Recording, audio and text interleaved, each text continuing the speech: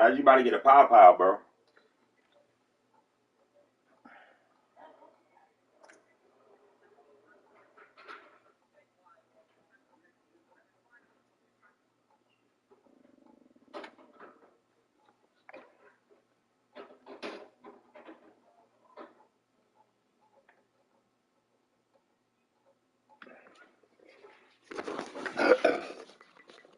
I got in this stuff. Look at that. Oh, I had.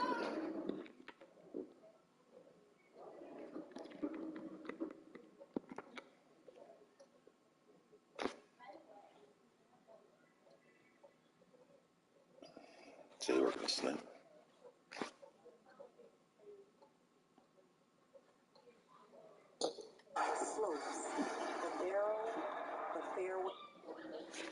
Man, go put your max out to like 7K, bro. I'm buying endgame enabled back when I get home. I have 13 mil, so I'll sell it back before Friday. W. Lakers endgame filter is hot, but I can't get shy. But a lot of Kobe. W. I just did a year. Sorry for coughing. Yeah, I'm still sick, man. I'm getting better, but I'm still coming. It's gonna be a short stream today. I sniped a Bobo, a Me Too Cam, man. I got a lot of snipes that I needed lately, the last few days, man. Can I buy one Invincible? I mean, if y'all want to rip a few packs, that's fine, but don't go crazy and spend all your MT on this because endgame packs for MT are coming out on Friday. Prices will go back to tomorrow. What do you know? Prices are not going anywhere near back what they were, Euros. They're going to be down in the dumpster, but they will settle out. Like something, the better Invincibles will go back up a little bit. But no, no Invincibles are going back up high. Can I buy? You can if you want, Derek. Prices will go back tomorrow. What's good, Ninja Nolan? How you doing? I had more luck on the hearing pass. I pulled 2 Invincibles, 2 Engines, and a lot more DMs. Yeah, but now they're gone, bro. At least for me, they're gone.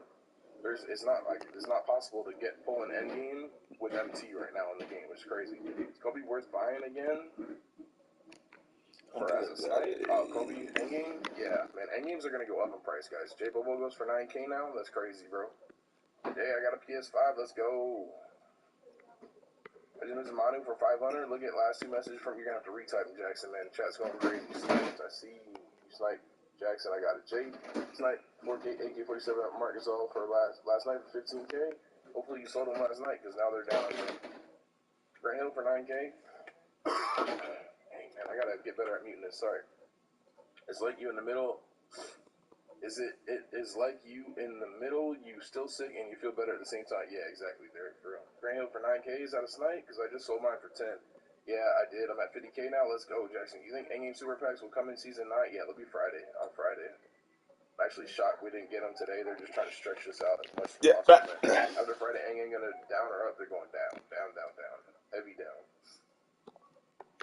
We'll get these same packs like this, like these Invincible packs that we got today. We're going to get these on Friday for Endgames, and they'll probably cost like 21,000 MT. I need a snipe filter for Endgame. Get on Endgame Center, bro. Diago and Rush. Victor's price would be? I'm not sure, man. It all depends how much they're coming out of these packs, man. Maybe like 150 to 200K. Hey, better Anthony, thank you. Are there Invisibles to invest in? Probably, but I'm not the person to. I don't really look into that stuff. I apologize, man. But I mean, grabbing. I mean, yeah, there definitely is. Like Big Z probably is gonna crash heavy. Grab him. But I can't say, oh, this would definitely profit. I don't do investments like that. Jay, I'm dropping 8 endgames and 2 Invincibles for whatever price you want at 11:45 a.m. Eastern Time, 10:45 Central. Sheesh, son. Alright, continue. I gave you 2 rushes. Any of them Jokic, bro? Jay, did they leak these packs on Twitter? No, they didn't. What do you think and about JoJo. Victor price? I'm not sure, man. I mean, he's going to go down and then probably he'll definitely end up going back up. Would be my guess, man. I don't know. Because these packs are going to be in the game for the rest of the year. These Invincible packs, they're not coming out. That's it. So on Friday, we'll get the endgame sewer packs, and those will be the 2 packs for the rest of the year. Plus the super packs probably will stay on there. 55% chance at a DM on these packs is capped. Ruben, thank you so much for subbing up, man. Welcome to the grind squad. I'm hard scoping Victor. W, man. Victor's at 133 with 35 with 3 hours left. Yeah, he's still going to go for like 100.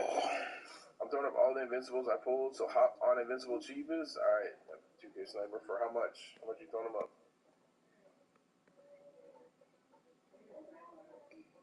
Jay, did they leave spec? No, they didn't.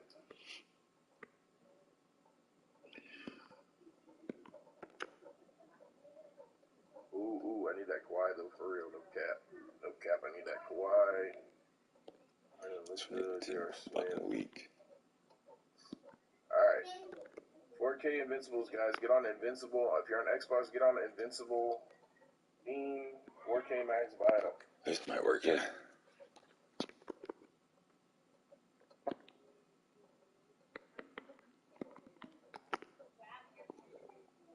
Guys, I'm telling you, man, if you need a filter, get on Invincible cheapest today. I mean, obviously we're not here, so fake snipe about to go up, but this filter's gonna be great today. Jay, do you think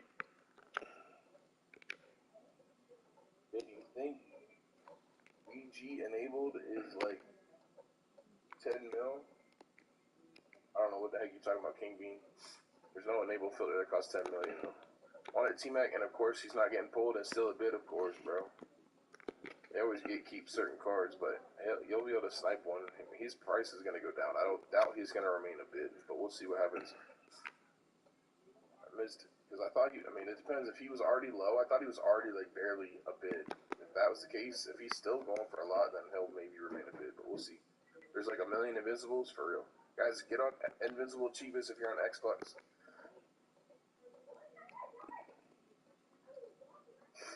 Got Scotty for 6. W Mason. He's going for 19. Apparently, someone said, bro, Mearson is 15K now. Yeah, crazy. Miss 80 for 9. Tough, man. They're 2 pulled in 30 minutes. Wow, that is crazy. Yeah, so they'll probably remain a bid then. That's crazy. What's good, Admit? How you doing, bro? Shout out to the 107 in here, guys. Let's get the stream liked up, man. Let's get it up to 40 likes. We'll give everybody 40,000 grind points. If you're on Xbox, get on the Invincible cheapest filter, 4K max buyout. Rogers missed T-Mac? No way. For how much, rate? That's tough, bro. Give me a keeper. I can use Calabas. Dang, son. That's tough, rate. Can you show us the market price right now for Invincible cards? Yes, I know. They're all cheap, man. Well, I'll look in 1 second. Eon.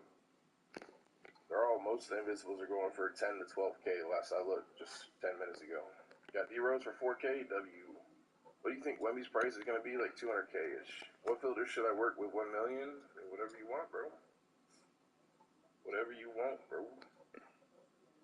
Miss 80 for 5K, Miss Scotty for 7. I missed 2 Scotties and a D-Rose for 4K. I saw nothing. Same. Got Kessler 4K, W Michael. Welcome back, Lucid. How you doing, bro? Welcome to the stream, man. Resin finna be less than quick sell. Can someone please buy my George for 20,000 with 4 extra house, please? Still refreshing. NBA says there's.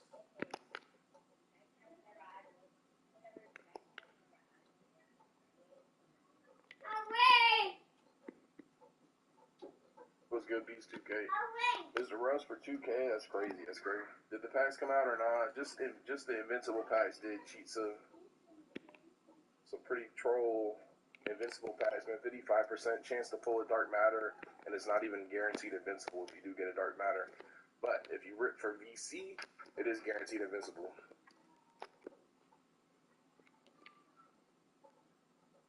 Probably, Rick. Probably. No.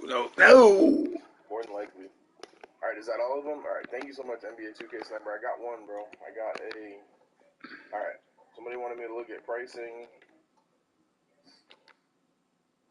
You got Grant Hill, Booker, Boogie, Paul, Dresden, all going for like 9K, man. Paul for 9K is crazy. All these center, bro, it's crazy, man. Center Invincible is dead. Manu, Ray Allen. I mean, like, That's 84. Scottie Pippen for 9.5. Is he really going for 19, man? Probably got all of it, man. 8,500, 82. By Drexler, Rose for 85, Job for 95, Index AD for 9. Another 80. Yeah, man, I'm not messing with, bro. Like, you're gonna need to be on Invincible cheapest. The prices are gonna be all over the place right now, man. I would just work like.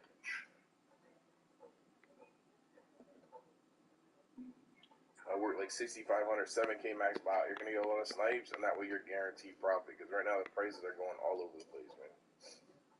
I don't even know what to throw this. What even card did I snipe, man?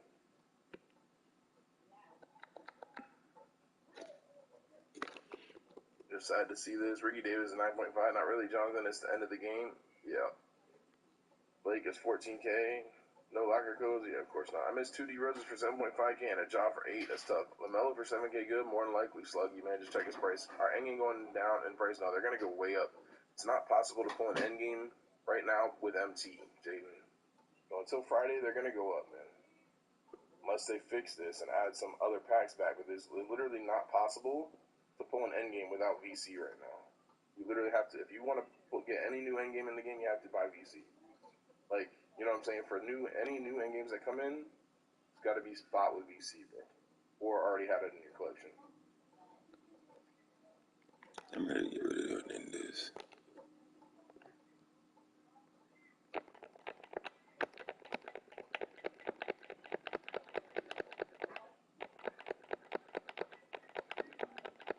Scotty Dev, not 19K, yeah, definitely not. You think they release an endgame packs on Friday? Yeah, they will, Cheetah.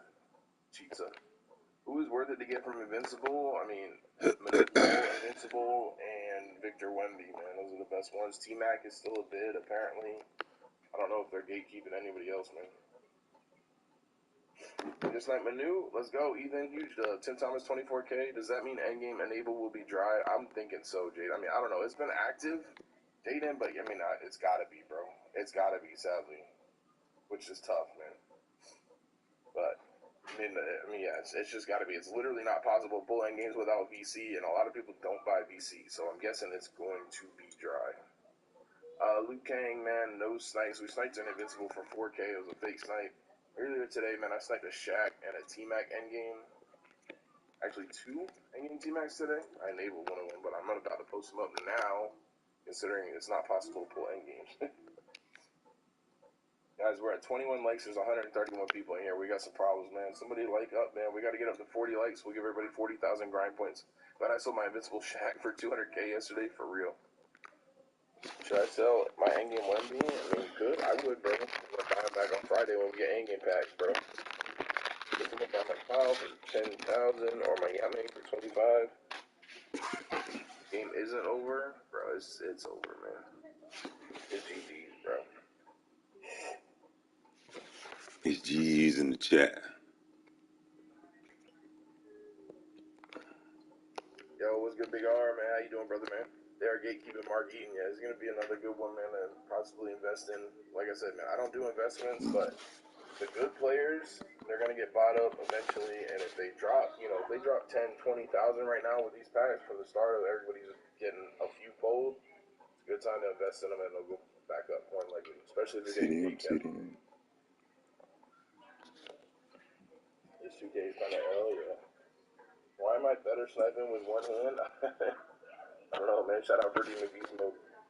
Luca, thank you so much for subbing up, bro. Welcome to the grind squad, man. What's good, Alan? How you doing? Just got Mirror Sand for 5K. That's awesome, bro. Congrats. Did somebody else sub up as well? I just feel like I just got 2 sub up things, but maybe I'm missing. I pulled endgame Wemby. Let's go, Keelan. From what pack? The Season 8 Super Packs?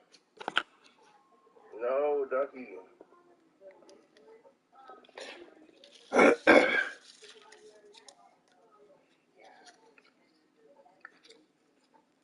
327 gonna be lit. Facts.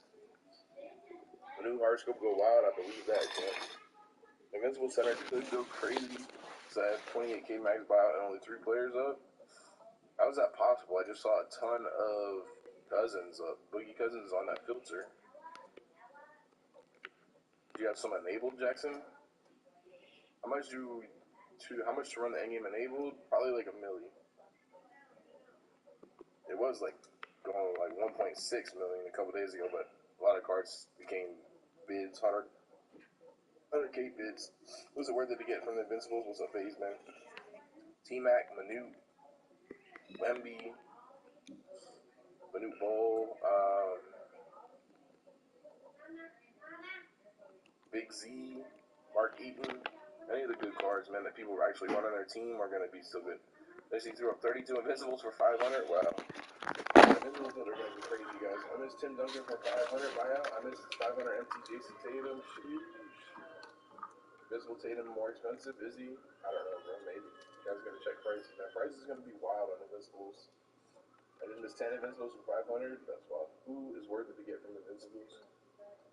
I've answered you 3 times now, FaZe. I don't understand what you're asking me, bro. But I've answered you 3 times. Roll the stream back 10 minutes for the first time, and then just a minute ago for, I told you the more expensive ones. Benedict for 1K, go up. Hey, the Invincible East Center is good right now. W, man. Alex, thank you so much for subbing up, bro. Welcome to the grind squad, man. Guys, let's get that stream up to 40 likes. We'll give everybody 40,000. We'll give everybody 40 likes. It's a 500 empty Curry. Me personally, I'd invest in the Invisible Kobe's. That's a good tip too, man. How cheap did he get, Jen? I was expecting endgame packs as well. I guess not. Yeah, we're gonna get them on Friday, man. 2K is trying to extend this thing out, apparently.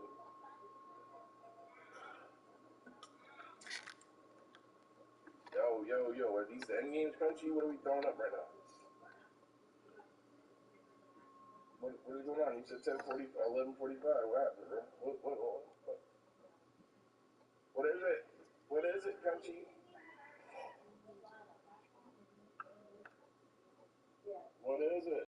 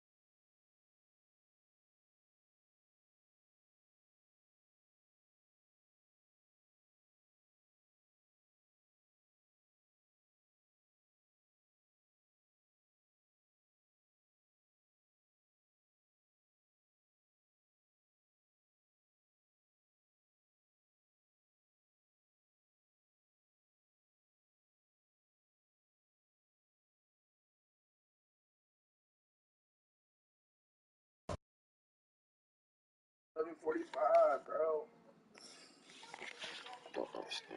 I got Hakeem for 5K.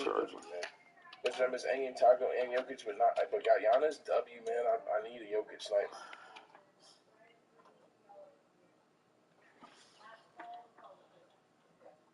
I just missed. That's tough, Ethan.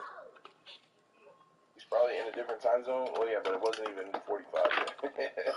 JR and Hakeem, tough, Michael. My man got impatient, bro.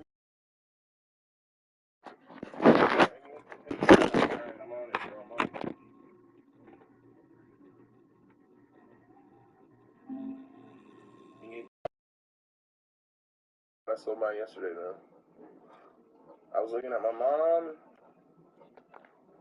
For some reason, I can't gamble. That's weird, Isaiah. Well, you can only gamble once every 5 minutes, so there's a cooldown. Maybe that's it.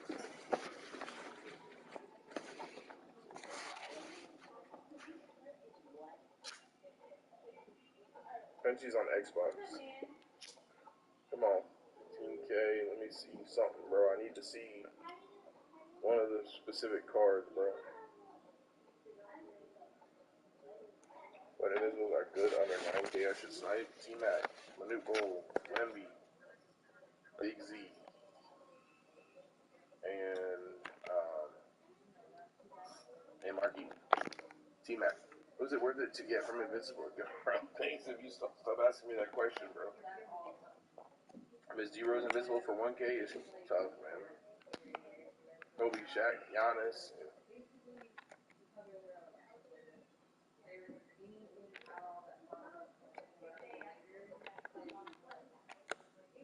I got 10. It's 3 again. I see not there on one over. Any good snipe builders for today? Invincible cheap is 7. What concept players are y'all talking about? What's good, Z, man? How you doing? I got Kobe, Shaq, LeBron, Giannis. Who the fuck is a concept full player? House badges for around 200, 250K last week. Not sure if it was worth it for PS5 market. Well, they're gonna full house badges. You mean the endgame cards?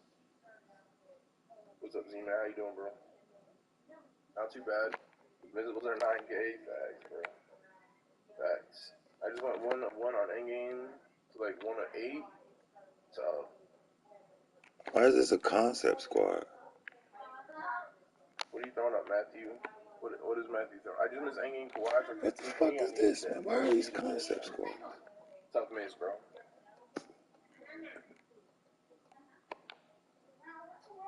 What did Matthew throw up?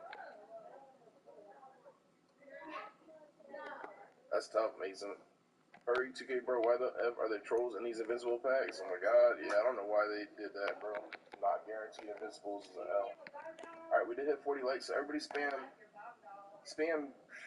Jokic in the chat, man. I need Jokic, bro. Spam Jokic in the chat, bro. We're gonna give everybody 40,000 grind points. What's good, Mr. Z? How you doing? Their challenge for the packs? I doubt it, Euros, but maybe.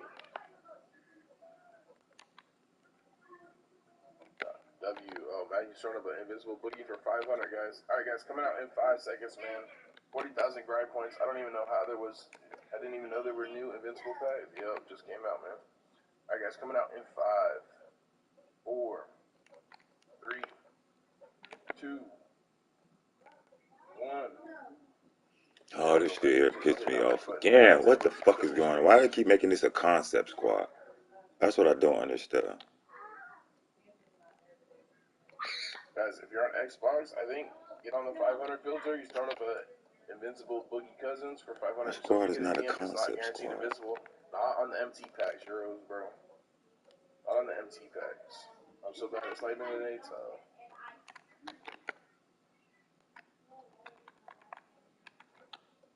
Alright, guys, points are given, man. It's guaranteed on the VC only ones, BM. It's guaranteed invincible. The MT ones are not guaranteed. Bradpool Titans, yeah, how tough. But you will get an invincible if you buy VC. Why not the same for MT? Just 2K trolling, bro. Iron Game packs coming Friday, definitely soon. Bo Big Z, W King B.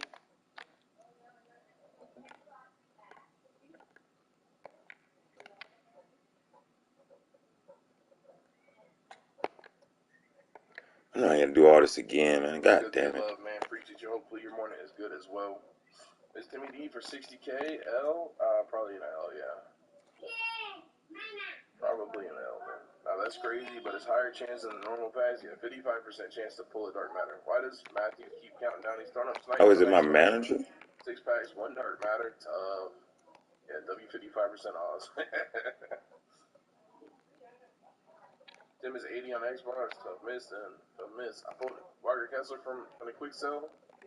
Like, yeah, why you gonna quick sell it, man? Throw it up first night, bro. You just threw up Invincible Boogie for 500. I just said that. You guys, you don't listen, man. Gotta have been good. For in what aspect? He's not really a snipe. He's down pretty darn cheap, man.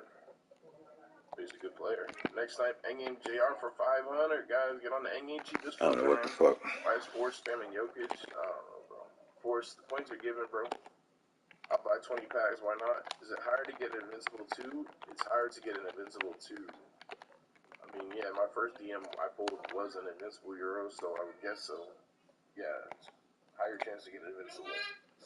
But still a lot of troll dark matters coming out apparently, and just not pulling anything. Invincible Paul still worth sniping? No, because he's on the cheapest filter now. Truly, should I sell Invincible Rail if you want, guys? Man, the Invincibles are way down. Just got Bobo for 6K. Let's go, Sluggy. W interdimensional Bobo. W filter, man. Endgame for 500, guys. Get on it, man. If you're on Xbox, refresh. This was one of the best invincible point guard.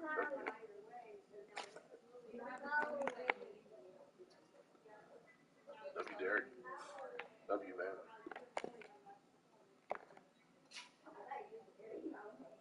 I don't know what the fuck's going on with this. Why they keep doing this? Anyone pulling invincible weight to sell them tomorrow is a good idea, Ish, man. Prices are gonna calm down in a few hours, bro. Not gonna waste my money, don't, man. Yeah, not Why won't let me clear this squad? 10 to 8K, yeah, man, it's nice. Like, W Snipe. I worked my way up to 400K, W Truly. Now I'm trying to just get to that million. Well, don't rip packs, man. Packs, bro. Wait till you get any packs on Friday. 8 packs, 1 DMs packs are horrible. Packs. Has anybody seen any of Matthew Snipes, bro? Did anybody get that 500 endgame? Yeah, Snipe put the video today, Ish. I miss Eng and Hakeem for 5K again? That's crazy, Ethan. What's good, Peter? I reset all my damn tactics again. I don't know why I keep doing this to me. Right, base locks. Right. What's the most consistent filter right now? Invincible cheapest, Legan. Invincible cheapest. Endgame pack's gonna be MT Bible? Yeah, they will, truly.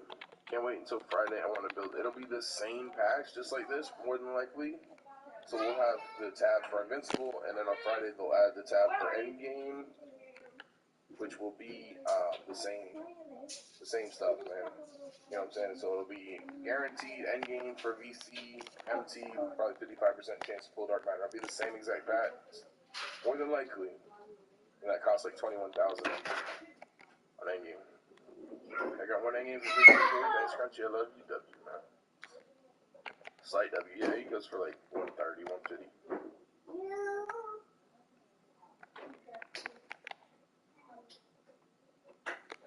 want to build my team, W. Carlos. Yeah, please buy my Jordan. Are we still a snipe? Yeah, he's still a snipe. At least everyone else sold a snipe the past couple days have all sold for profit, man. He goes for like 130, 150. But he's going to go up, guys. Endgames are going up in price. Like, there's no doubt about it. It's not possible to pull an endgame with MT right now in the game, which means endgames are going to rear out. They're going to go up.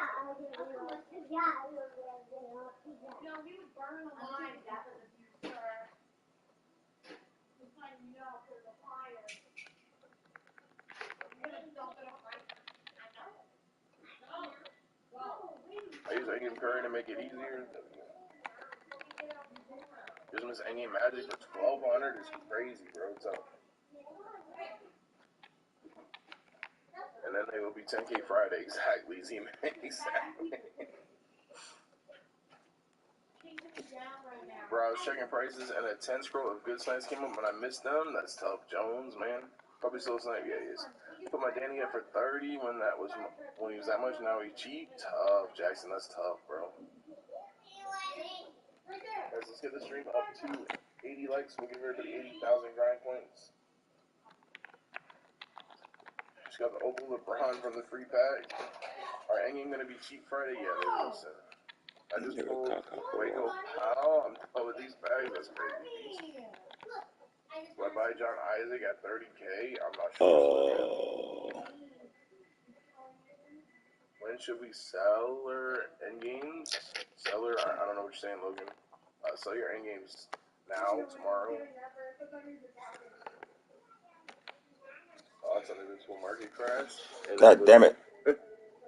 Inevitable. So does that mean the Bender filter should be amazing? More than likely, boss. With all these troll cards. I gotta reset all of this. It's bullshit.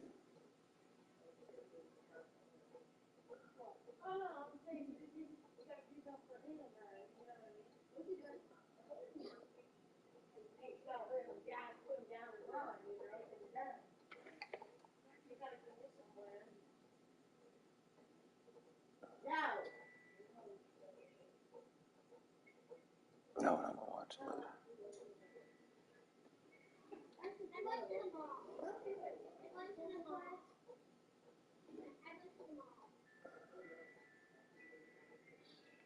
We gotta do all of this over, man. Shit pissing me off.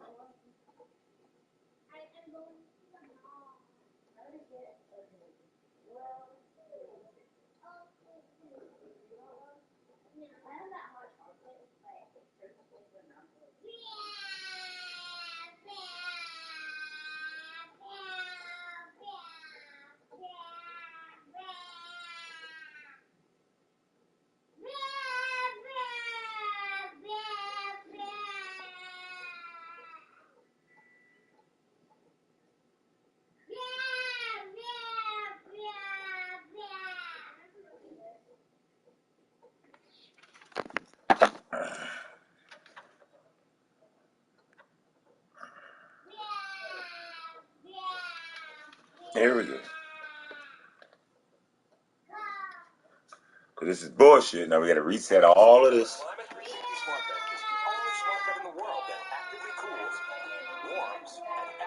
Response to help relieve pressure points for both for up to 44 minutes more restful sleep per night. Shop now. Was it like a maybe? Today we brunch all day long. Feast al fresco. 60. And make a weekday feel like a weekend. Butterball today. Yeah, I know.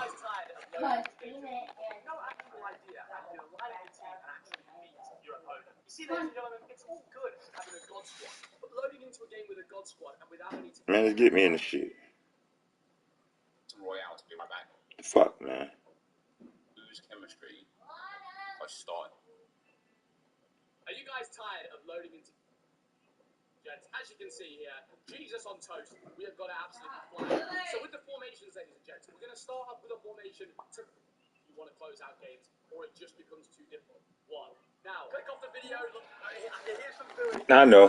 Look, I have one. Unfortunately, it really is a situation where you can't beat them, join them. Get me right, man. I gotta get that right. Close out games, or it just becomes too difficult, especially with all the crazy constant press, etc. that we have in the game these days. Now, the tactics on this are very, very balanced. 50 width, 60 depth. I'm not trying to completely sit back to the point where you just invite an unbelievable amount of pressure, because then you're just going to make it too difficult for yourself, right? You want to be in a situation where you've got a lot of players back, but you're also in a position where you can still step up, tackle the opponent, you know, if they're on the attack and you want to like jump with your centre back. The good thing with the 5-back is, let's say you come out with the centre back and they get past you, you know, you've got that extra bit of security. Yeah, we know. So we've got 60 there, the build up play on balance. Now chance creation, direct passing is going to be the most important thing throughout this whole video. It'll be on every single formation. Every pro player, such as myself, uses it, and I'll be honest, you need to be using it.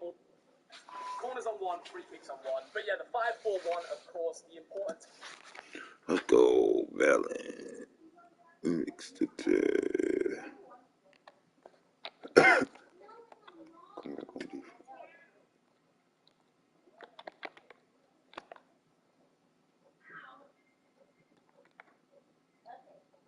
Are y'all still good? I'm still good.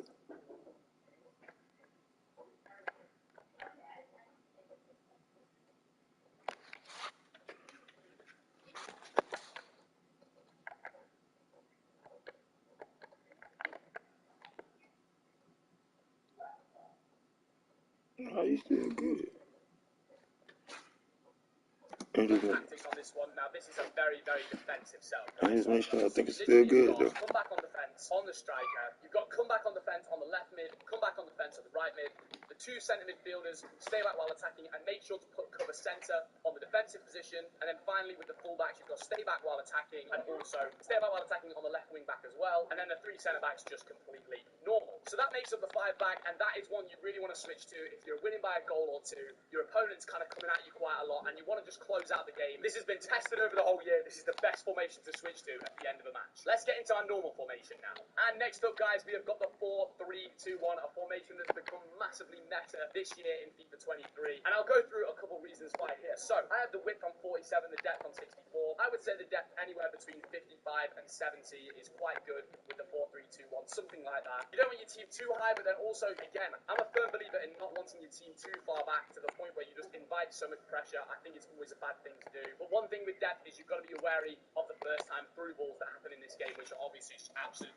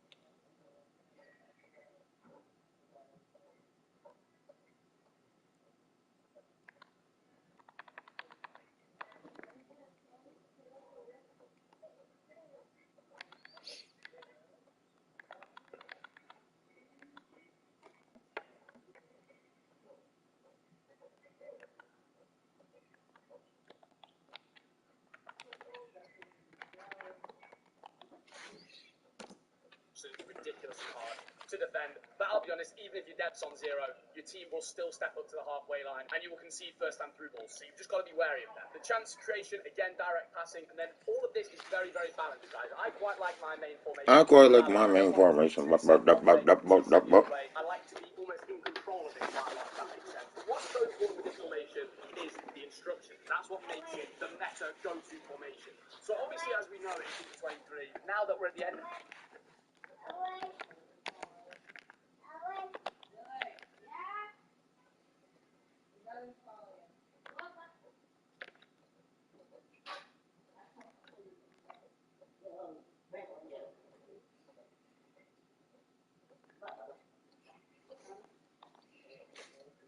the end of the game cycle, or there or thereabouts. We know first-time through balls are very popular. We've got German crosses are very, very popular as well. And this formation, the amount of players you've got in one area next to each other just seems to work so well with the meta of this game. So the way this lines up in game, guys, so what we've got is we've got balanced attack.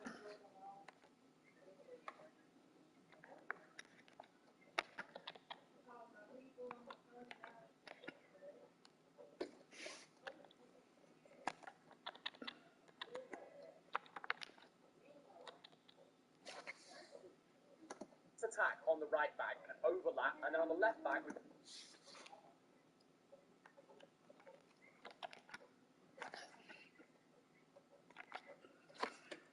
stay back and also overlap, right? You want to be using your fullbacks in this formation. I'll be honest, they're massively, massively advantageous for you when you're in the attack. Sometimes you can be left a little exposed defensively, but that's where you have to be really careful with your build-up and choose your passes wisely. One thing that's so amazing with this formation is the way that it defends in a 4-4-2. So what you want to be doing with this, guys, is on your left centre midfielder, you want cover wing, right, on the defensive position. Leave everything else the same. And then on your central...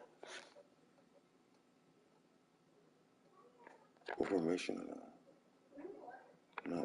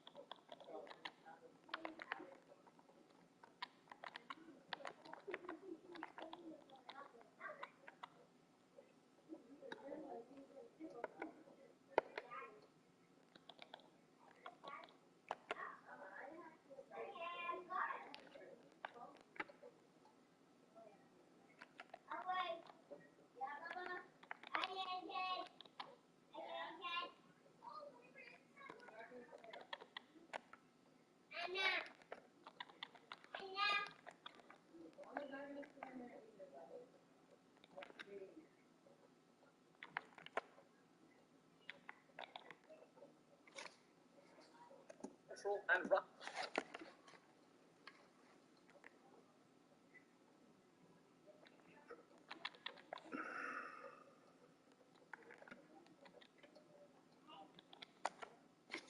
Right centre midfielder, you want cover centre.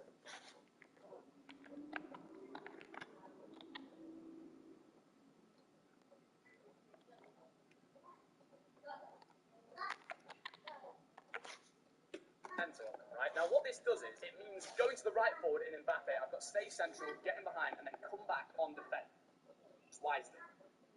Right now, what this does is it means, and then on your central and right centre midfielder, you want cover centre. Important thing. Now, your central and right centre midfielder, you want cover defensive.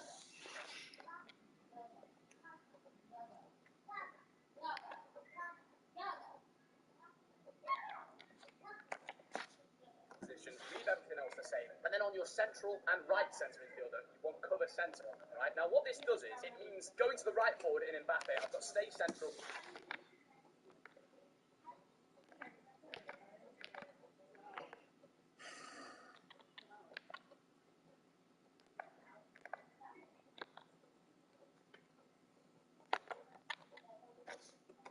Central, get in behind, and then come back on defence. This being the very, very important thing. Now, what this does is this means Mbappe will come back, and when you're defending on the edge of your box and your opponent's attacking, your team will be set out in a 4-4-2, as Benzema is just on.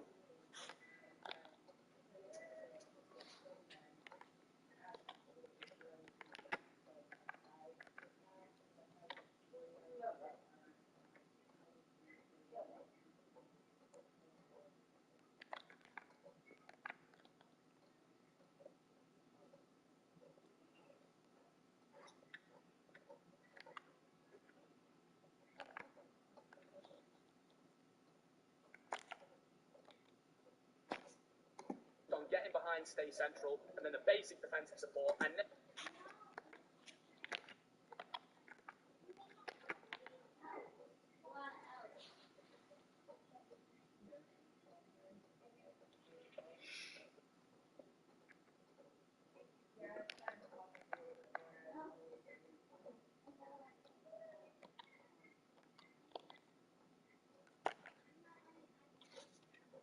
And Neymar, stay central, mixed attack this time, but again, the basic defensive support. So Neymar and Benzema are the two players that are staying forward for me, and Mbappe will be coming back to help out the defence slightly, almost playing as a right midfielder.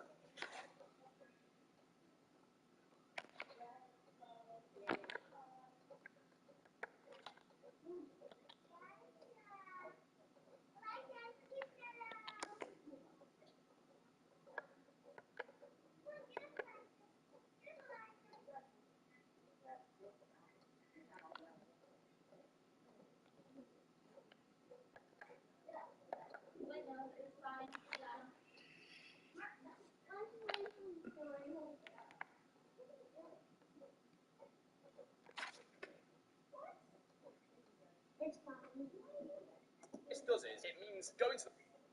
One thing that's so amazing with this formation is that you want to be using your fullbacks in this. And this formation, the amount of the other way, I like to be almost in control.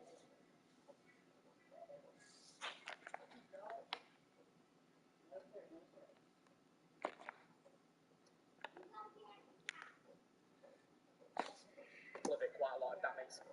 It's popular. We've got German crosses, are very, very popular on the right back, and over the defensive position. Leave everything else the same. And then on your central and right centre midfielder, you want cover centre on them, right? Now, what this does is, and Neymar stays central, attack this time, but again, the basic defense. Fuck my damn tactics all up. Are the two players that are staying forward for me. Mbappe coming back to help out the defence slightly, almost playing as a right midfielder. Another very helpful thing about Mbappe being come back on the fence is the fact that, of course, you've got this fullback overlapping and unbalanced attack, right? He's not unstable while attacking. So this helps out Cuadrado. You know, Mbappe can just cover him if he needs to be, and that's what makes this formation so good in game. Like I mentioned, with the meta of this game right now, especially Travellas, German crosses, first time through balls, 4-3-2-1 just seems to gel everything together absolutely perfectly, and I cannot advise it to you guys enough. And it's a fun formation to play. You feel good when you're attacking in it. Not boring like the 5-4-1, but we did have to use the 5-4-1 for the defensive one. There's no two ways around that, ladies and gents. So that covers the closing out the game. Then we also have my main formation. Now moving on to another main.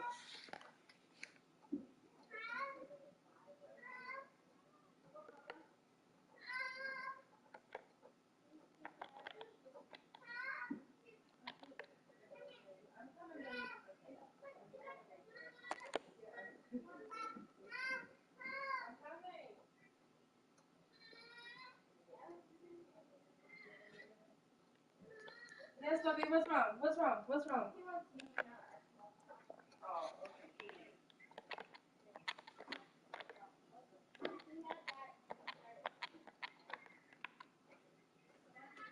Hold on.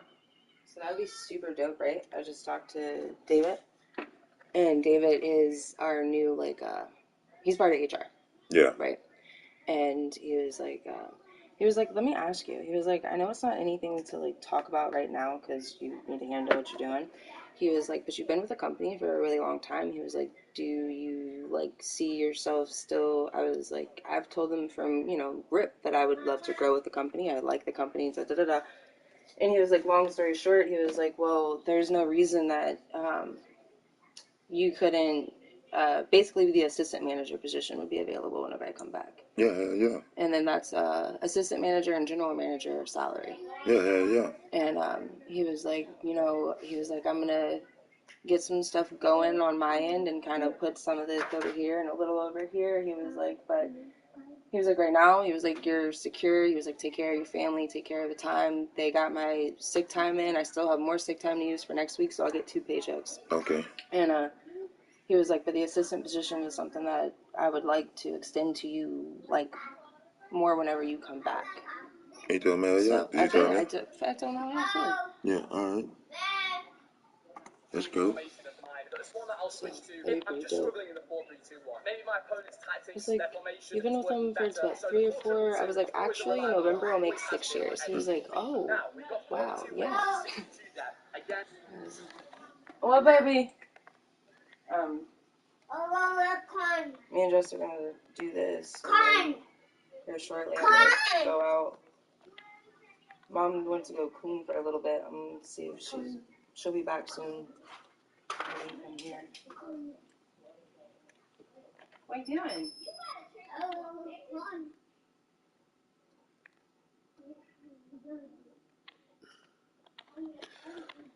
Pick me up, baby up!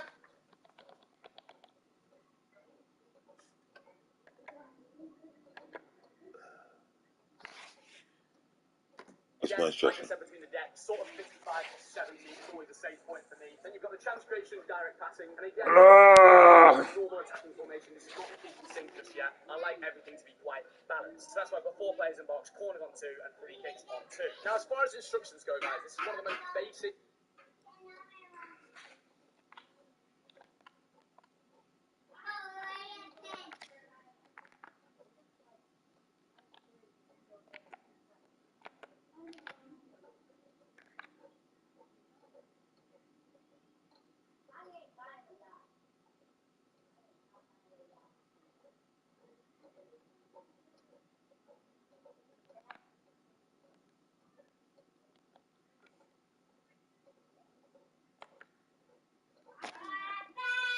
Basic instructions that I have, right? With 4-2-2 being such a balanced formation, I find you don't really need too many instructions on these. So literally all I've got is overlap.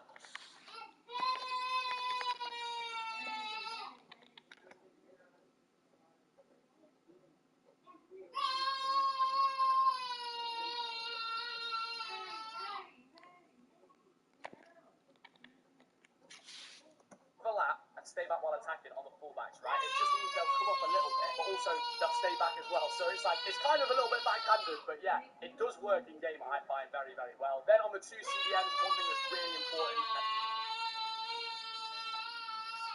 so they'll stay back as well. So it's like, it's kind of a little bit back.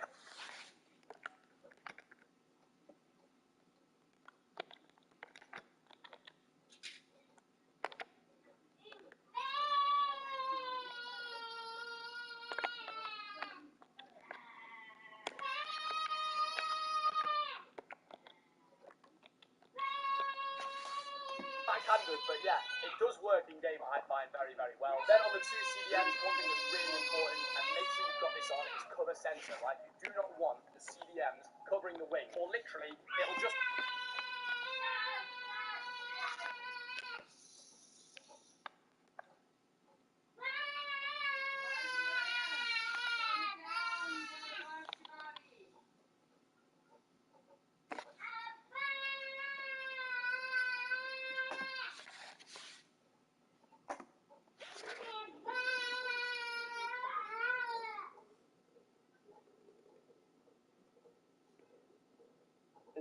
On the 2 CDMs, and also stay back while it's 4-1-2-1-2. It'll just be absolute curtains. So they'll stay back as well. Demonstration, direct passing, and again, because this is kind of a normal attacking formation, this is not the kitchen sink that I have, right? With 4-2-2 being such a balanced formation, I find you don't really need too many instructions on these. So literally all I've got is overlap and stay back while attacking on the fullbacks, right? It just means they'll come up a little bit, but also they'll stay back as well. So it's like, it's kind of a little bit backhanded, but yeah, it does work in game, I find very, very well. Then on the 2 CDMs, one thing that's really important.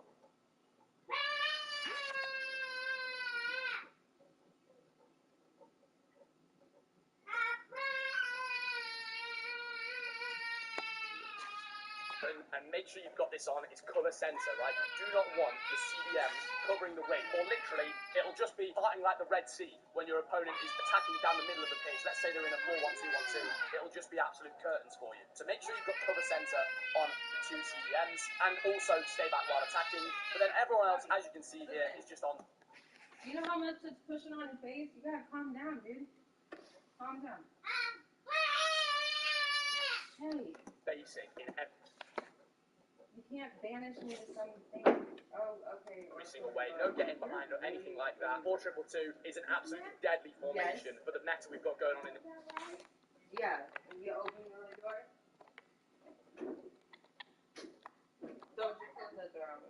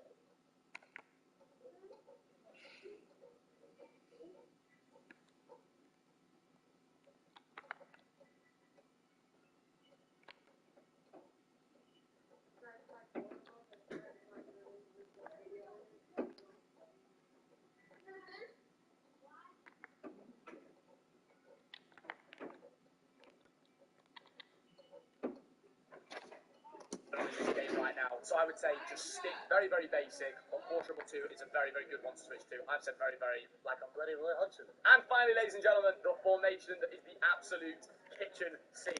The one where you've got no answers left, you're 2-3 goals down or something like that, and you need to just absolutely go for it. This is the best formation that you can possibly try and pull off a comeback with. I can promise you that.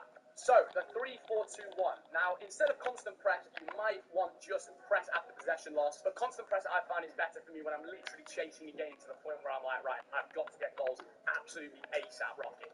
That was funny. But constant press, very, very good. We've got the width on 35. Now, the reason being for the width, offensively and defensively, is because when I'm literally chasing a game to the point where I'm like, right, I've got to get goals absolutely ASAP rocket. That was funny. But constant press, very, very good. We've got the width on 35. Now, the reason being for the width, pull off a comeback with. I can promise you that. So, the 3-4-2-1. Now, instead of constant press, you might want just press after possession loss. But constant press, I find, is better for me when I'm literally chasing a game to the point where I'm like, right, I've got to get goals absolutely ASAP rocket. That was funny. But constant press, very, very good. We've got the width on 35. Now, the reason being for the width, offensively and defensively, is because this is already quite a wide formation already. So, as you can see here, you've got the players stretched right out wide here. So, it's nice to have a little bit of width come in to win that ball back in the centre of midfield. And then if the opponent decides to play it out wide, you know, your players are on constant press anyway. They can absolutely charge out and get them. So, you're all covered there. Again, 60 depth. When we're chasing the game, guys, we don't want to be sat back to the point where we're finding it hard to get the ball back. So, 60 depth along with that constant press should help you absolutely be able to iron out the opponent. Build up play, balance, chance creation, direct passing once again. Width again, 35 as I mentioned. And now players in box on 8, corners on 3, and free kicks on 3. Now, as much as this is the kitchen sink, we are trying to be realistic. We are hoping you can actually pull off a comeback here. So you don't want your whole team in another country while your defence is just sat there like, guys, where are you going? What am I on about? So that is the explanation for that kind of stuff. And then the instructions now. There's quite a bit that goes into these instructions, guys. Now, what is so...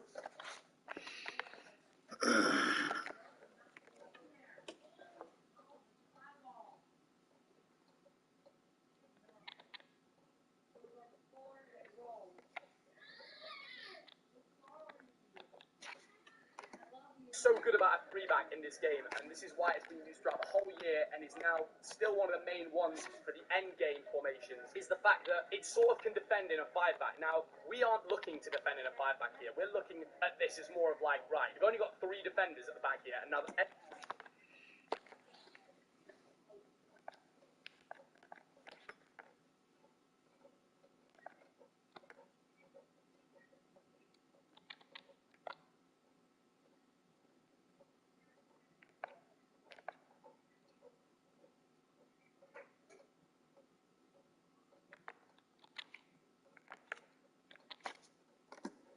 everyone else can just charge forward. Now, the centre-backs are just completely normal, and that's the same for all the other formations, guys. The centre-backs basically doing something. But yeah, what I have here, guys...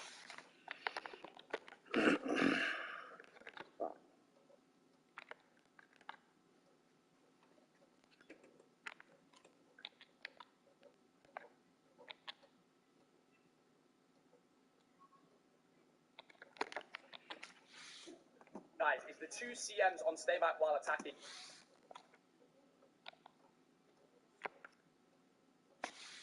And cover centre.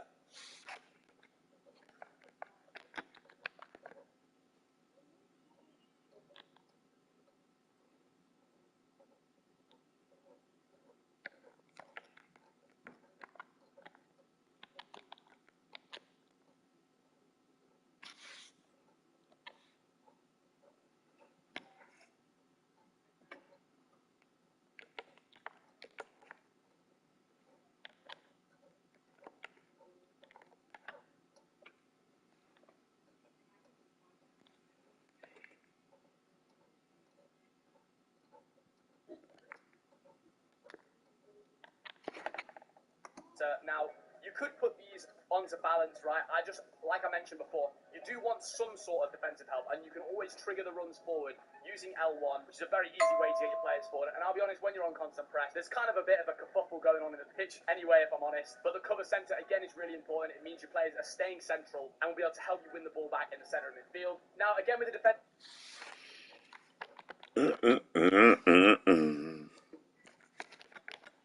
We're gonna do all this shit again. I had all this shit set.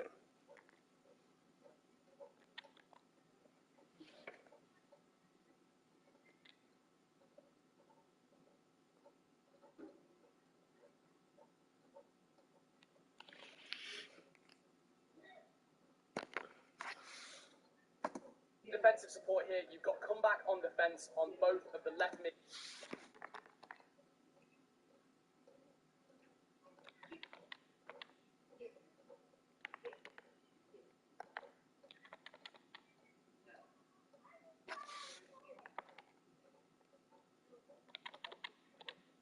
Left mid and the right mid, and also stay wide for the chance creation. And then finally on the attackers, you've got Neymar.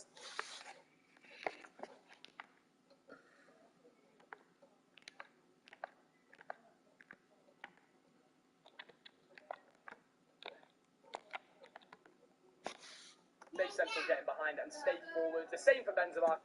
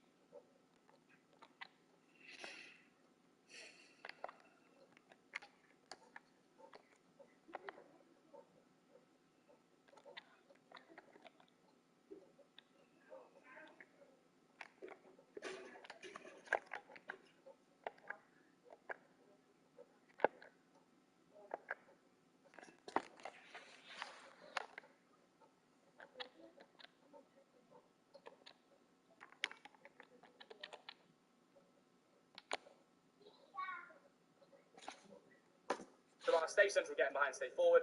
And would you have guessed it, the same for Mbappe. This is the formation and tactics where you'll really be able to come back quickly and get quite a few goals against your opponent in FUT champs, in div rivals, in them sweaty games. And now we're at the end of the year, guys, let's be honest. Guardians of the Galaxy Volume.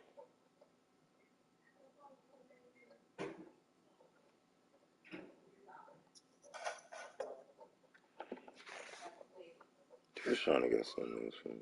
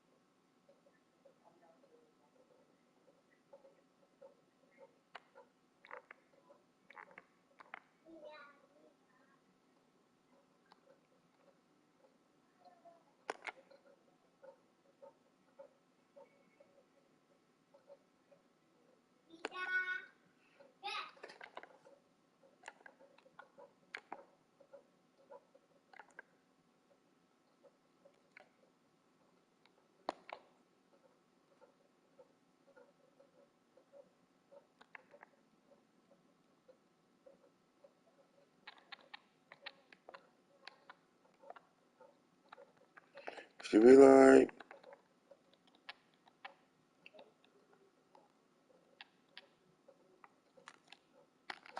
you go to sleep too. I'll change you to a CM. I can change you to a CM, Kaka.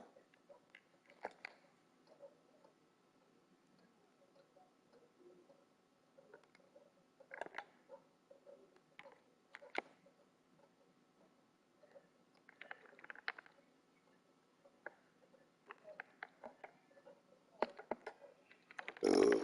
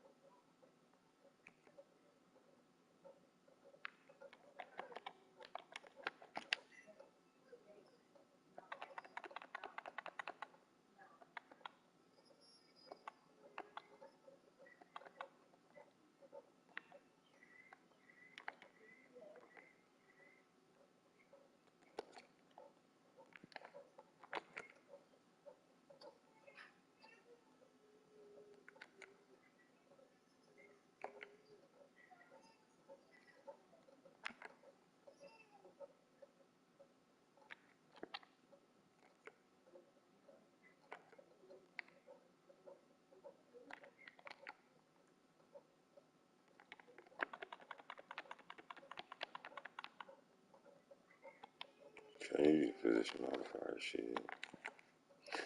Position modifiers are big.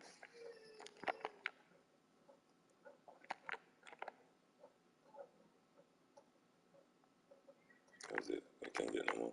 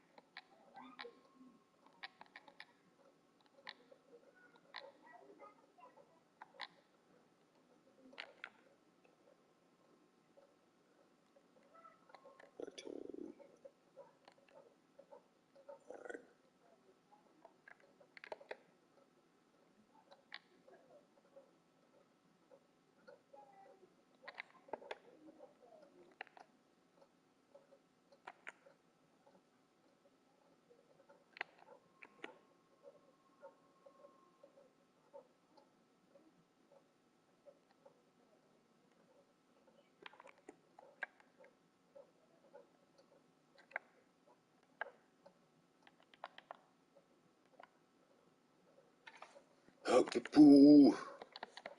We got numbers, man. I need to change our numbers, man. Why are you 18?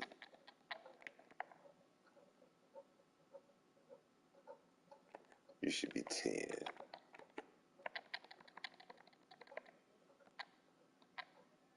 Kaka need.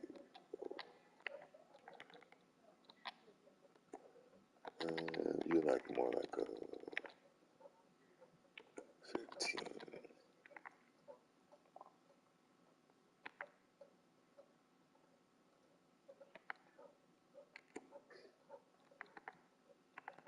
And Becky, you more like a 20. You're like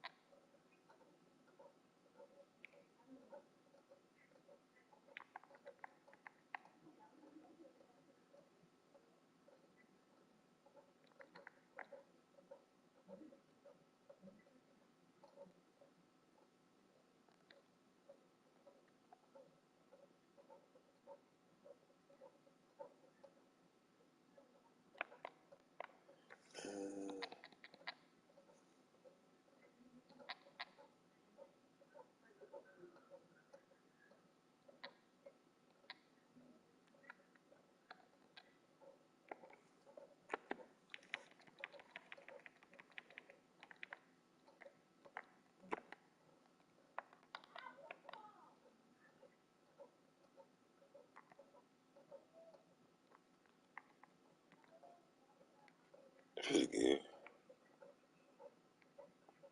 Man, you like 22?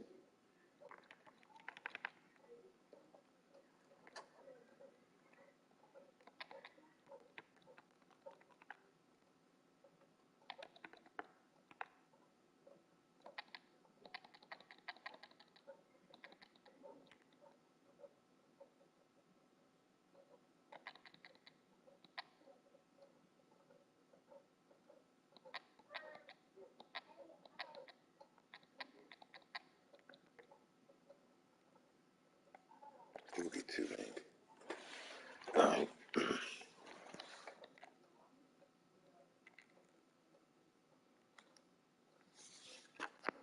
What's up, Joker? How you doing?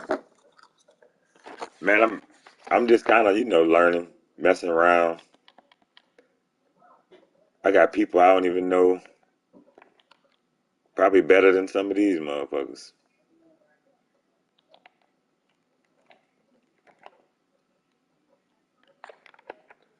I got some cards in here though. Oh, these are just like some things. But I gotta try this close side. I know this uh Lewandowski pretty good. He been kicking my ass every time I play this motherfucker. Diago, Kane, I know Kane good. Isaac I like.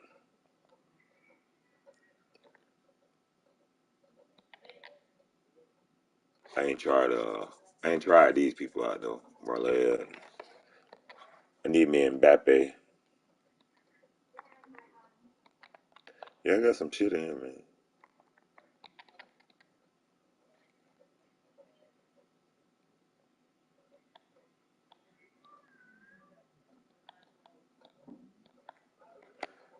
I'm trying this damn goalkeeper out right here from France. I'm trying him out for a minute. See how he do.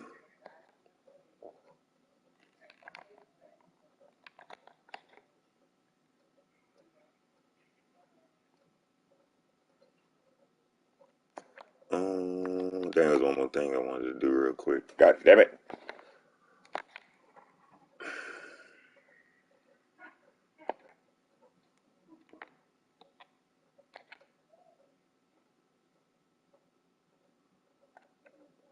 Where'd I go? Oh, yeah, it's not in there. I'm trying to find my uniforms.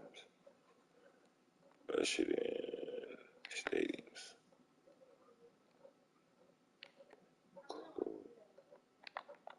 Oh, did I change it?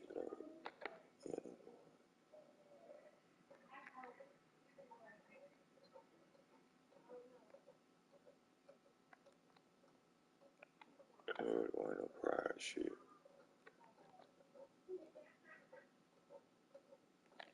I kind of like this flex, though.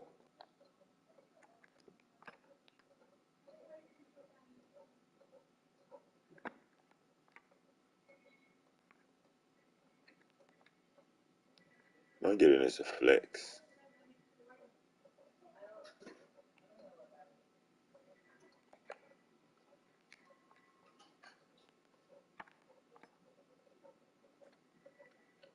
We'll stay in this. We'll stay in this burgundy brown. I think I had got a new stadium, too, I think. Let me see. I got a Foot Champ stadium.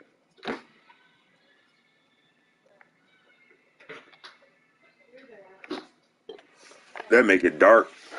Dark on one edge.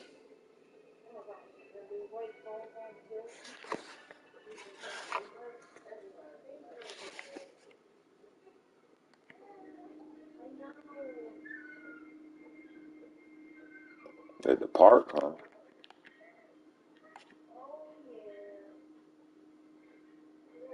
I would just stay at the damn stadium. I'll hit the damn park. Fenway Park.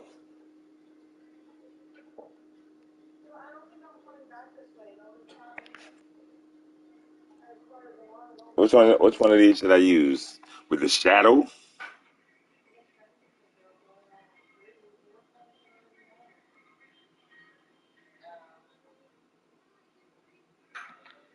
We'll keep it lit up out there.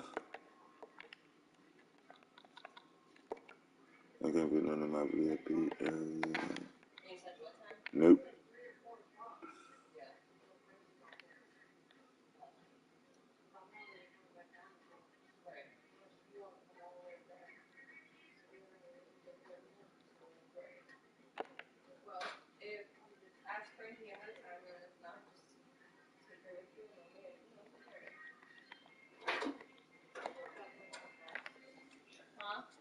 I think I got everything.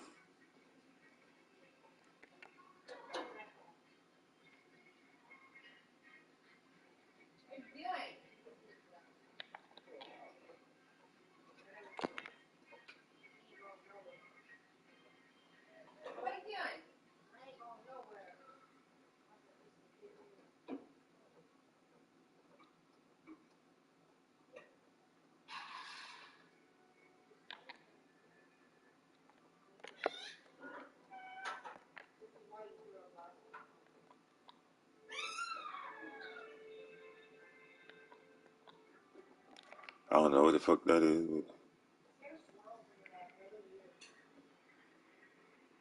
But is this what we doing? I guess that's what we doing.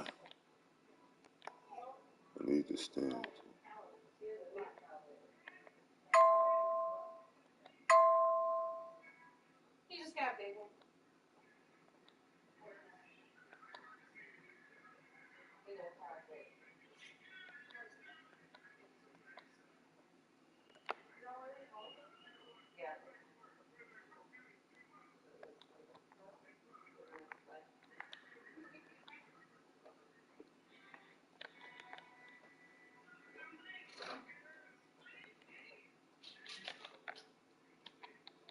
What do I got going on?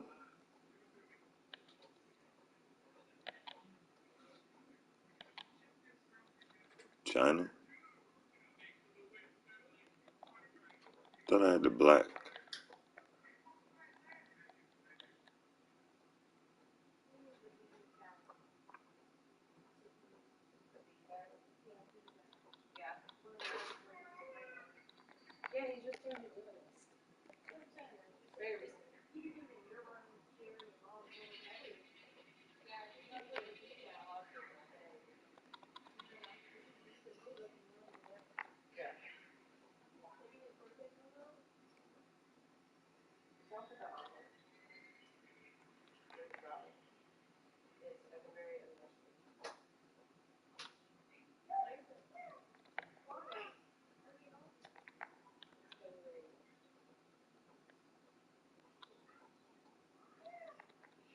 Why I can't get the American shit?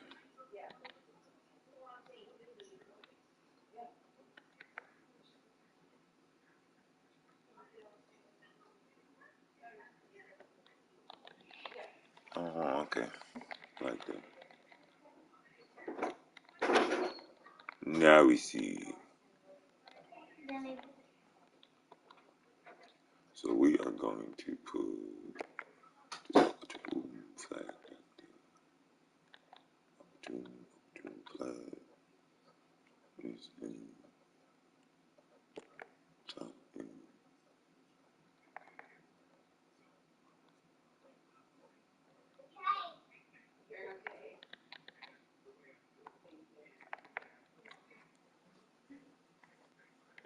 But what are you doing? I'm wiping the floor and he's laying on the floor, so he's only sorry. He's watching his movie.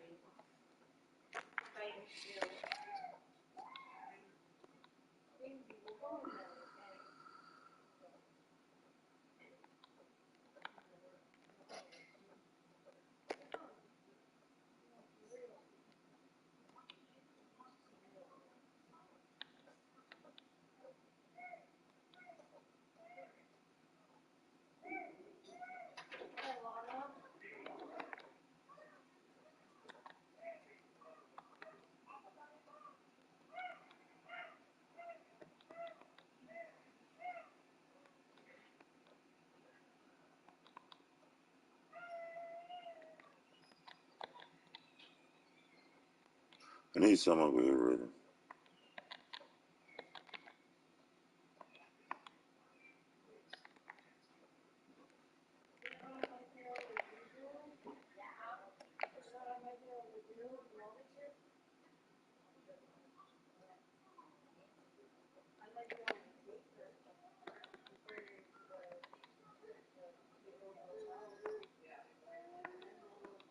I ain't nothing on the wayside.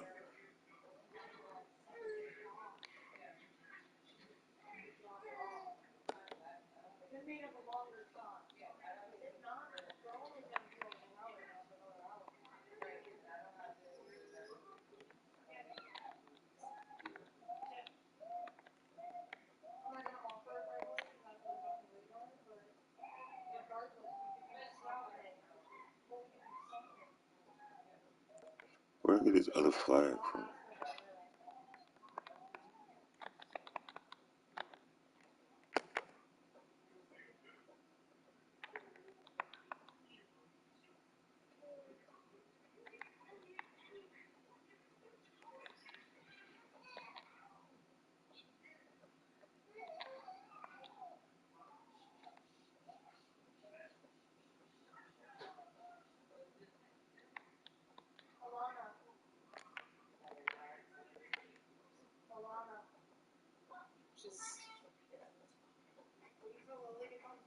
Both of y'all go out there.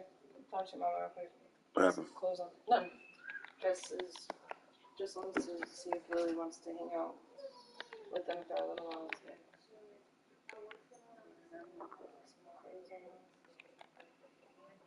All right, I'll be right back. I will play some of this. Mom went to help Shannon real quick, and whenever she gets back, I'm probably gonna use her car and run out there to do that. All right. My AC is being wild, and I'm not taking him or to my job.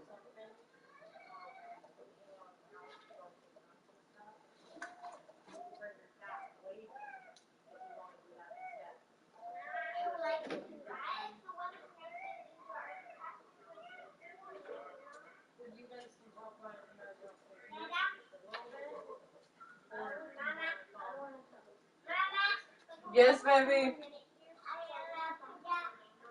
I'm making you something right now.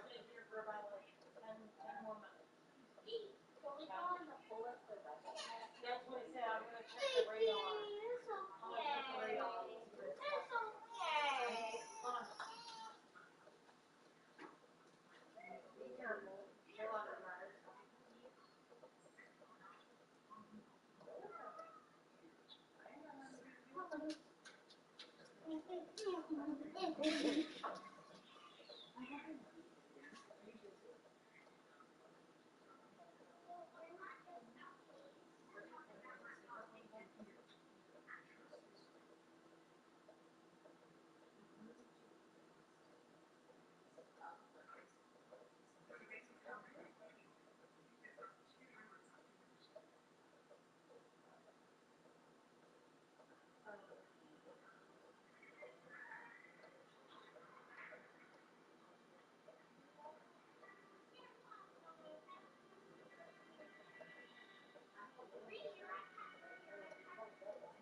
I'm waiting until my mom gets back.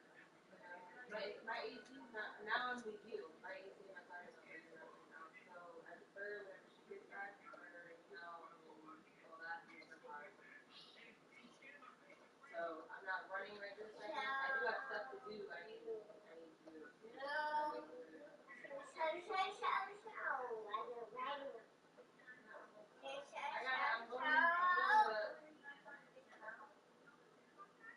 All I'm doing is I'm good. All I'm doing is going to double tomorrow.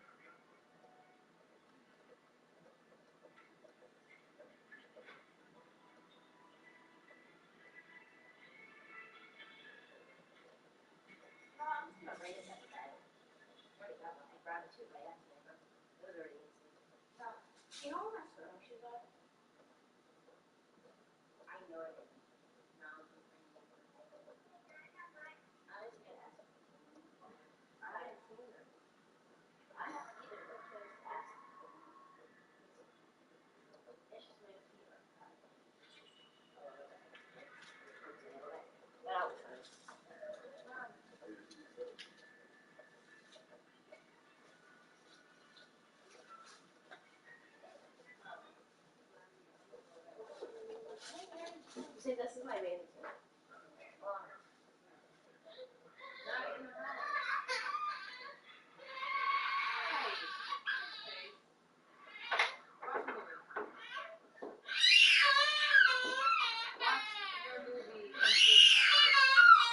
Shut up.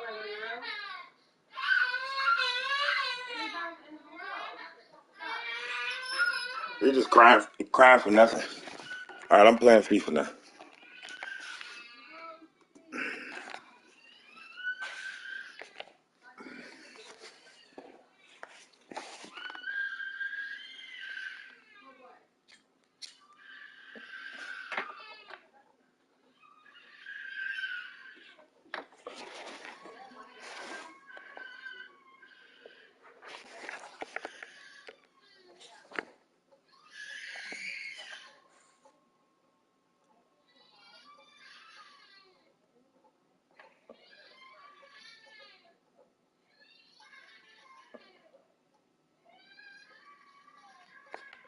What the fuck you left for me?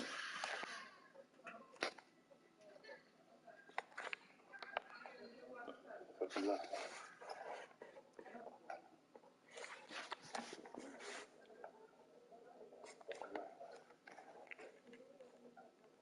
Here we are driving down the road, and all of a sudden, bang! Oh, look at that. You know what we can do now? Go to SafeLife.com. They are the experts at replacing and recalibrating windshields. You get a crack in your windshield, there's only one choice. Safe Life Repair, Safe Life Replace.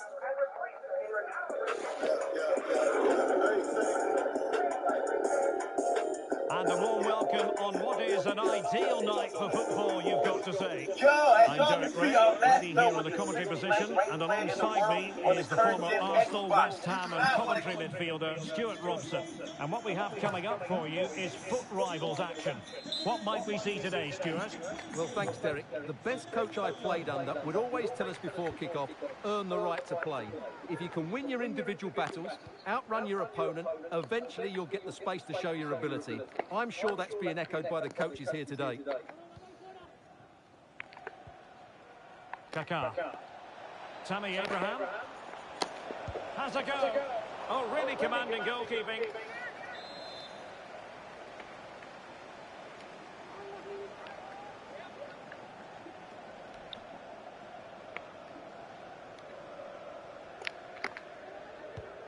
And De Bruyne firing it over.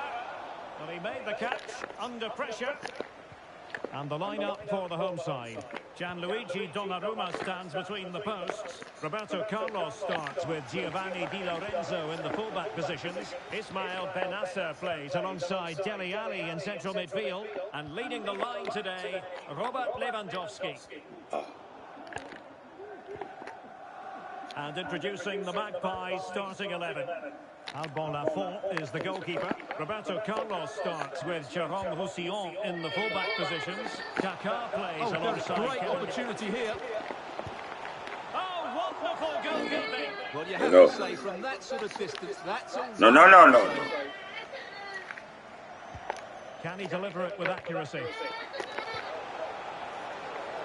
Well, the supporters think it's on. Oh, the keeper made it look routine. Let's go, Fatu. Fatu. Another corner conceded. What can they do with this one? Well, not cleared away completely. Not out of the woods yet.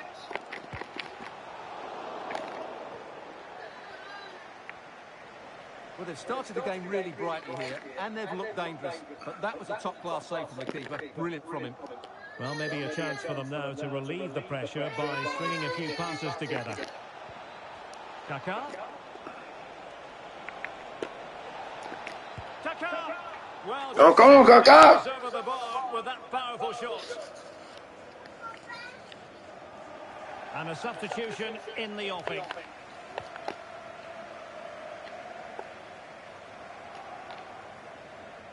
Oh, left his man behind here. Chance to do damage.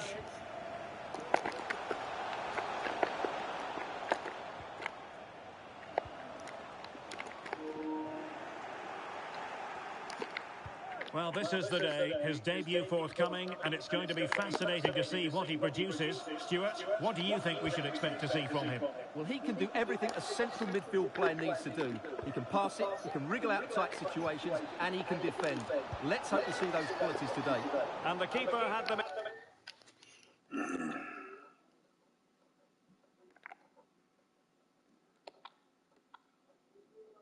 Who the hell got hurt?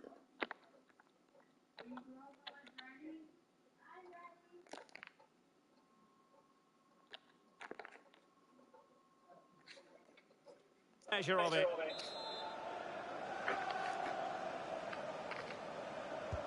Kevin De Bruyne with the corner. Oh, wrong way. The pressure was high, and they could be in here. Kaká. Kaká. Oh, a save right. Kaká, what are you doing? Super stop.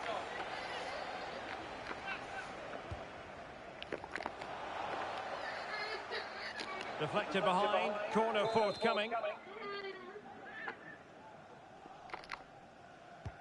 And De Bruyne firing it over.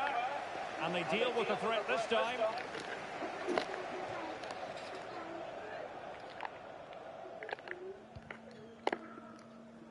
Benasser. Lewandowski. Looking for that final pass. Looking for the goal that would put them ahead. And space for him to cut in. He's got to score. Oh, they just cheated me. 1-0 it is. They've been pushing for the opener, and now they have it. So the action continues, and it's up to the Magpies to wipe out that last goal. This could be the equaliser. Oh, God, why are they cheating me on my goals? Well, at least he hit the target, but he should really beat the keeper from there. They should be level now. Lewandowski. Strefeza. Well, they get the ball once more. Tammy Abraham. Here's Insigne. The Magpies looking creative. Cole. Well, he really read that brilliantly. Well, there you can see it. The hosts haven't been able to control possession, but that won't bother them because when they win it in deep areas, they've got forward with... Oh, sorry, Stuart, look at this. And a poor ball.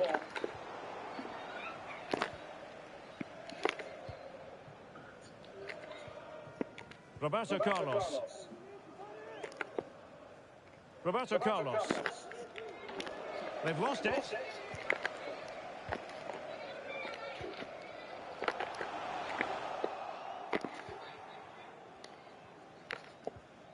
Kevin De Bruyne. And he read it well.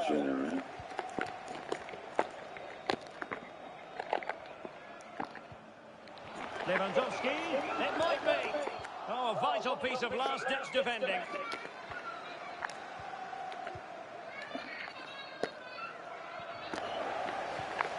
Lewandowski, and the flag is up for offside. Error in judgment, you might say.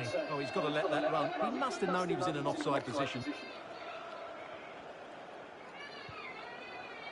De Bruyne, and he's through here. Well, if you make your move too early, you're always in danger of being ruled offside. Well, the Magpies at a disadvantage in terms of the scoreline as we inch our way towards the half-time break. Your thoughts as regards their play? Well, it's been a fairly even first half so far, but they haven't shown enough creativity, particularly in midfield, where there's been too many negative passes. If they can get the ball into the front areas that little bit quicker, I think they'll get back into this. Oh, breezing past him. And the referee has pointed to the spot. He's given the penalty. And now, let's see if they can level it up.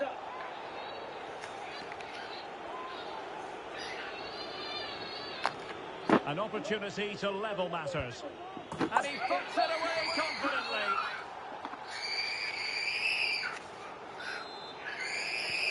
So back underway following the equaliser.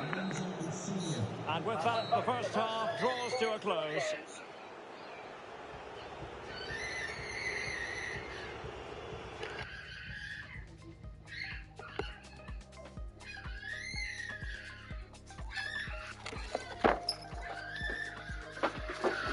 Hey, you got about 5 minutes to shut your ass up, man. Shut up. You better shut up. You get a pop out. Shut up. Doing all this damn screaming. Shut up. Lay your ass down. No, lay down. Shut up. Shut up.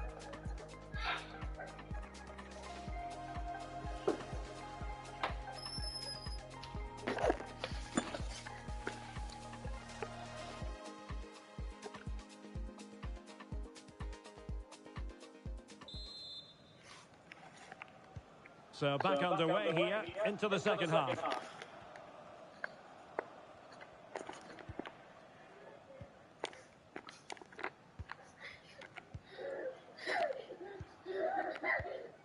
Kaká. Hey, who told you to get your ass out of there? Lorenzo Insigne. Getting forward. But quick thinking defensively.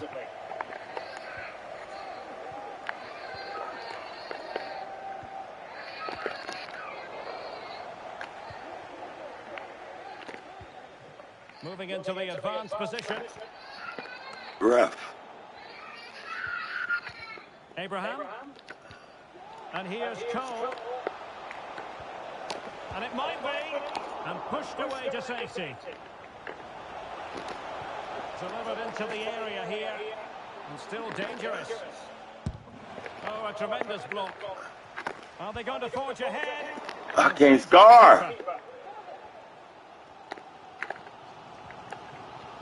You might say he'll be happy with some aspects of his performance so far, but not every aspect, Stuart.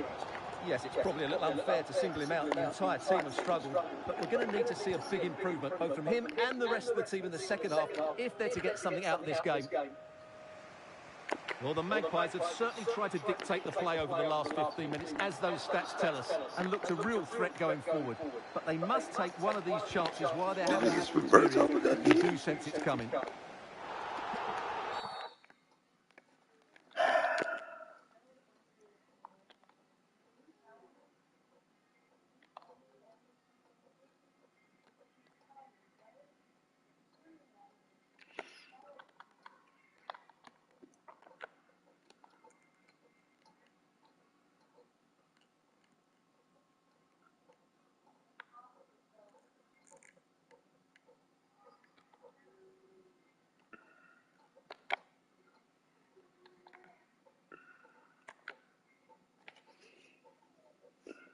Oh, foul play, says the referee. They've decided that now is the time to go to the bench. Fernando. Oh, beating his opponent with ease. Benacer. Very quick thinking there. Bodies forward and the break looks on.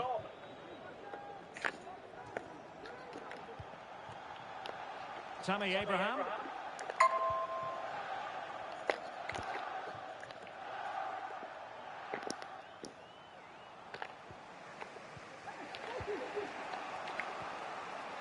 Abraham.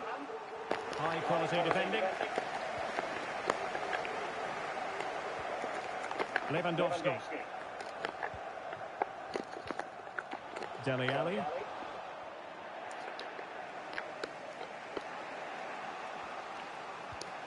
Tammy Abraham. Abraham, what are you Read it doing? well defensively. Anthony.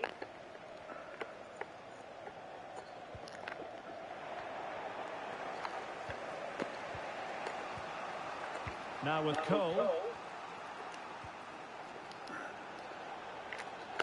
Ronaldo lost it.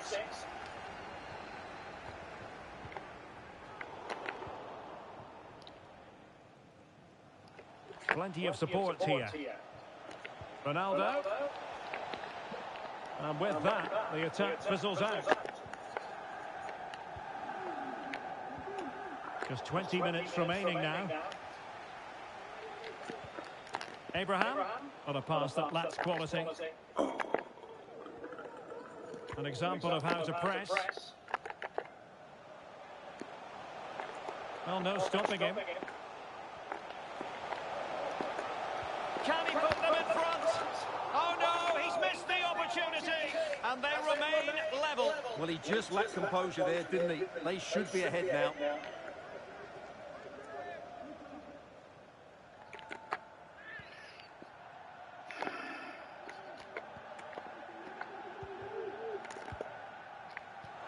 Well, the referee allowing advantage to accrue to them. Roberto Carlos. Return to Insigne. Chance to take the lead. Able to get his body in the way. Well, the teams are locked together. Will it stay that way following this corner? Good refereeing, waiting for a natural break before administering the caution.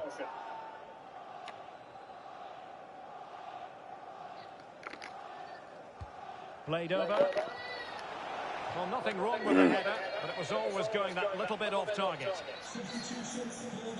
And time for the change now.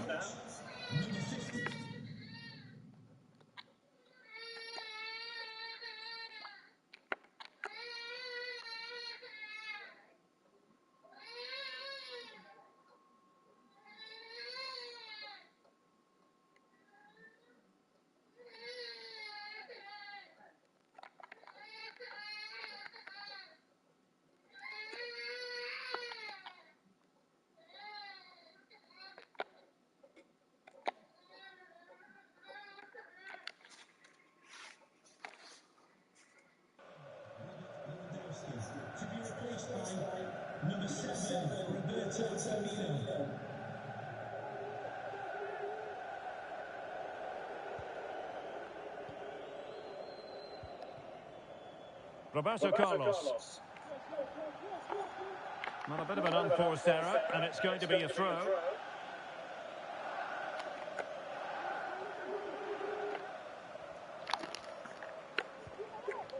Jérôme Roussillon. De Bruyne on the offensive. Is there to be late excitement? And the decision offside here. Well, we're inside the final 10 minutes in this one.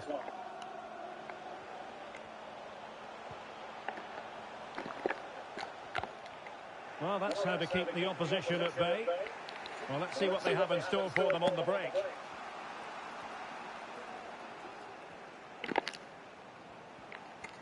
Now he must favour the cross. De Bruyne. Here's Abraham.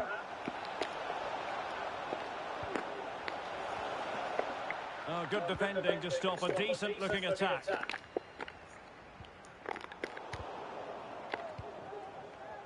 Can they trouble the opposition this time? Well, nothing comes of it. It looked promising.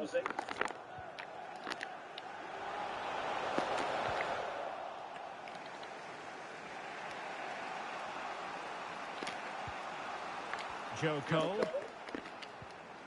Roussillon has it. And a goal at this stage might well, flirting with more than a bit of danger following that challenge. He's already been booked.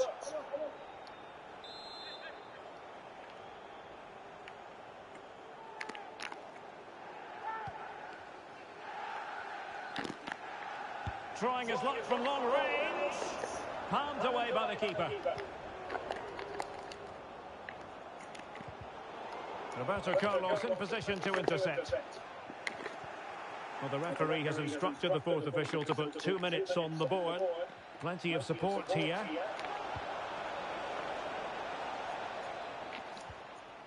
Roberto Carlos.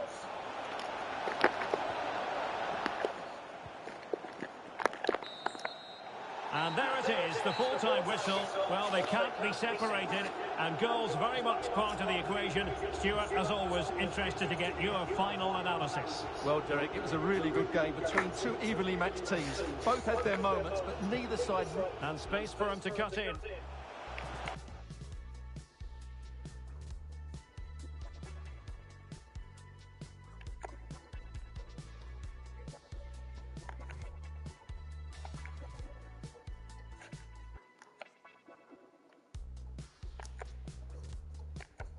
It's a good goalkeeper.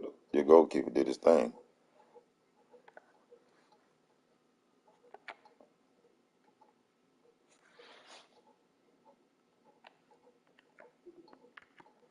Fucking Diego injured.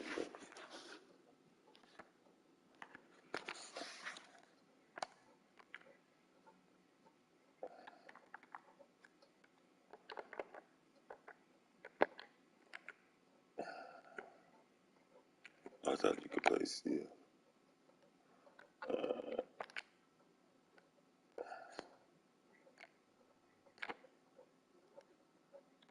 Fuck you get hurt.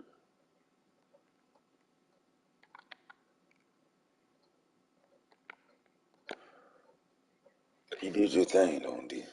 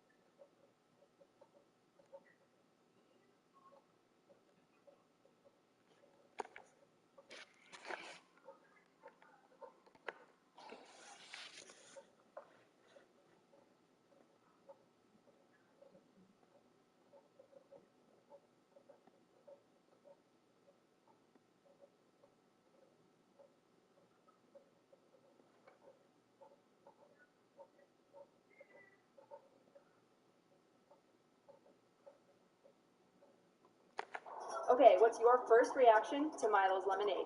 That is the best lemonade I've ever.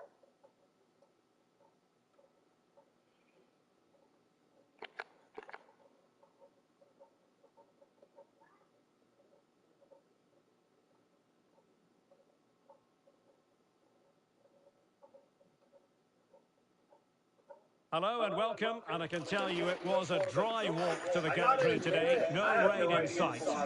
I'm Derek Ray, and sharing commentary with me, as usual, is Stuart Robson. And what we have coming up is this intriguing contest in division rivals. It's the Invincibles versus the Magpies. Well, thanks, Derek. The best coach I played under would always tell us before kick-off, earn the right to play. If you can win your individual battles, outrun your opponent, eventually you'll get the space to show your ability.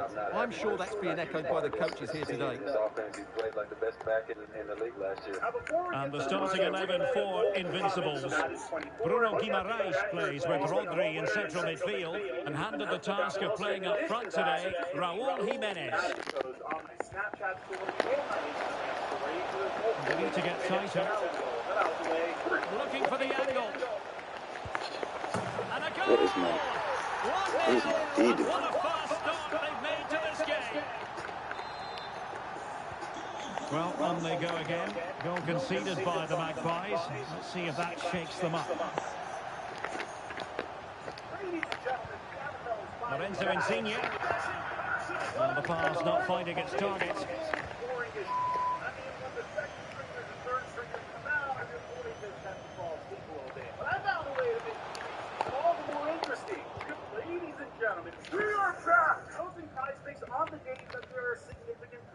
De Bruyne. All the way to the Super Bowl. Tammy Abraham. Top class defending. And if you haven't signed up for prize picks, right now we use my promo code microphone. You'll double your deposit $100. And you don't want to lose possession there. 1212. What's going on, everybody? I've So? said often on my channel, the best way you can determine a franchise that's completely inept is if they constantly change the direction of their franchise. He did look on for them, but not to be. The most tumultuous season off of the field to date, from the Henry Ruggs tragedy, where Henry Ruggs got behind the wheel of his Corvette over 2 times. Now attacking possibilities for Invincibles. Ended up getting into an accident that resulted in the passing of a Shaqiri. dog, which resulted in Henry Ruggs getting jail time and getting released from the Las Vegas Raiders. Now with Jimenez. Offside the decision. Press. I wonder who did that, but he has time as a result of that. All the way to David Arnett, the other first-round pick in Henry Ruggs' draft, doing this. Cole. Abraham. What are you doing, On Abraham? the byline, hence a goal kick.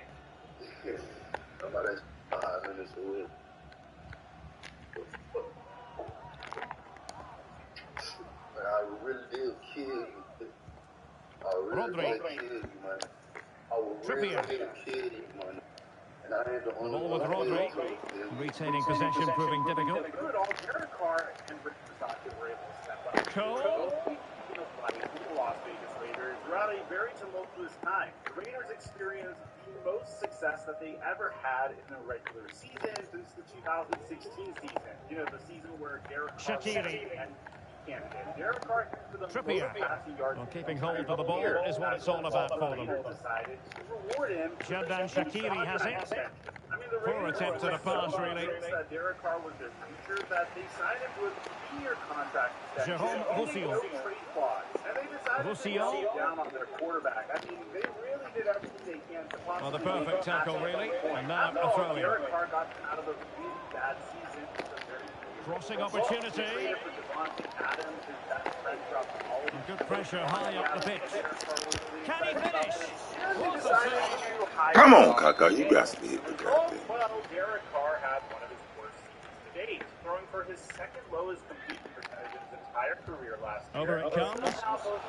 Ah! Target is in the end, and that'll be a goal kick. Well, I think the defender just about did enough there, but that was a chance. For Derek Carr, as Josh McDaniels decided to bench Trippier. And then after practically explaining to the world Rodri. that the Raiders were going to move on from Derek Carr and destroying trade value, the Las Vegas Ream Raiders with had it. no choice but to release him. Now look, I don't want you guys to think that I'm going to Trippier. come here and say, Hey, the Las Vegas Raiders. Tremendous intuition to win it back. it's not that at all. It's more the way they did it and more the reason why they did it. Because the Raiders were forced to use a significant amount of Derek Carr's contract in order to Attacking possibilities for the Magpies. Kaka. Trying to chisel a chance out of it. Oh, The crossbar. they are cheating me. Well, they survived the attack. It's fucking. Well, it was certainly a chance to get back into the game, and you have to say they're a bit unfortunate. Ah. They need to finish off one of these chances. Contract expired and they signed Jimmy Garoppolo instead, I'd be fine with it. So with that being said, I was a little shaky Trippier. on the fact that the Las Vegas Raiders were moving on from Derek Carr. Interception to snuff out the danger. We got an indication that it doesn't seem like everything's Rodri. going well in Las Vegas. It's with Williams. And possession given away. Tammy Abraham. The front office thinks it's the best bet for us right now to put us in a position to be urgent. And we don't The Magpies looking creative. Insigne. Can they square the game? Could be. Oh my God. Why are they cheating me? As they look to bite back. God. A decisive clearance it was. Just learning, like it feel like college again because this offense is like got to be the most complex in the league. Everybody that went to everybody said the same. It was like 11, 12.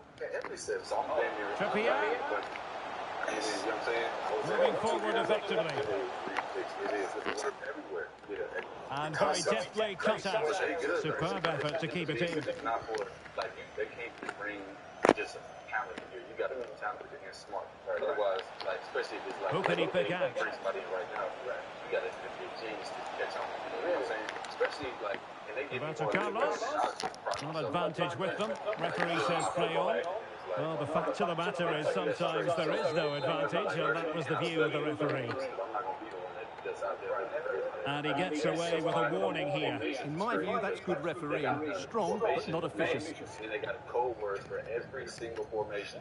Now, again, this would ultimately get walked back by Davante Adams saying that he is very happy to be on the Las Vegas Raiders. But historically, Davante Adams has been a very professional guy. I didn't really think this was that big of a deal. Well, far from the ideal pass. Ridiculous rumor that Davante Adams may demand a trade. And so it is, the first half story has been written. Davante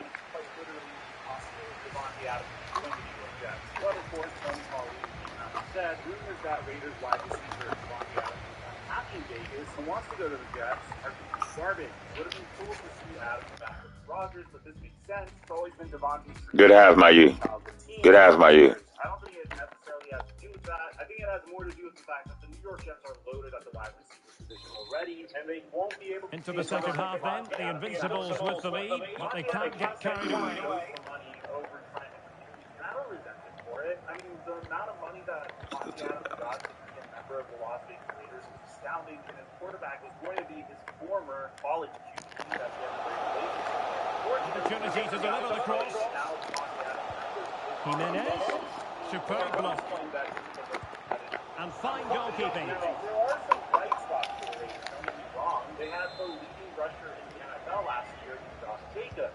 And over comes the corner. And the corner, too close to the goalkeeper that time. Diego Carlos. Roussillon has it. The Las Vegas Raiders did something that was very sneaky. They already had Joe Cole on what could have been a 5-year contract. Jérôme Roussillon. Anyone that is drafted And with Oh, that, come on, man, I it passed fizzles that. out. the new strategy has been to draft running backs in the first round of the NFL draft. Keep up their flat. Jimenez. They still perform franchise tag for a year or two and then let them go. The Raiders Trippier now. kind of did that. They drafted Rodri. Josh in the first round of the NFL Bruno draft, Guimaraes. but they decided Shot attempted. Not the easiest of situations for the keeper. whether or not Josh is going to be on the Raiders for the future and whether he's going to be a Trying to deliver it accurately. And the problem not completely solved. Trippier. Career. So the Raiders kind of messed up here because instead of already having him under contract for the season, they now On to Williams. Shaqiri.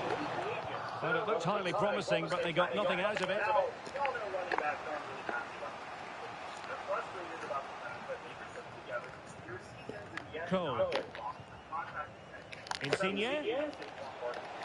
Insigne! Come on, Senor. Oh, what an opportunity squandered. Far too easy for the keeper.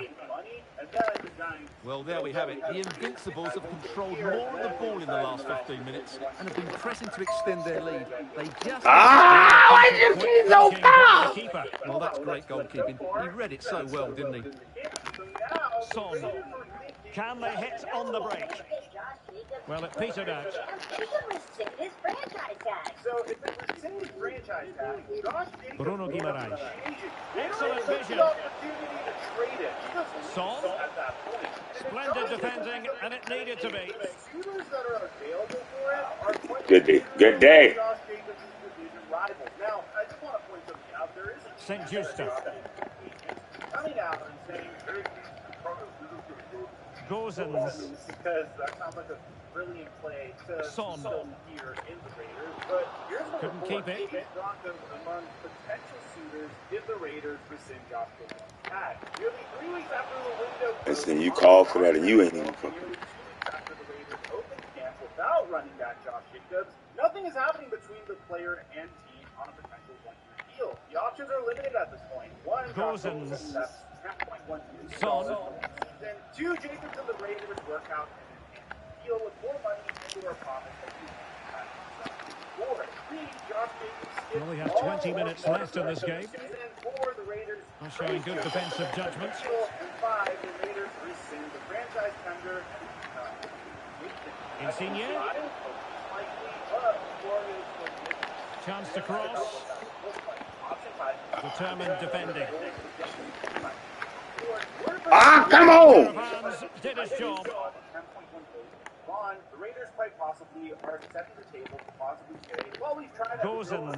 No, Jacobs, we're told, is aware of the possibility. Son. And that'll be offside. Suddenly August or early September. We still have a plan. Be inclined to keep the best of them together. For a source of knowledge of the situation, Chiefs and Broncos are among the teams. And into the last 15 minutes of action. Roberto Carlos. The Magpies looking creative. A fine reading of the situation. Beautifully weighted ball. Oh, could be. What a block. Failed to pick up his good option, and then failed to make an unusual offer on a long-term deal after signing a franchise tag. The overriding vibe from the Raiders to Jacobs is that they want to go year to year. Who can he pick out? And the danger's still on. Well, the keeper is happy the ball was there. In terms of running backs, man, I think this is going to be the new norm. I feel like they're going to get... It has gone over the touchline for what will be a throw-in. Raul Jimenez. This could finish it. And in all likelihood, that is game over. So little time left for a response. Well, here's the replay, and it has been coming. They've played some great football in this game, and they fully deserve this goal. So back underway with the scoreline standing at 2-0.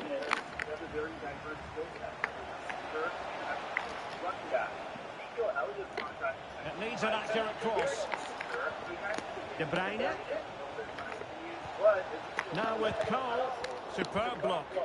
Good pressure. Can they make something of this?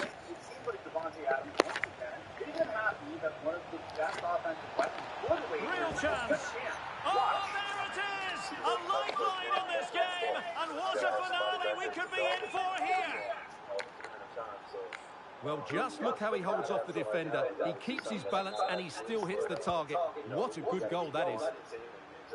Well, as they kick off again, 2-1 the current state of affairs.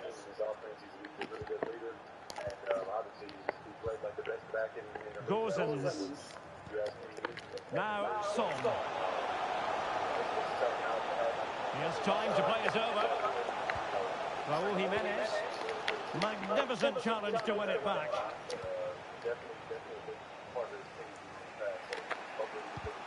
So it seems like things are best for the Raiders, and I will admit, letting Josh Jacobs go inside with the Kansas City Chiefs, Jeremiah St-Juste deciding to give it to the keeper.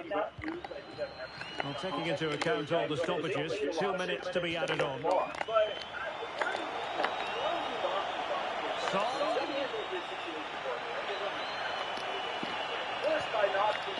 And options in the centre. And that will be all for this game anyway. And defeat for the visitors, much to the disappointment of fans. And now they get the ball rolling. Well, Raiders fans, let me know in the comment section down below what you guys think about all this, man. Looking for the angle. They cheated me right there. Not supposed to be no damn goal. 1-0, and what a fast start they've made to this game.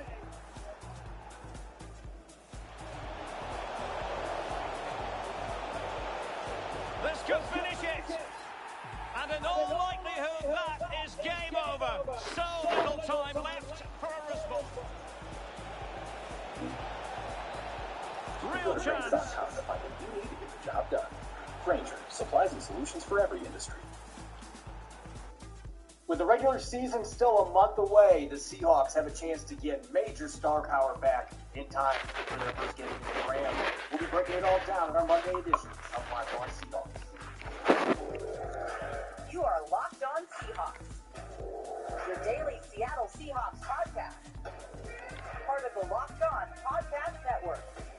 Your team every day.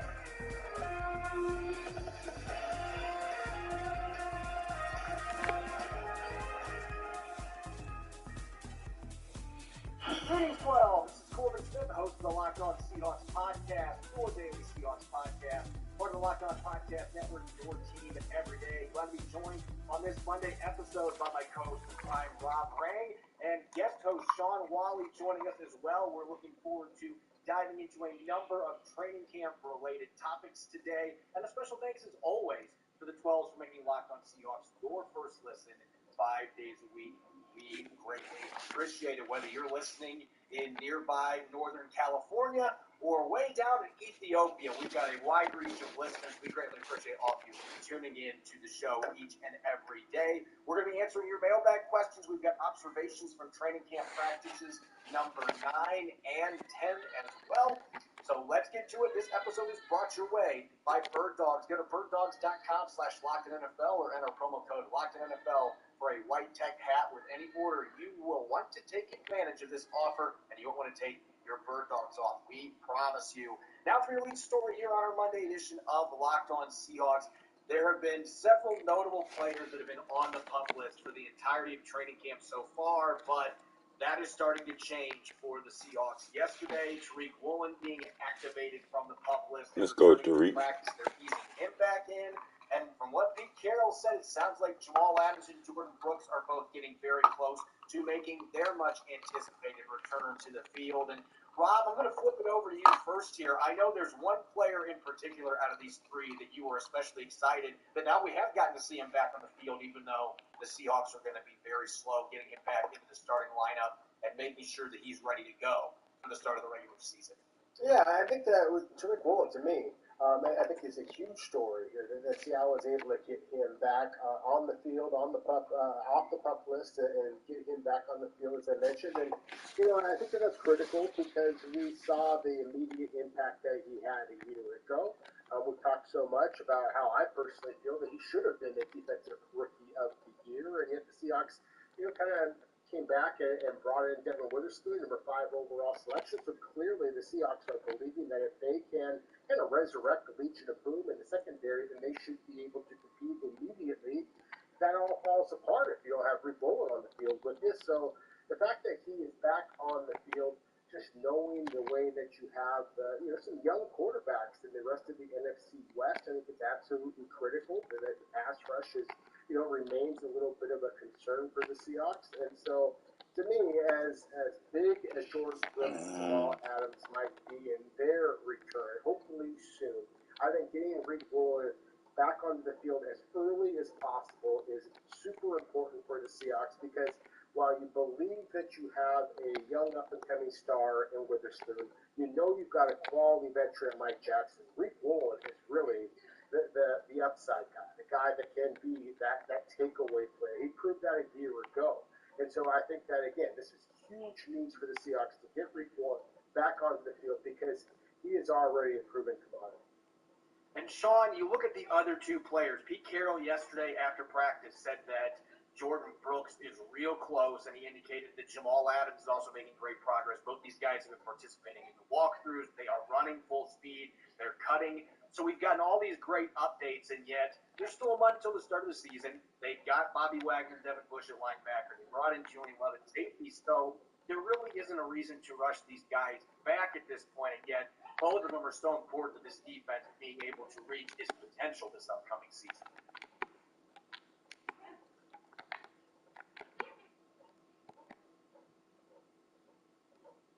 I think we're having a connection issue. I don't think Sean is hearing our stuff coming through. Unfortunately, we've been trying to work on this. So, Rob, I'm going to swing it back over to you on Adam and Brooks while we try to get Sean's connection figured out over on that side. And these are two guys that are especially important for this Seahawks defense to get them back on the field. Yeah, no question about it. I think that, with Jordan Brooks, you already have a proven commodity. We know what Jordan Brooks is. Obviously, he's coming off a significant injury, but still, you feel like you already know what Jordan Brooks is.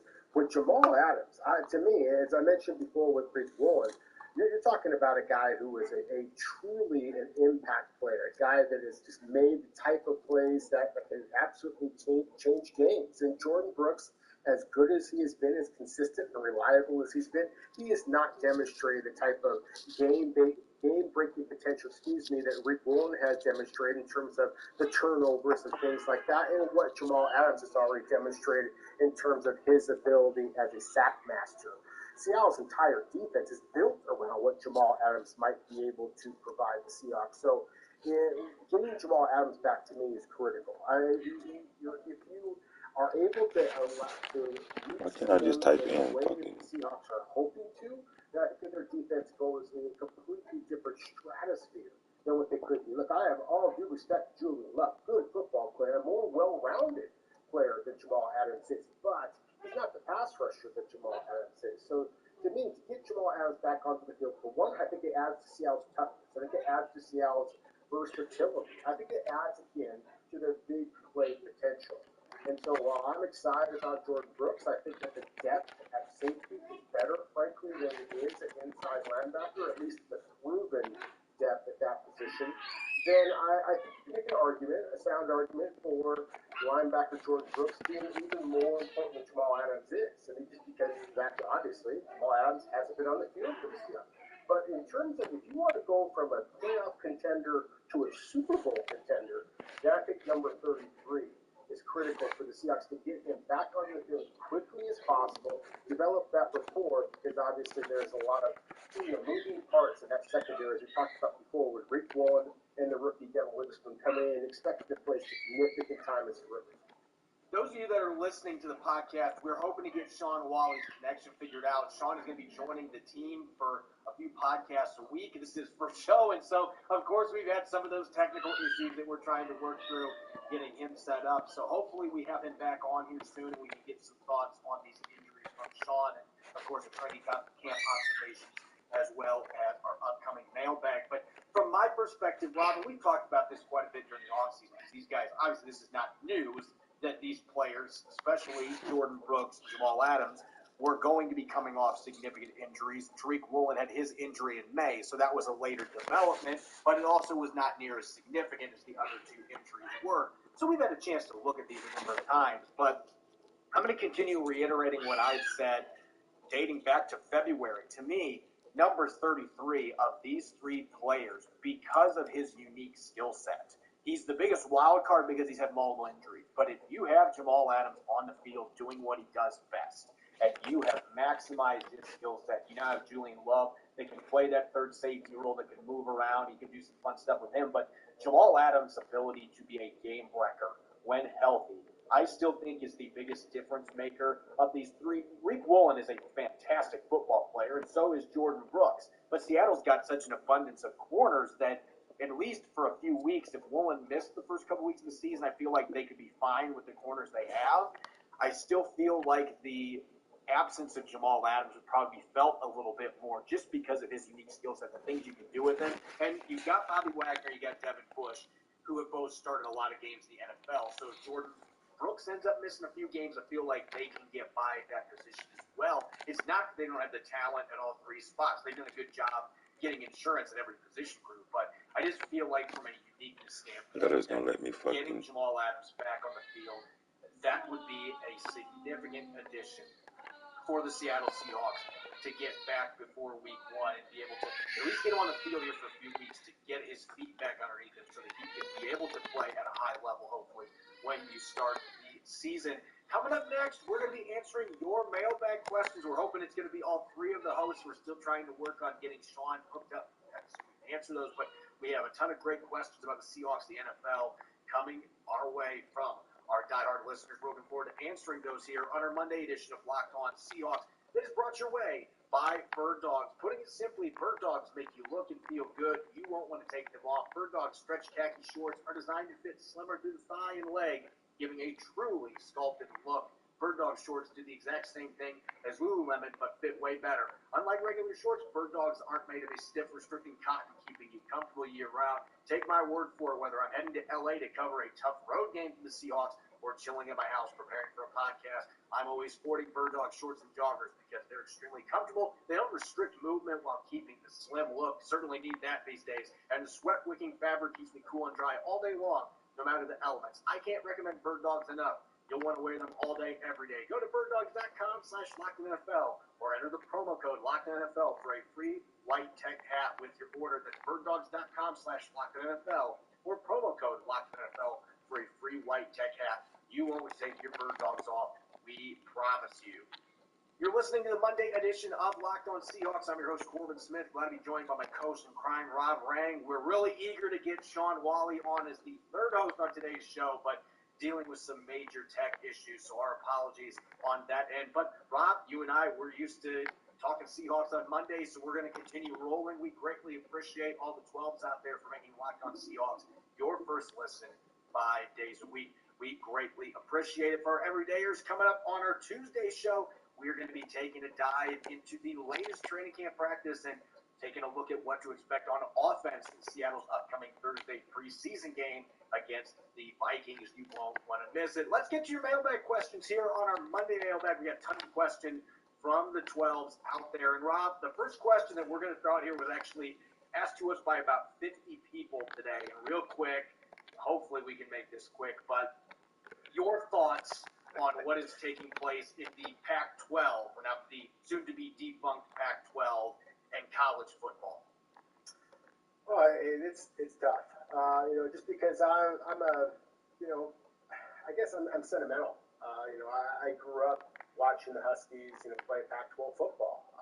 One of the highlights of my career is, of course, going to watch the Seahawks play a Super Bowl, but very much going to see the Huskies play Ohio State in the Rose Bowl a few years ago. And I'm excited to see the Huskies play Ohio State year in and year out, or Michigan year in and year out, and all of that. So I definitely want to focus in on the positives. But, right now, to not have the Apple Cup, at least the way that we've always known it, and just all of the other rivalries that are out there in the Pac-12, and not just about football. I mean, that's the thing, is that to me, this is a story that is just focused in on football. But I think about, again, specifically with the University of Washington, just for a moment here, but the incredible things that, say, the women's basketball team has done, that the men's basketball team has done, and so many other sports. So, yes, as a Pac-12 fan all my life, it just kind of hurts my heart a little bit. I hate that greed is taking over not only college sports, but it seems like just the entire world. But at the same time, I also acknowledge that that's the way things are going. If the University of Washington, again, I'm going to focus in there for a moment, the University of Washington wants to compete for a national championship, then if you win consistently in the Big Ten, you are going to get that opportunity. So I guess rather than kind of bemoaning the past and some things I cannot change, I guess I would try to look to the future and the possibilities that this new realignment presents, and then just kind of a tip of cap to Washington State, Oregon State, Stanford, and Cal for quality programs that wherever they are playing in 2023 football or otherwise, I am very much going to remain fans of those programs as well. Yeah, I'm going to let you be the one that's more the peacekeeper. This just infuriates me. I'm just not going to sugarcoat it. I mean, and I'm a Big Ten guy. I grew up in Indiana, and so I watched the Big Ten religiously. I still watch the Big Ten religiously now, living out west. But it's just so hard for me to deal with the idea now that, you know, it's funny because you've got Northwestern in the Big Ten, but they're located in Evanston, near Chicago. Like, it's not a school in the Northwest, but now there's actually two Northwest schools now in the conference, and you've got two Southern California teams as well. Like, I guess the fact there's now 4 of them makes it a little better because they're going to have more games against each other that limit the travel a little bit. But what do you do when, you know, your fast-pitch softball team's got to fly from Seattle all the way to Rutgers in New Jersey? I mean, what do you? I think this is going to have a really bad effect on the other sports. But I get the argument is being made. Well, those sports might not exist if we don't make this move because we need this money to be able to fund those sports. So I get it. It's frustrating, though. It's really hard for me as a purist to see all these rivalries get destroyed by money, but that's just the way that the world works. Now, our first question here for you, Rob, coming on Seahawks from Maytown Michael. How systematic is the player evaluation system used to determine roster positions? Does the coaching staff keep some sort of scorecard on players in camp?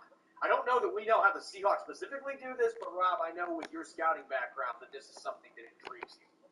Well, definitely. I think that the easy answer is yes. I mean, the Seahawks and every other NFL team out there, Corbin, are absolutely evaluating players in every single way that you could possibly imagine. I don't know that they literally are keeping a scorecard out there, but there are so many cameras, there are so many analytics in today's game.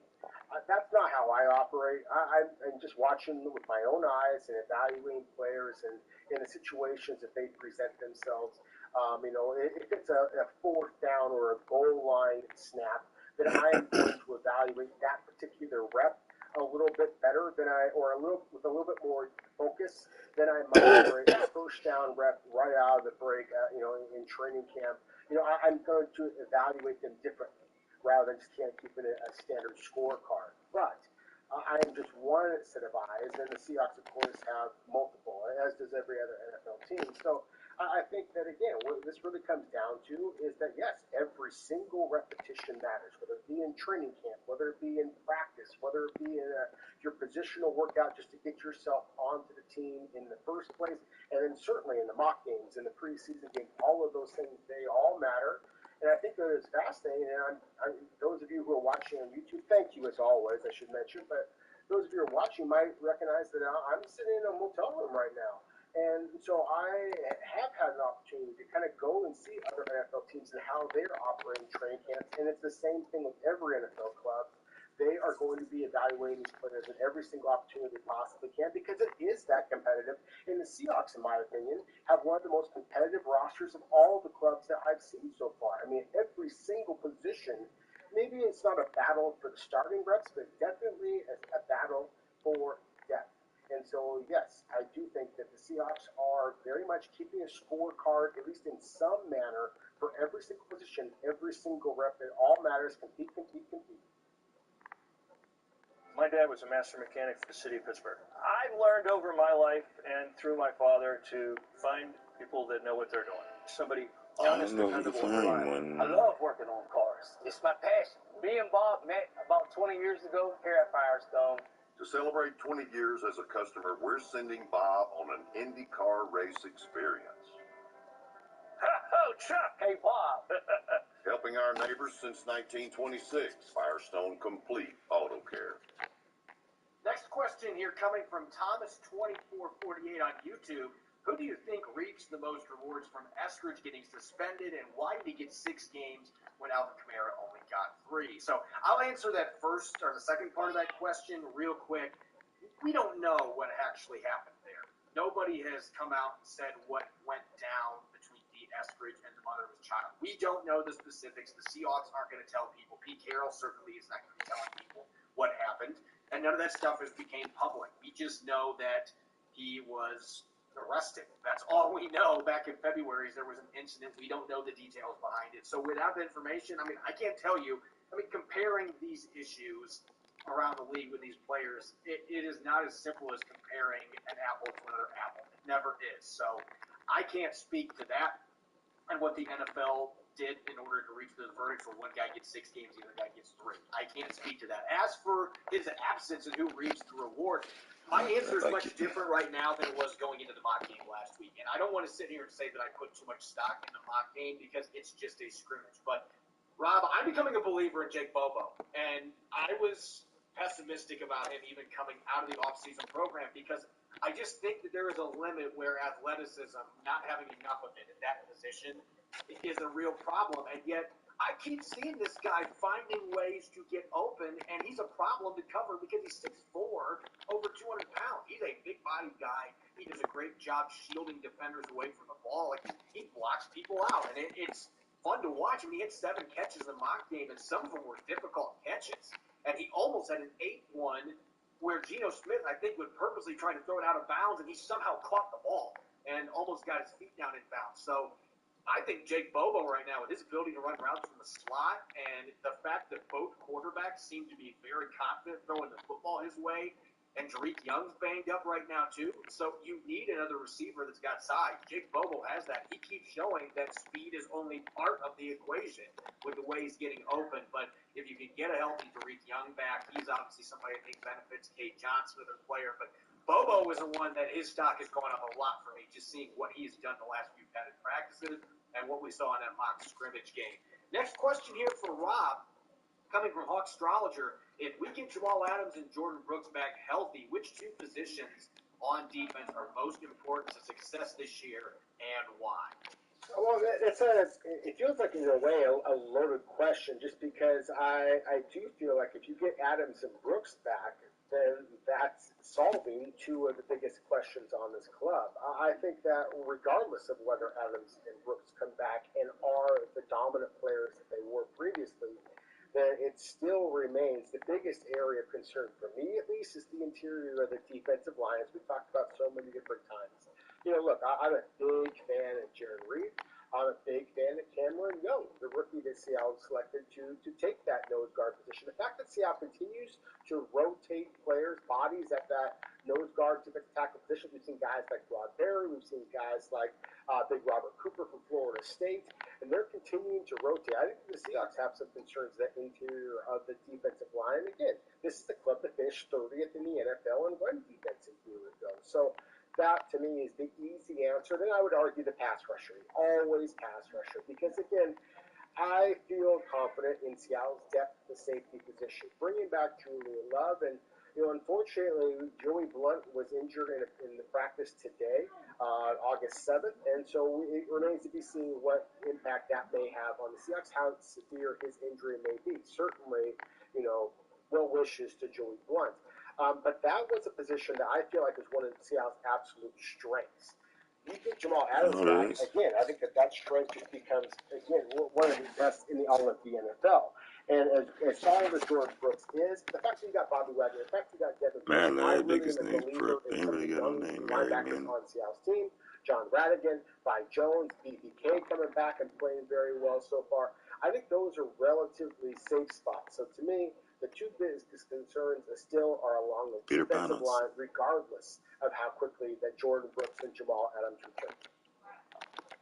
Shop safer online with identity and privacy protection. Protect your everything with MyTeam Plus.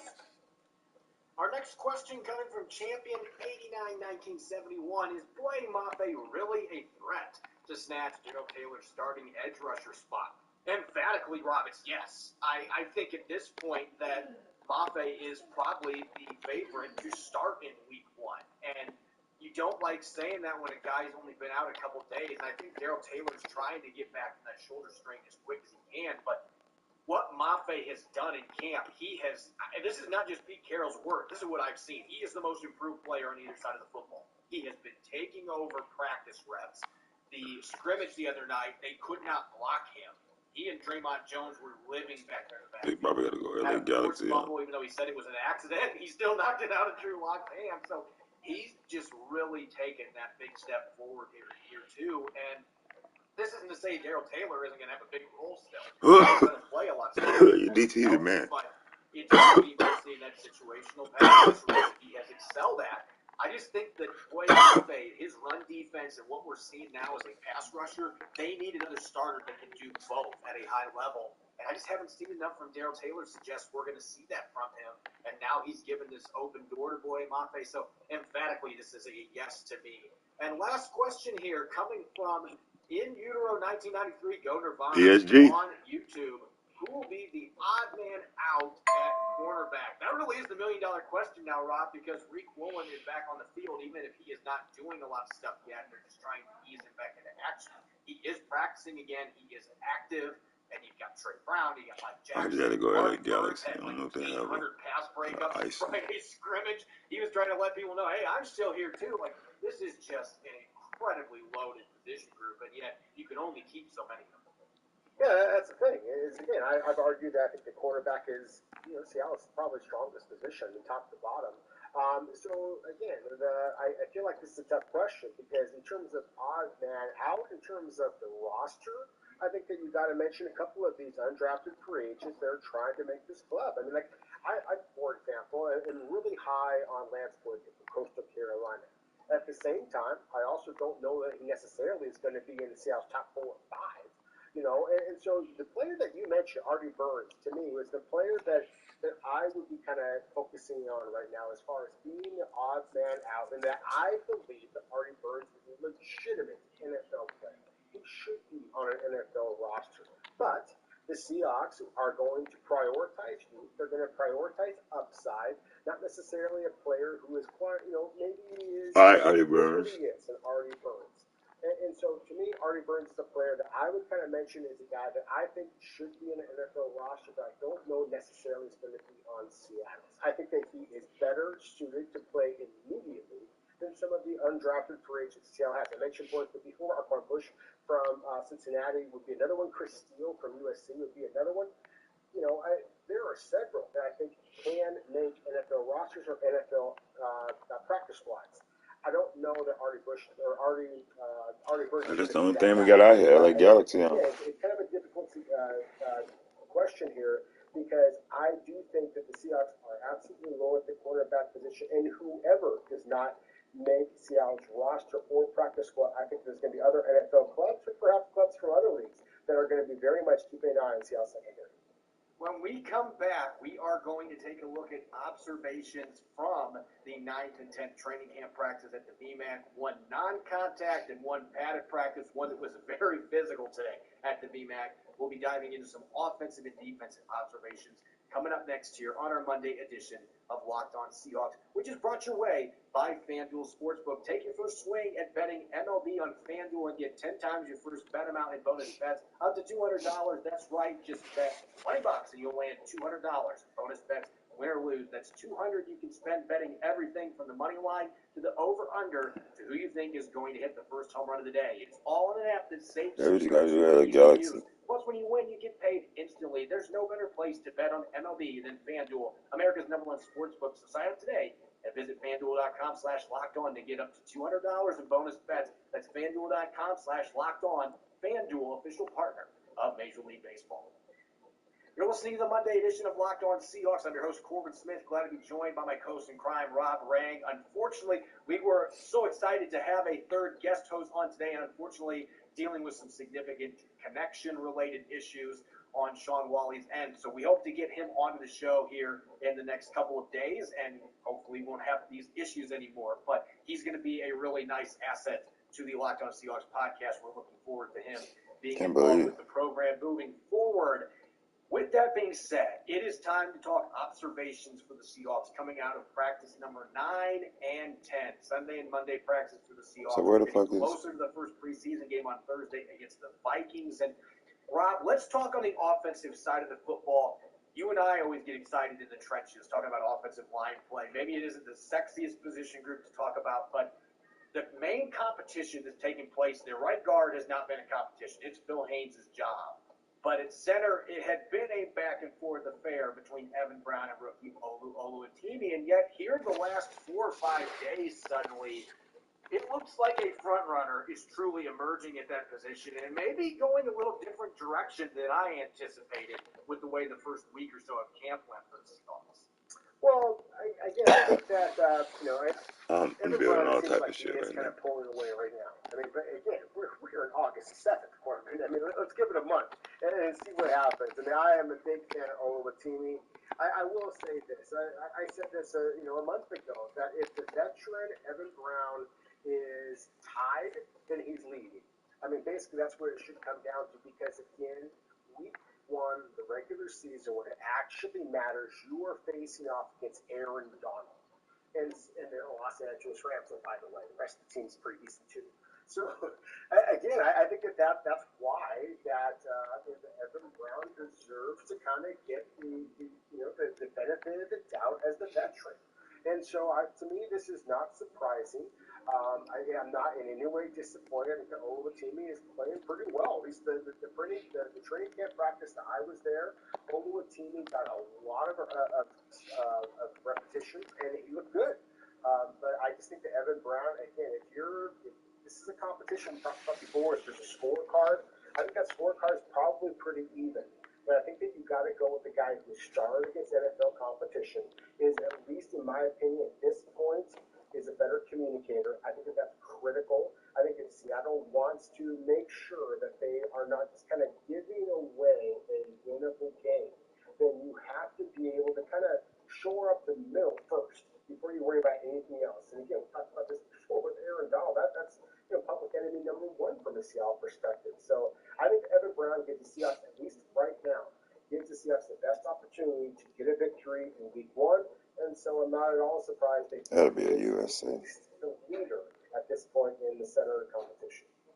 Yeah, the experience part is what Pete Carroll pointed out. And this is not typical of Pete Carroll. You might remember a few years ago when Ethan Posick and Kyle Fuller were competing for the starting center job. Even with Posick missing a bunch of time with an injury, he was as guarded as you'll ever see with that position. He was not giving any breadcrumbs like this guy's leading or whatever. He just came out front yesterday like, yeah, Evan Brown is leading. He's ahead.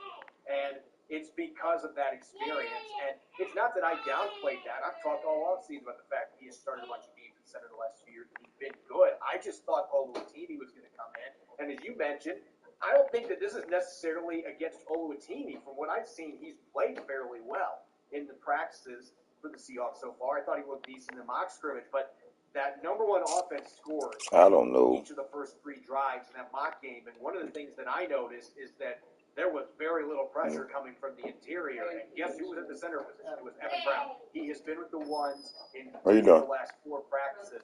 So what is he doing? Include that mock scrimmage. So clearly right now, What are you doing? there needs to be some decisions being made here by the coaching staff that we feel more comfortable. And who knows how much of a voice Geno Smith has in this. Booger. Geno Smith may say, hey, look, I like Oluwatimi, but What are you doing? the veteran and our chemistry right now. We don't know if that's what's going on, but you know the quarterback usually has a presence in that as well. Center position. So all those things considered, this is still very much a competition. This is not decided. There's 3 preseason games to go. If Oluwatimi really impresses, he could still win this job. But it does feel like now that you're starting to see the veteran pull away a little bit. There's some separation, and they are giving him more opportunities these last few days, which to me is a big deal. And Carroll's saying up front that he's ahead, that is significant to me as well. As far as another thing on offense, this is kind of a mixed bag for me. Seattle continues to play injury roulette in the backfield. And we saw with Kenny McIntosh in Friday's game. I'm going to admit it, Rob, when I saw the injury on the replay inside the stadium, I thought the worst. I thought McIntosh might have got in a really awkward position when Levi Bell hit it, of course, the fumble coming from the backside. And yet, it sounds like there's a chance he could be back very quickly, maybe miss a couple weeks at worst. It is just a right one knee strain.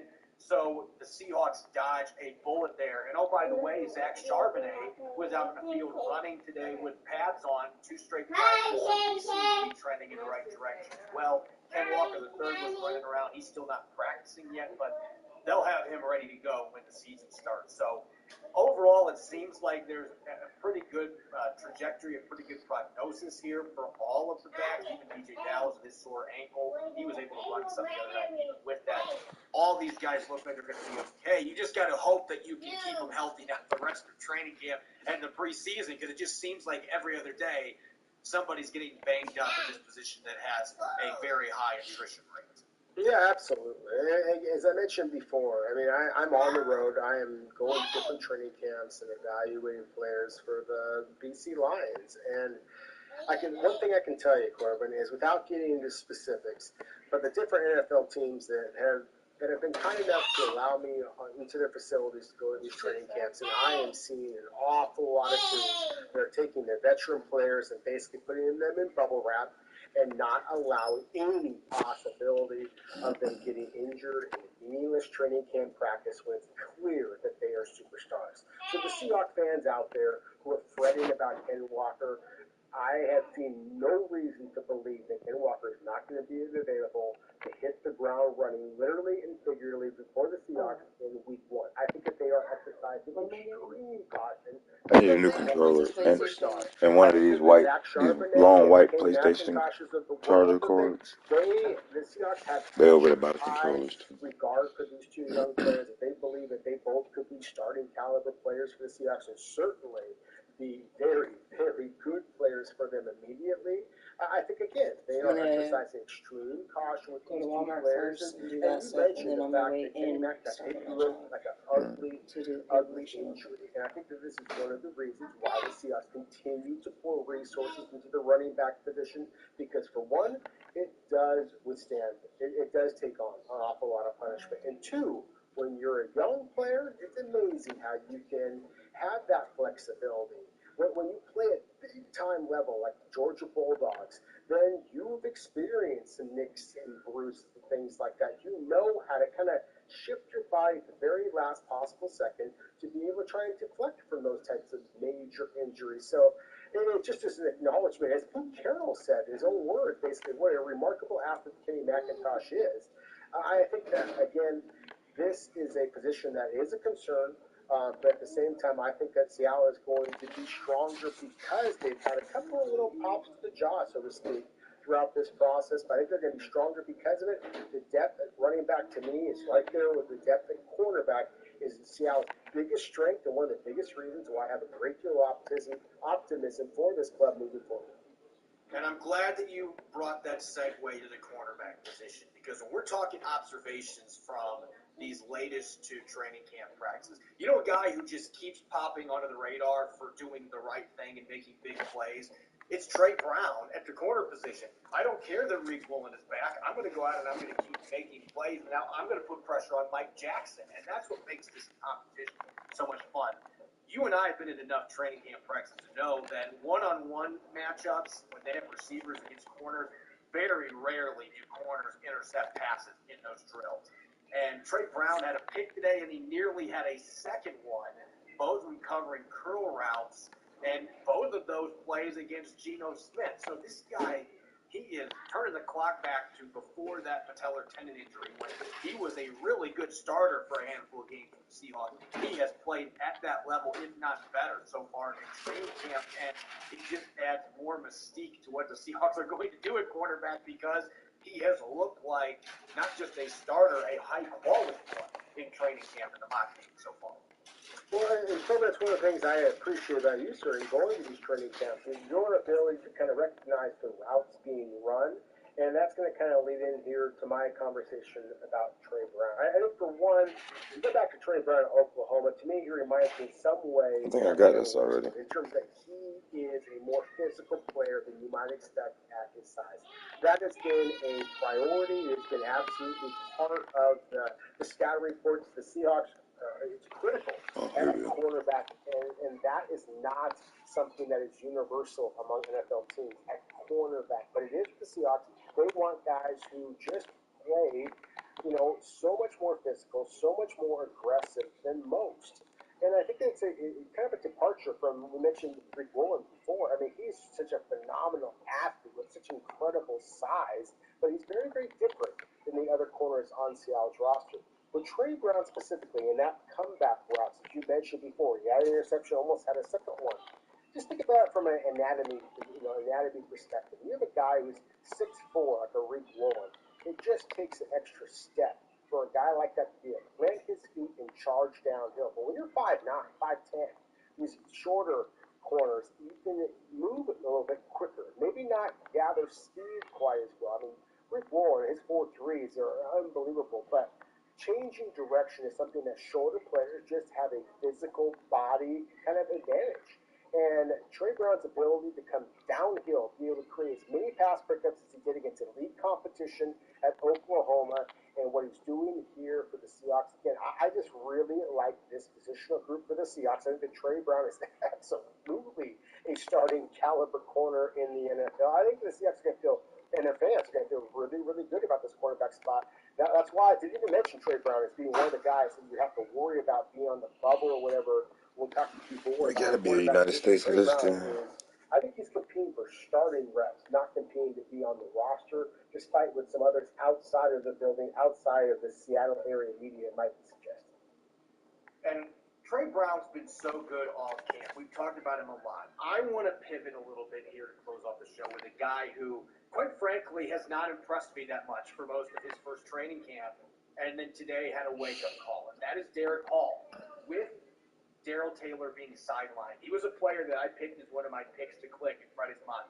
I've seen a few flashes of his ability to rush with power and his quickness, but there just hasn't been that breakthrough practice. Well, he had that today at the VMAC with the pads on in their blitz period. In a 4-play sequence, he had 2 quick whistles that were caused by what would have been sacks. And so to see that coming out party, we know that Derek Hall has a lot of talent, but it just hasn't come together yet for him. This is a really encouraging sign, especially with Darrell Taylor still out. Hey, Derek Hall, you've still got an opportunity in front of you. I don't know that you can play for a starting job at this point because of how well Boyd Mafe has played, but we know the athleticism. We know the motor. We know the power at 255, 260 pounds that Derek Hall brings to the equation. We know the ability to get in the backfield against the run.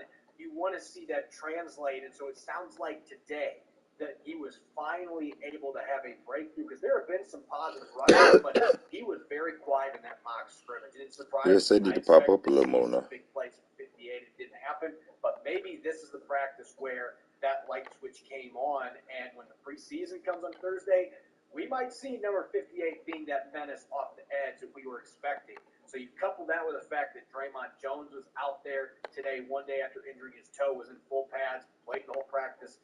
That's another bullet that was dodged by the Seahawks. But overall, another pretty good day for this defensive line from a veteran and a rookie standpoint that looks good for the Seahawks heading into this first preseason game as they continue to make progress with that pass rush, both on the outside and the interior. As always, you can follow me on Twitter at Corbin Smith NFL. You can follow Rob at Rob Rang. Make sure to subscribe and follow Locked On Seahawks on YouTube and wherever you listen to your podcast to make sure you don't miss a single episode. Coming up tomorrow, we're going to be taking a dive into the latest Seahawks training camp observations from the VMAC, and we'll be talking about what to watch on offense when the Seahawks open the preseason on Thursday night at Lumen Field against the Vikings. Thanks for listening and enjoy the rest of your Monday. Go Hawks.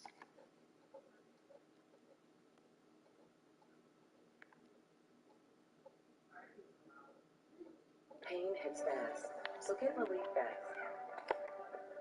Tylenol Rapid Release Gels.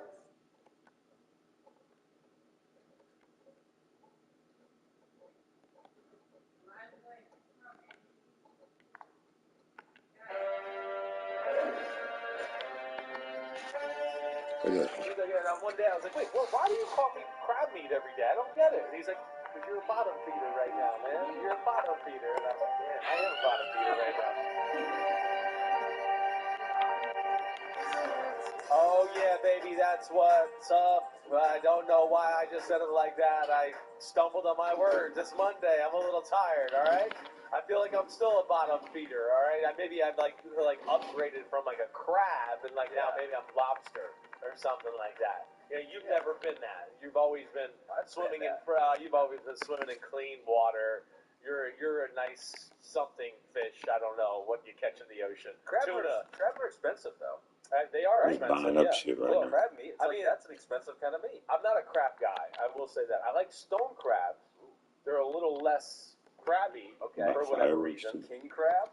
I never see those like that. I've never been into soft shell Oh, that's what I crab. need. You know, crab cakes. And crab is one thing like where I was never a big seafood guy, but I got into it more as I got older. And crab's one that I'm not big into. I can't do it. There's something about the smell and texture that just doesn't hit home. I lived in Virginia for 5 or 6 years, and blue crab was a huge deal there. Yeah, right, so sure. You started, and the way they make it, I think you got to be in a place where they make it well. Okay. Right? It's just like you got to be by the ocean. If you're trying to do crab meat in Texas, probably not going to work out too well. Right. But I know. Virginia was pretty good. Right. I mean, how many crabs are in the ocean? I don't know. That's a topic for another conversation. I mean, damn, there's a crab store on every corner in America right now, or a fish store. I'm like, do we have that many fish in the damn ocean? That's a good question. I don't know. It's Deep Thoughts by Chris Sims to start off So this Monday. Pete's taking vacations. We got Matt Casey with us. So Matt, if you could look that up, how many crabs are in the ocean?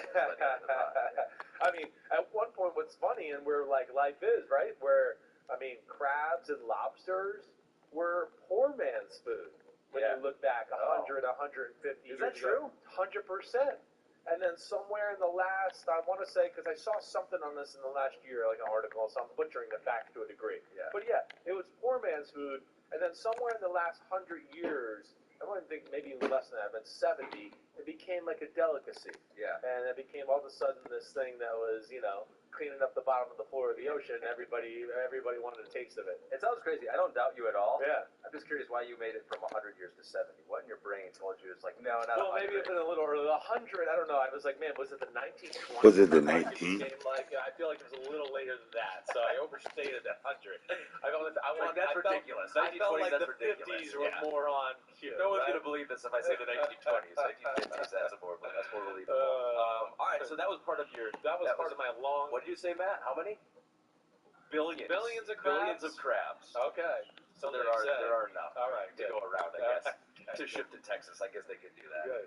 So that was part of your interview with our new team member, Devin McCourty. Right. Part of the team on Football Night in America. Yeah. So I listened to that on the plane ride back from Cleveland yesterday because I was at a baseball game out there. Yeah. And you got, like, he's awesome. Yeah, first of all. Yeah. And you guys were awesome together because you're a student of the game. You geek out on all this stuff. You have a great memory.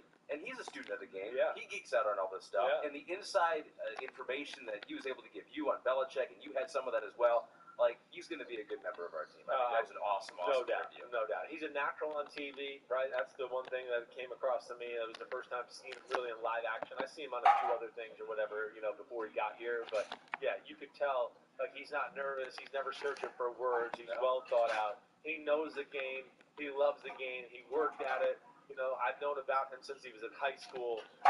So, yeah, it's great to have him. And, yeah, to have that guy that's that current in the NFL and is going to be able to tell you little specific things of the last few years about how his team game plan or viewed this aspect of another team. That was the thing. It was very specific. There was nothing general about it. He knew instances, players, situations. Yeah, I mean, that's right. I'm going to be picking his brain on certain things like that all year. And I love fanboying out. Yeah. I do.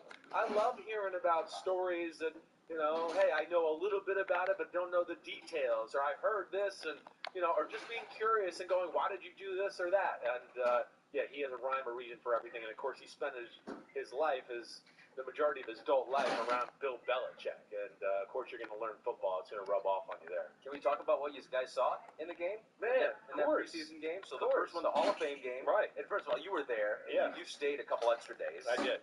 Because you had some parties to go to. And Tryman. It was a great weekend. It was a long weekend. I mean, I was in, Canada from Tuesday to Sunday. Had a blast. I really did. The game itself, first off, both teams looked the part, right? You know how I came back last year and I was like, whoa, Trevor Lawrence, whoa, The Jaguars. For real. Right? They're for real. They look for real. Like, I didn't know if it meant playoffs, but I went, they have the pieces. Yep. And nobody's going to, like, totally outclass them, as I always say. I feel the same way with Cleveland and the Jets. Now, they're not, like, as big as I would say the Jaguars were last year. There's a little bit of a mix and a blend here with these type of teams of size in the right spots, and they believe in some speed aspects, too, where they might be smaller in some spots than some other teams in football or whatever else. But, I think the one thing that's, like, totally apparent right off the bat was just the quarterback stuff, right? Oh, yeah.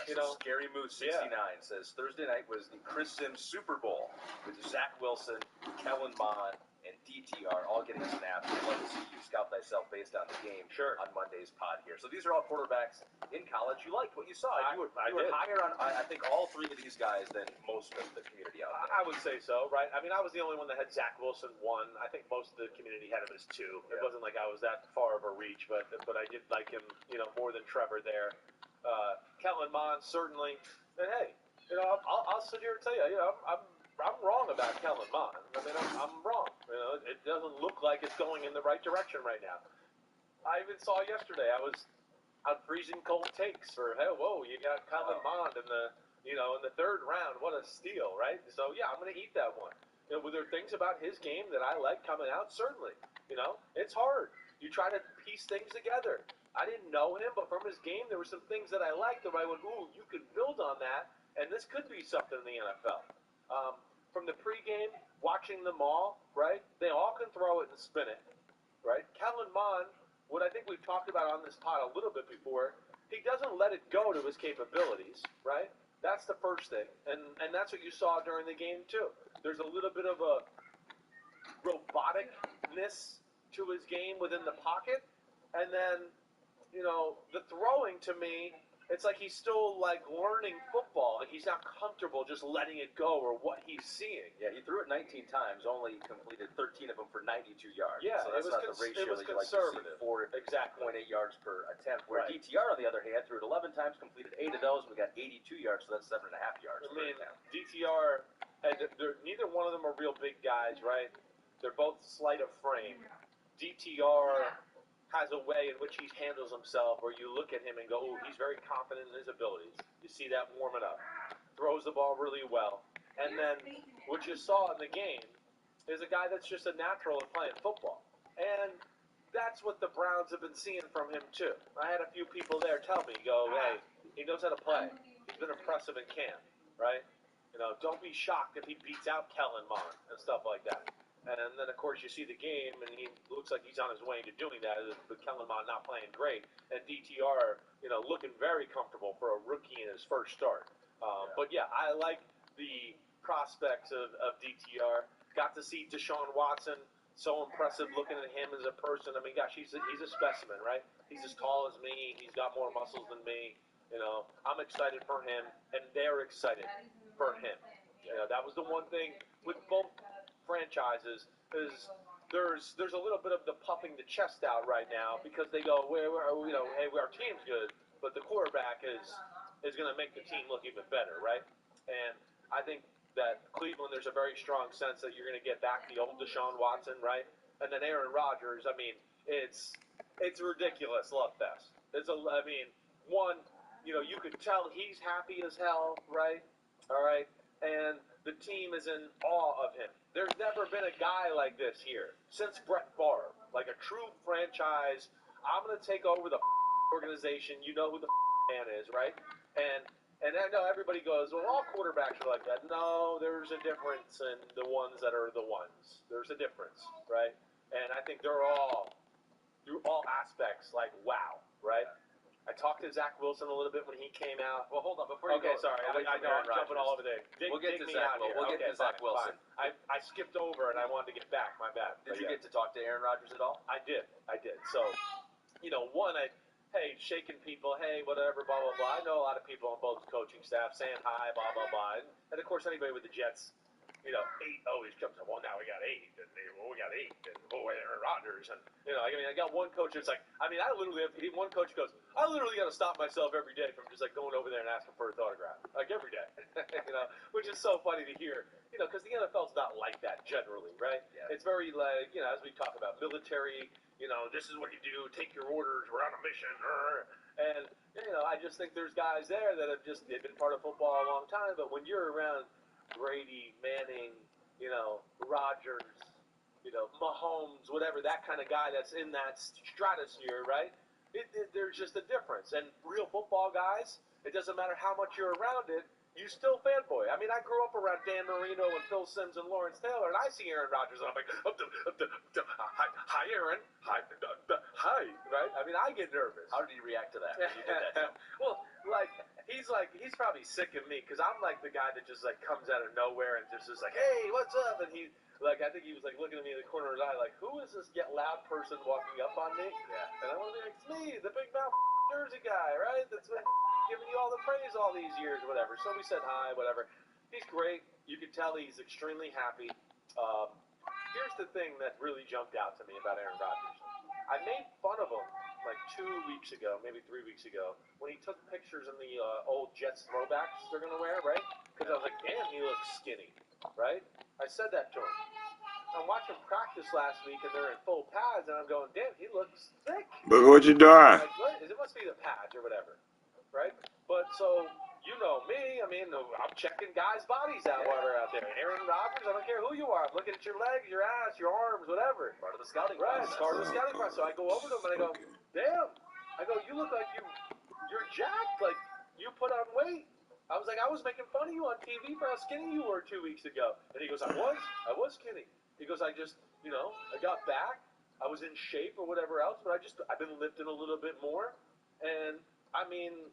In 2 weeks? That speaks to the guy, right? That's why he is who he is. He has a muscle structure that's rare for quarterbacks, right? I didn't know that. Yeah, he's a kind of a freak. I mean, there's a reason he could run 4-5, he can dunk, can do all those kind of things, right? Because he's got some muscle structure to him that's, legit. It's more twitchy than your normal, average, pocket passing quarterback. And, yeah, I don't know how much he weighed. Right? He told me training camp he started at 210. I'm going to say he was somewhere in the mid-220s, but, no fat and rocked up. I mean, and he's probably one of those guys who can be as muscular as he wants, really. That's the kind of athlete he is, and, yeah, he was great. But yeah, they're in awe of him, and that goes even to Zach Wilson included, right? So you're taking the L on Kellen Mond. I am taking the L on Kellen Mond. Early W on DTR, looking good. Okay, looking good so far. Right. Trending in that direction. Right. All right, Zach Wilson. I'm not giving up on Zach Wilson. I'm not saying I'm taking an L there yet, all right? Have I lost in the... Should Trevor Lawrence have been one at that point? Okay, sure, right? But I'm not giving up on it. I mean, first off, when you watch him in warm-ups, it's special the way he throws the ball. It is. The way he can move and shuffle and pop his feet and do all that, I mean, it's up there with, the top-tier throwers of football. And you see that in the game when he uncorks the bomb down the left sideline and throws it 60-something yards in the air, no problem. It was no problem. It was no problem, right. Yeah, so he looked really good. And he said something interesting to me, right? One, he knows I support him a little bit. I think he's appreciative of that, so he's willing to talk to me a little bit. And I was like, so how's it going? He's like, man, it's been great. He laughed. He's like, dude, Aaron Rodgers is so nice to me. He's like, so nice to me. He's like, he doesn't even have to be that nice to me, and he's that nice to me. And so you could tell he was really grateful for that, right? And then he kind of went into a little bit hey, I've been able to recalibrate. He's like, I got so lost in my own mind, and as a young quarterback, you're worried about results and offense and all that. He's like, he said this straight out. He just goes, it's almost what are you like doing, man? How to throw the football, even to that, that's with all the other stuff, it's like I forgot how to throw the football, my mechanics, things we talked about at the end of last year. And what's wrong with you now? What went on, and I think this has allowed him to calm down, get back to basics a little bit, right? And hopefully he can become a machine. He certainly looked like a machine in pregame warm-ups, and the Jets and the Browns both have a great vibe around them. I would say the Jets even more so because, of course, they have Aaron Rodgers. That was one of the surprising things I think on Zach Wilson last year is that he knew he could make the big play. That was We saw it, right, on film. And also, he was one of the more accurate quarterbacks out there. And then he goes to the NFL first year, and that accuracy went away. Like, you think it was just part of being a rookie, and you think coaching had anything to do that? You think Nathaniel Hackett coming over there helps him, too? Like that, I have no doubt about. Yeah. This is where Nathaniel Hackett thrives, right? I'm getting no white and red, though. He is an expert in the West Coast offense. His dad was taught by Bill Walsh. So their belief in the core beliefs of Bill Walsh and the timing of the feet and the rhythm of that and how you time it up with the routes you're throwing and balancing that together is where they are perfect. And that's where Nathaniel Hackett, I've told you this before, with his dad, he's going to get everybody on the same page, all because through the lens of the timing and the rhythm of the quarterback, right? Like if Joe Montana took a 7-step drop, took a hitch and threw it, and they were throwing a 20-yard curl, he expects to hit 7 steps, take a hitch step, and throw it and let it go. And if the receiver wasn't ready by the time he took the hitch step, he'd be like, hey, what the are you doing? Or he moves on to another guy, right?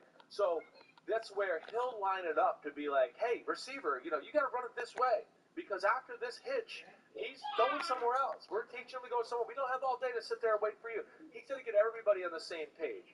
Marion drops with routes, doing that all together. And yes, I think that'll help make him a machine. The one thing, and we heard Alex Smith make this point in the offseason a little bit, the ex-quarterback for the Chiefs and 49ers, right? Think about what, Zach Wilson's got talent, right? He didn't get to play a ton in college, but he played a good amount. He went to a team that had an offensive coordinator who never called plays before in the NFL.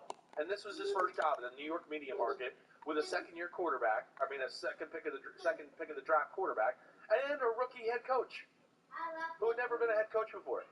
So, that's the point Alex Smith tried to make in the offseason a little bit. Like, it's hard to succeed when you don't have the right support system behind you. So, hopefully all these things are there. And the Jets aren't giving up on Zach Wilson, like I've been saying, because the talent is there, and you just don't give up on that talent. But they got a lot of talented guys everywhere. So last thing, you were surprised about the Jaguars last year, and you went into the season being like they're going to be better than I thought previously. Right. You already thought the Jets and Browns were going to be pretty good. They got talent there. Yeah.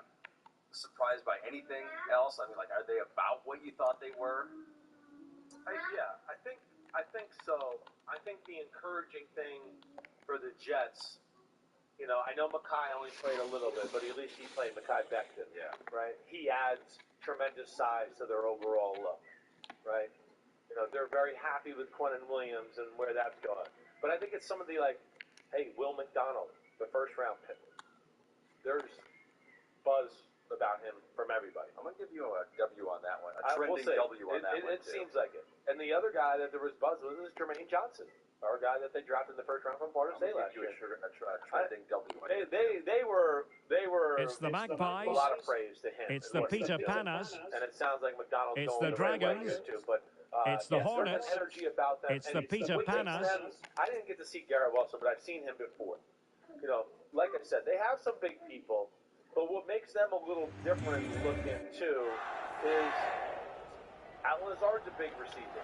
Corey Davis is a much bigger human being than you think. Sauce Gardner, whoa, right?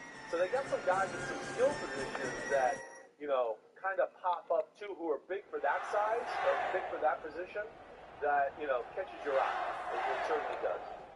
And, like I said, Cleveland, same type of thing. It wasn't all their starters out there and everything, but a lot of good-looking guys in pregame. And you look at Elijah Moore, he's on a mission. David Njoku, he's on a mission. Getting to see, Nick Chubb in person. Woo! Man, legs and abs, right? But they were both, I think they're two teams that are on the up and up and very excited about where things are going. You got to tell me about the parties now. Oh, okay, all right, I know. The Hall of Fame parties. You were there Saturday. I was there Saturday festivities. for the festivities. So, in the heat, it was really cool to be a part of it. It really was. It was like, man, the weekend itself. It was like awesome and sad and everything, right? These people were such a big part of my life. My first 6 and 7 years of my NFL career. My wife was there with me, and a lot of them we hadn't seen in forever, right? And so you go back to this type of event, and the Buccaneers, the Glaziers threw an unbelievable party. And it's just, you know, it's soul wrenching. It really is. Seeing people where I go, man, I mean, I used to be with this guy every day for 7 months a year, right? And we were buddies. I mean, we were buddies. We walked and we went to the cafeteria together, right? We sat in the sauna together. We got dressed and naked together, you know what I mean? I mean, what's more bonding than that? I mean, geez, right, I know, it's like you chuckle about it, but when you think about some of the things you do, that's why you hear people say it's a brotherhood. And it was How many people do you take a shower with in your life? Not many. Exactly. Not many. And for me, I could say quite a few, actually. But yeah, that's where it was just like, oh, man, it's just such special times in your life. You know, I was a young man, growing, learning, everything. Had all these people who were good to me. We had fun times together. And just to see some of the legends, some of the old coaches, some of my old teammates, it was definitely some moments of fighting back tears of like, wow, man, damn, you know, I missed you. And all of that. My wife, she was like teary-eyed like for the first 30 minutes of Rondé's party because it was just one blast from the past after another, right? But the party was awesome, right? We had a good time. That Bucks team always knew how to party, okay? We were good at that. Yeah, but you're all old now. You know, we still know how to do that part, okay? Drinky, smoky, smoky. We're good at that, okay? There down in Tampa Bay. But it was awesome. I mean, Brad Johnson, Mike Allstott, right? Warren Sapp, John Lynch, right? Of course, Rondé, his brother Tiki being there, you know. My old buddy Ryan Neese, I mean, Brian Kelly, all these guys that played on the team, it just couldn't have been a better event. And the Blazers threw a hell of a party. That's cool. And a hip-hop artist, Russ, who's got some songs that I know of just because my kids keep me cool, and I do like his songs, so he kind of let it off.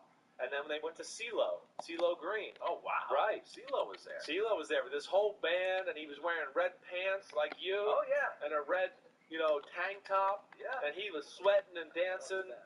But it was really cool. It really was. And it was awesome. Here's the best part of the night, right? So I do that, you know.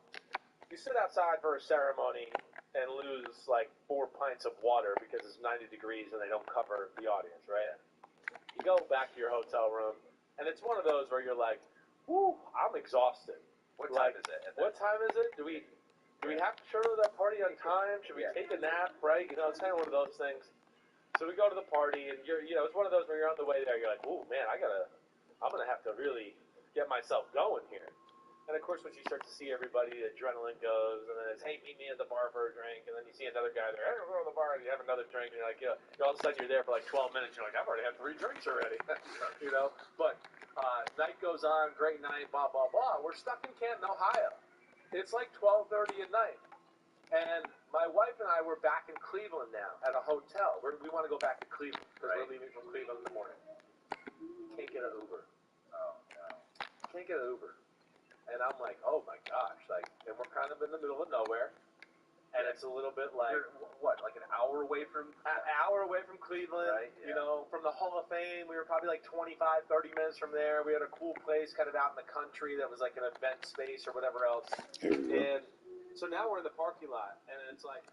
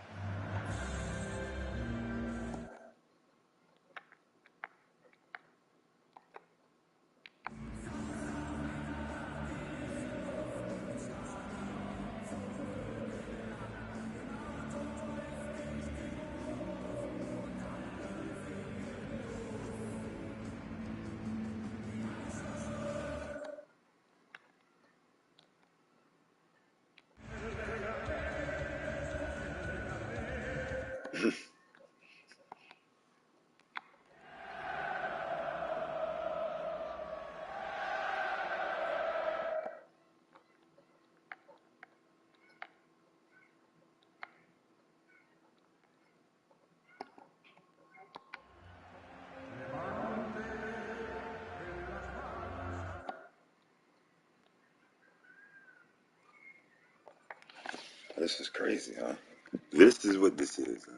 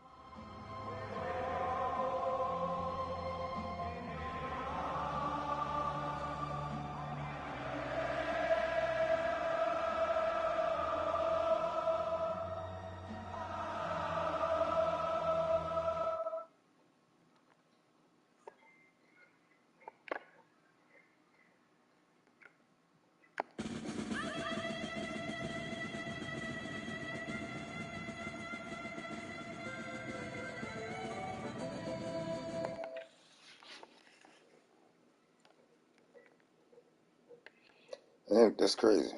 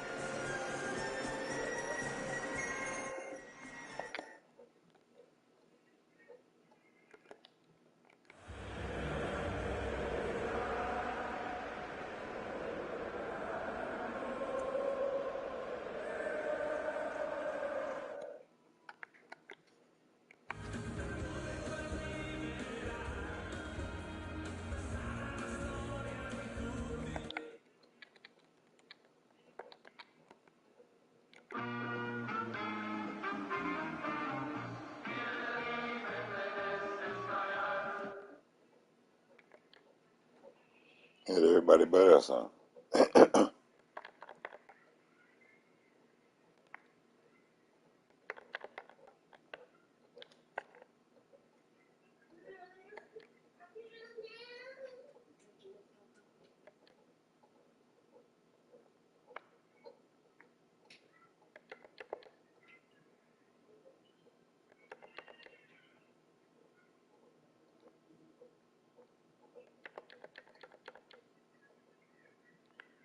No, I'm bored. I've just been building stadiums, huh?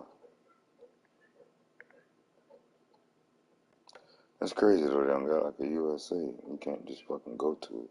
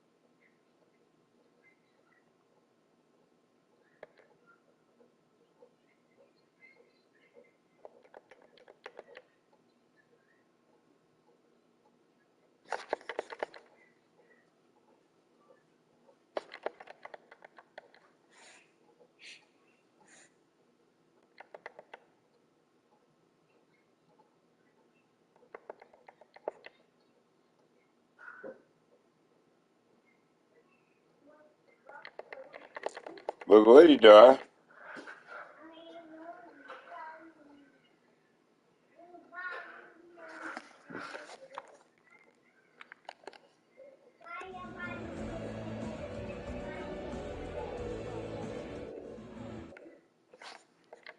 I want our shit. I can't find it.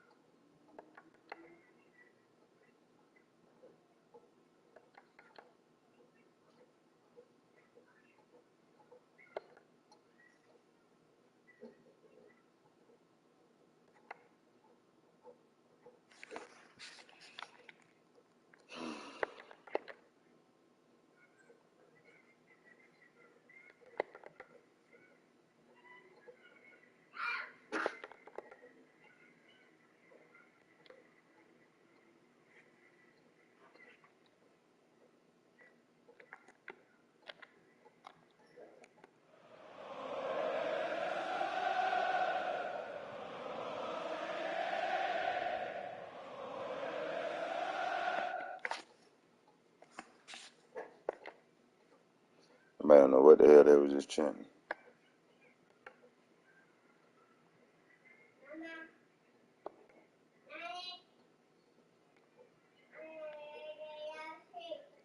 Huh?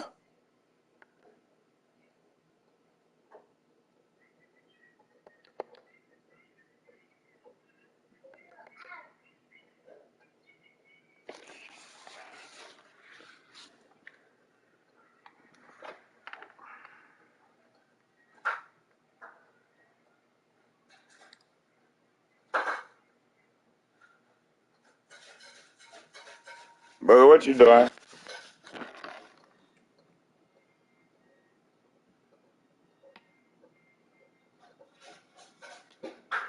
Hold on.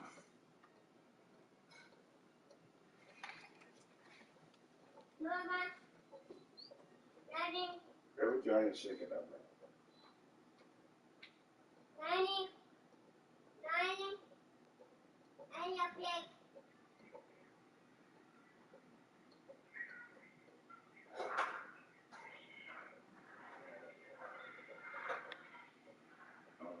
you. You got money there stuff in ground for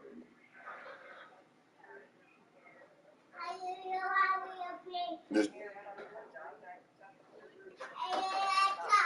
let's stop at Wendy's and get me one of them ghost pepper meals.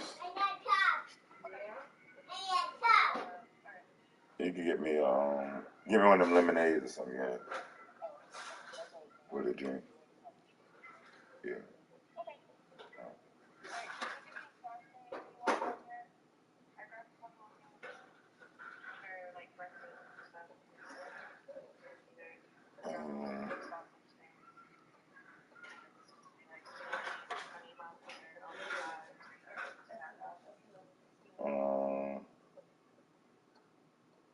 You got some honey buns or something. That's cool. I say you can get some honey buns. That's cool. All right. We need to get noodles. I ain't got no more noodles. Yeah.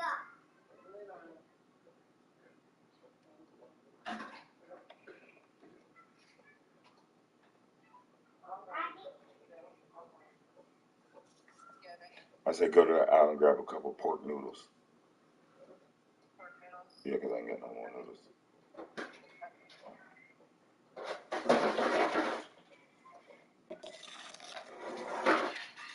Hey, Booger, why are you tearing up everything? Chill.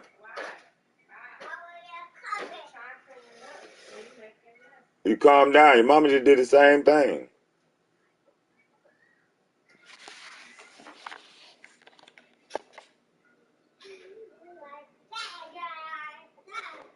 Why are you out of control?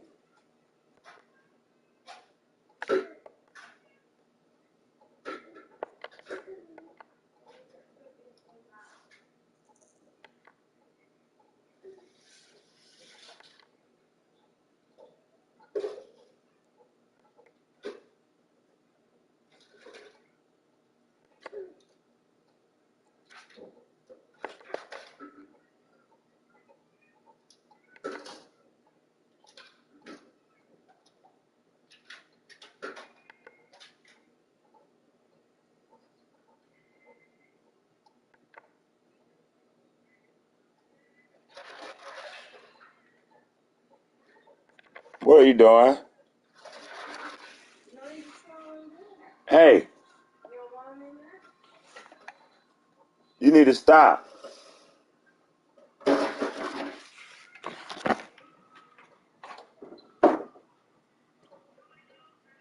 What I just told you, man.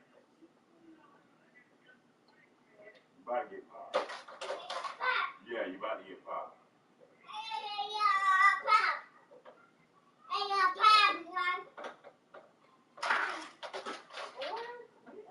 Don't worry about it.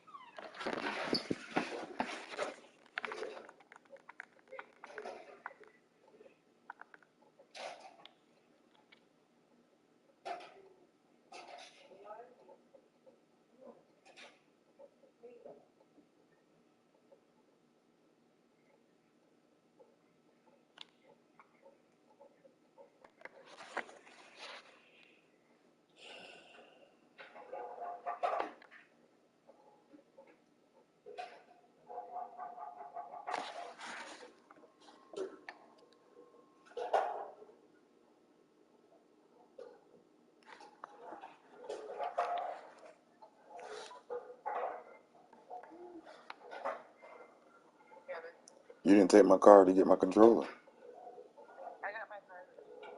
Okay. What colors do they got?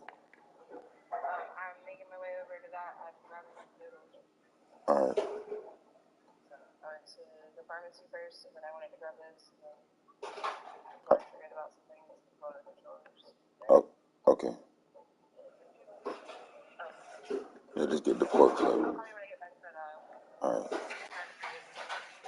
All right.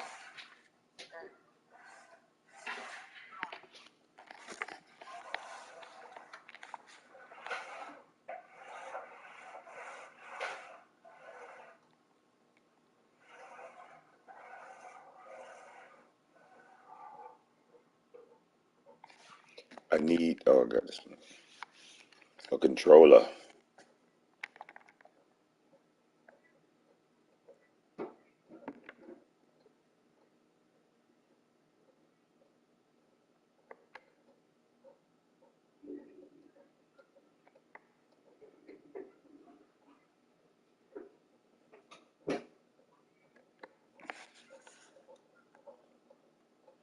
I just had this and they don't have.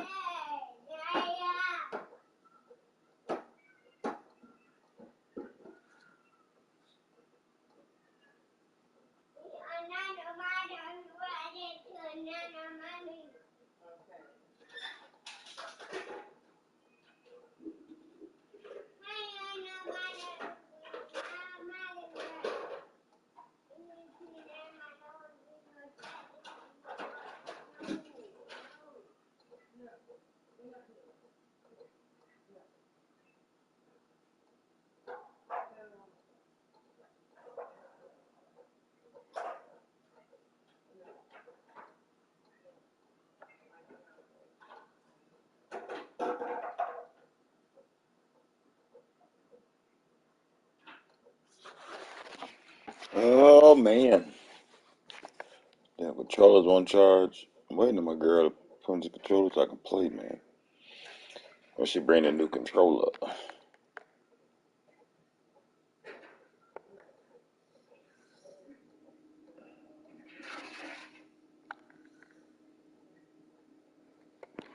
That's bullshit though. They ain't got nothing else but this bullshit.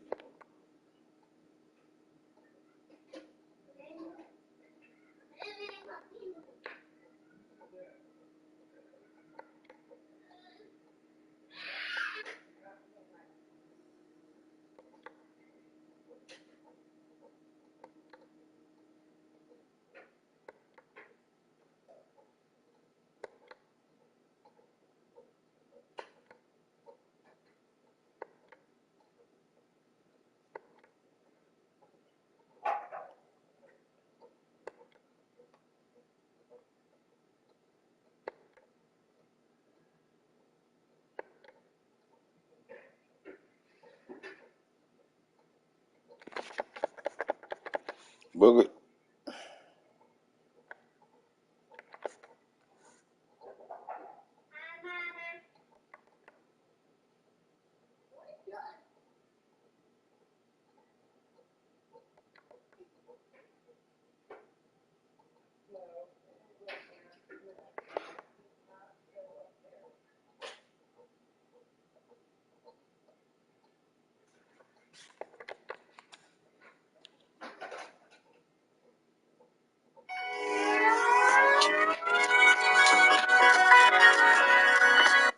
Yeah, man.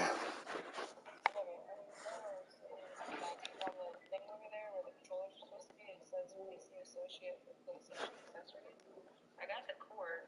It says charger, charge and data cable, compatible for the PS5. Yeah, the white one. Yeah. Alright. I got that. Yeah, they don't like show the little paper that said they got controllers on it. There's nothing over here. It just has a sign.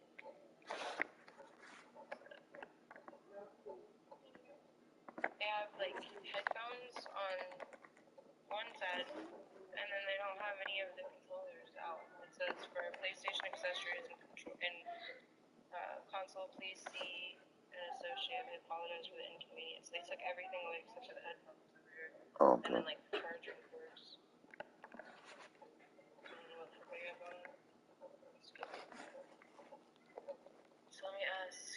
Yeah, here's that lady. Right, let me see what she says. And if they have like controllers in the package. This Walmart's weird. You know they always got shit to me.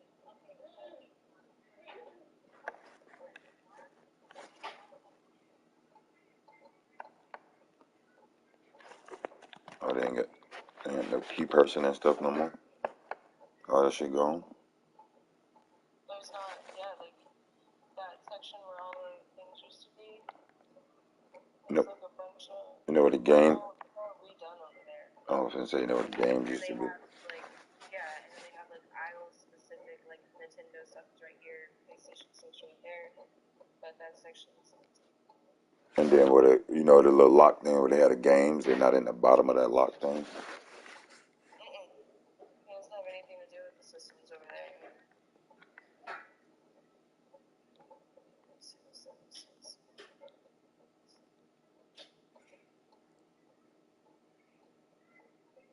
Hi, over here it says that I need to be an associate for the PlayStation 5 controllers. Do you have them? Okay.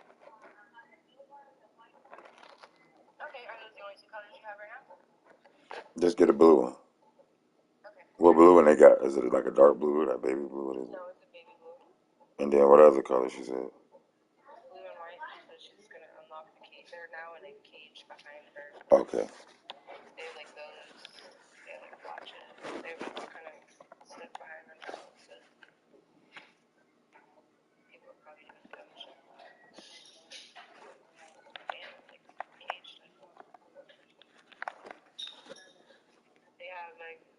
camo, a dark blue, a baby blue, and a white. Get a dark blue. May I have the dark blue one?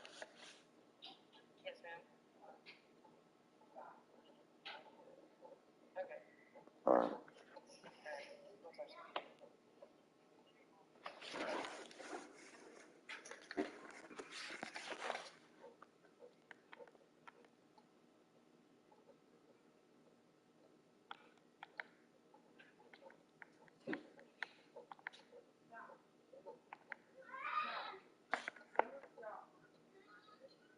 You about to get a pie, bro.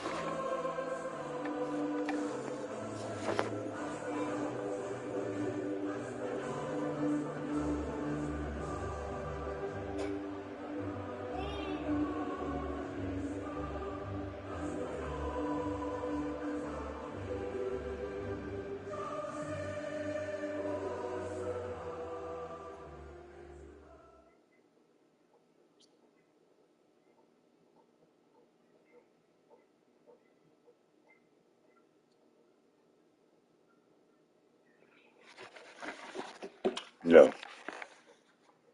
This is bullshit, man. 151 pages. Look, nothing about America.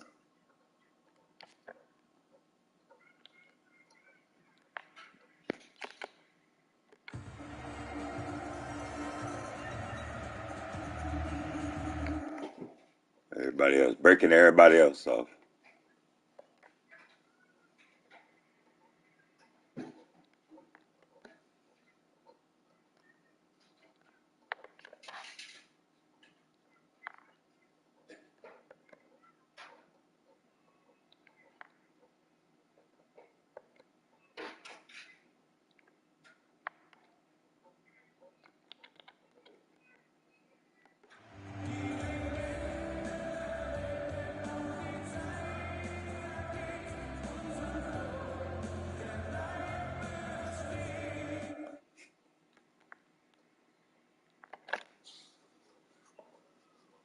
That's crazy.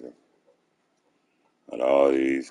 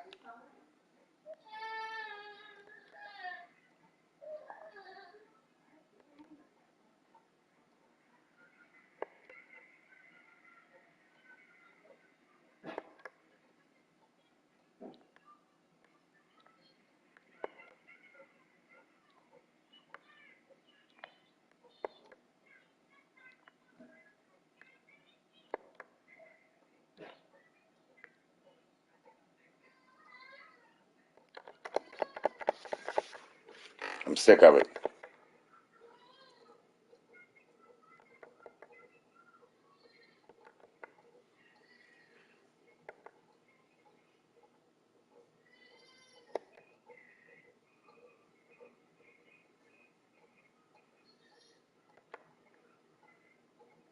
Real Madrid, Arsenal, BB. Nothing good.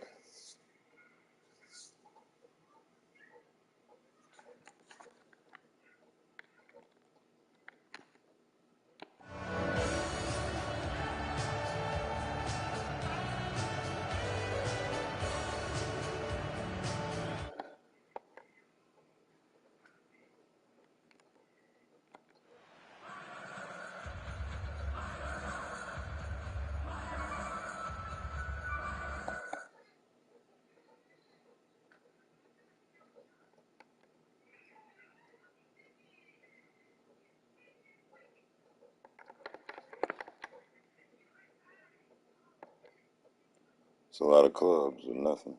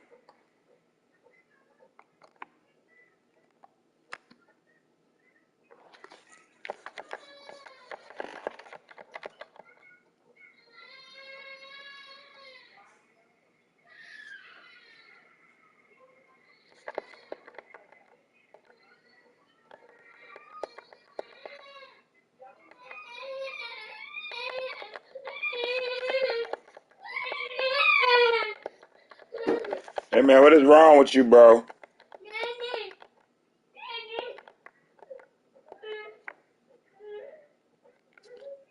You need to go lay it down.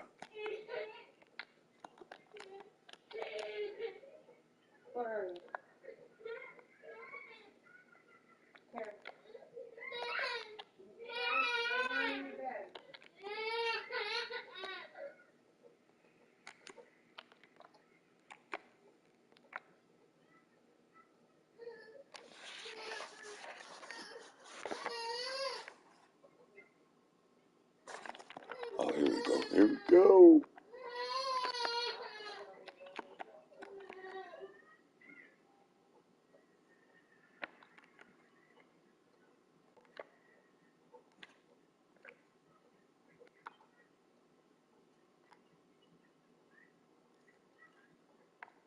Okay, we're good. We're good.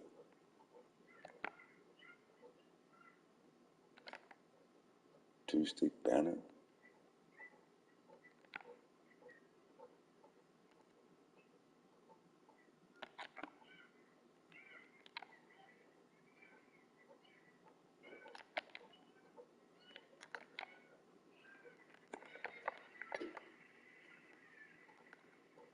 I'm gonna fuck this Wendy's up too.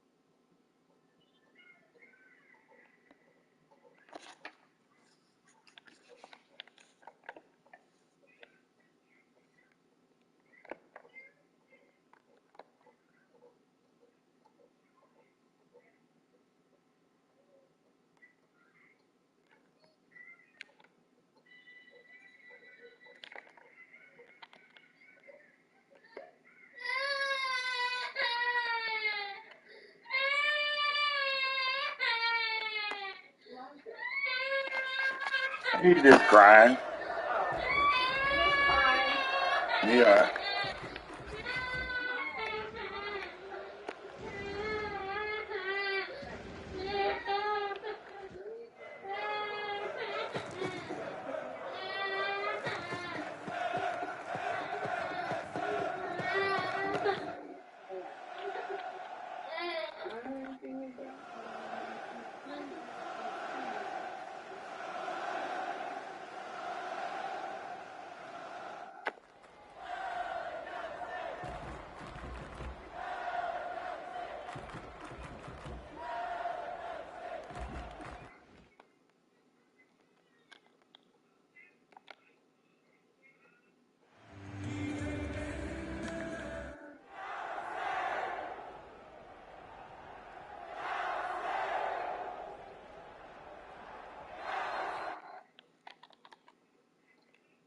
All right, I think we're good, man.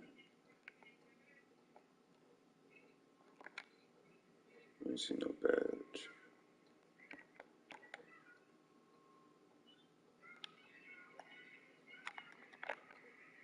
Oh, we're good on that.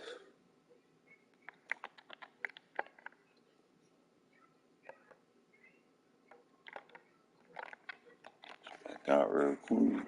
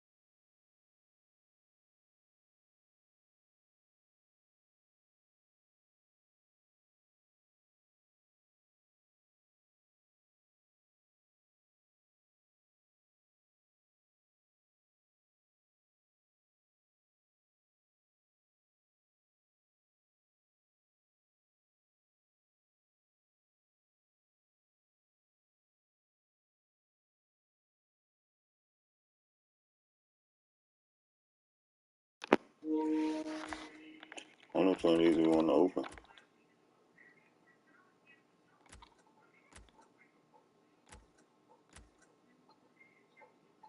It's 250.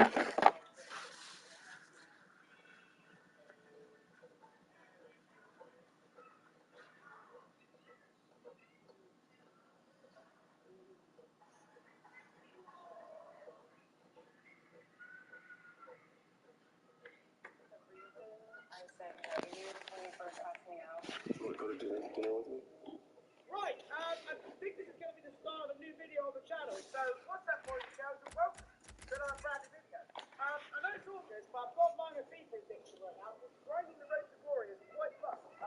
Actually, I'm really enjoying myself. We've managed to do the 84-7 starting pack, and then I believe what I'm going to do with the player is do the shapeshifter or a butty stick. So I'm actually playing punch up. I'm going to play the punch up at 3 AM on a Sunday morning. I've only played 2 days. I want to try and get a good player to get it.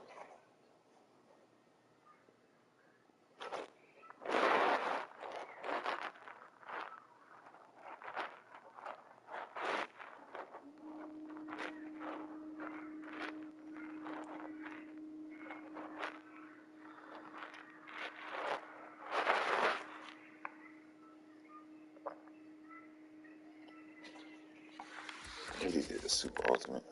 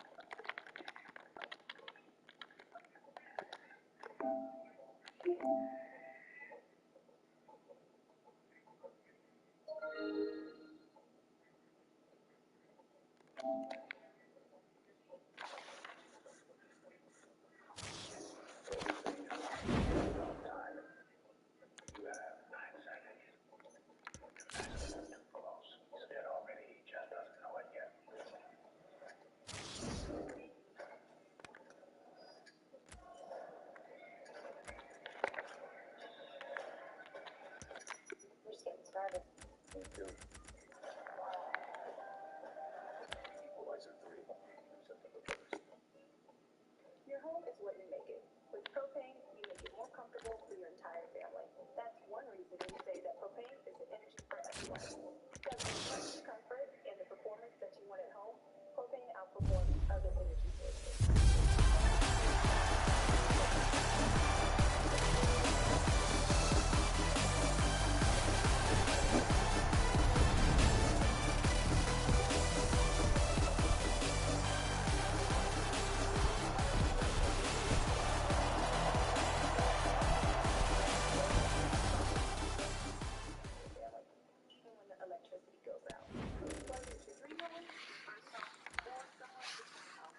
Nice. Energy for everyone.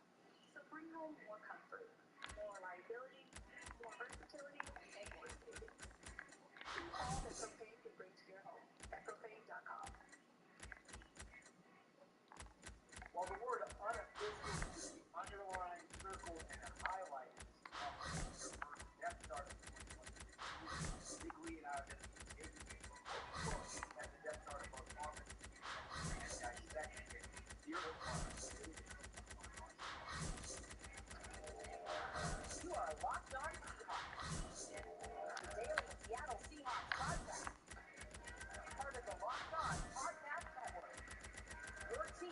back.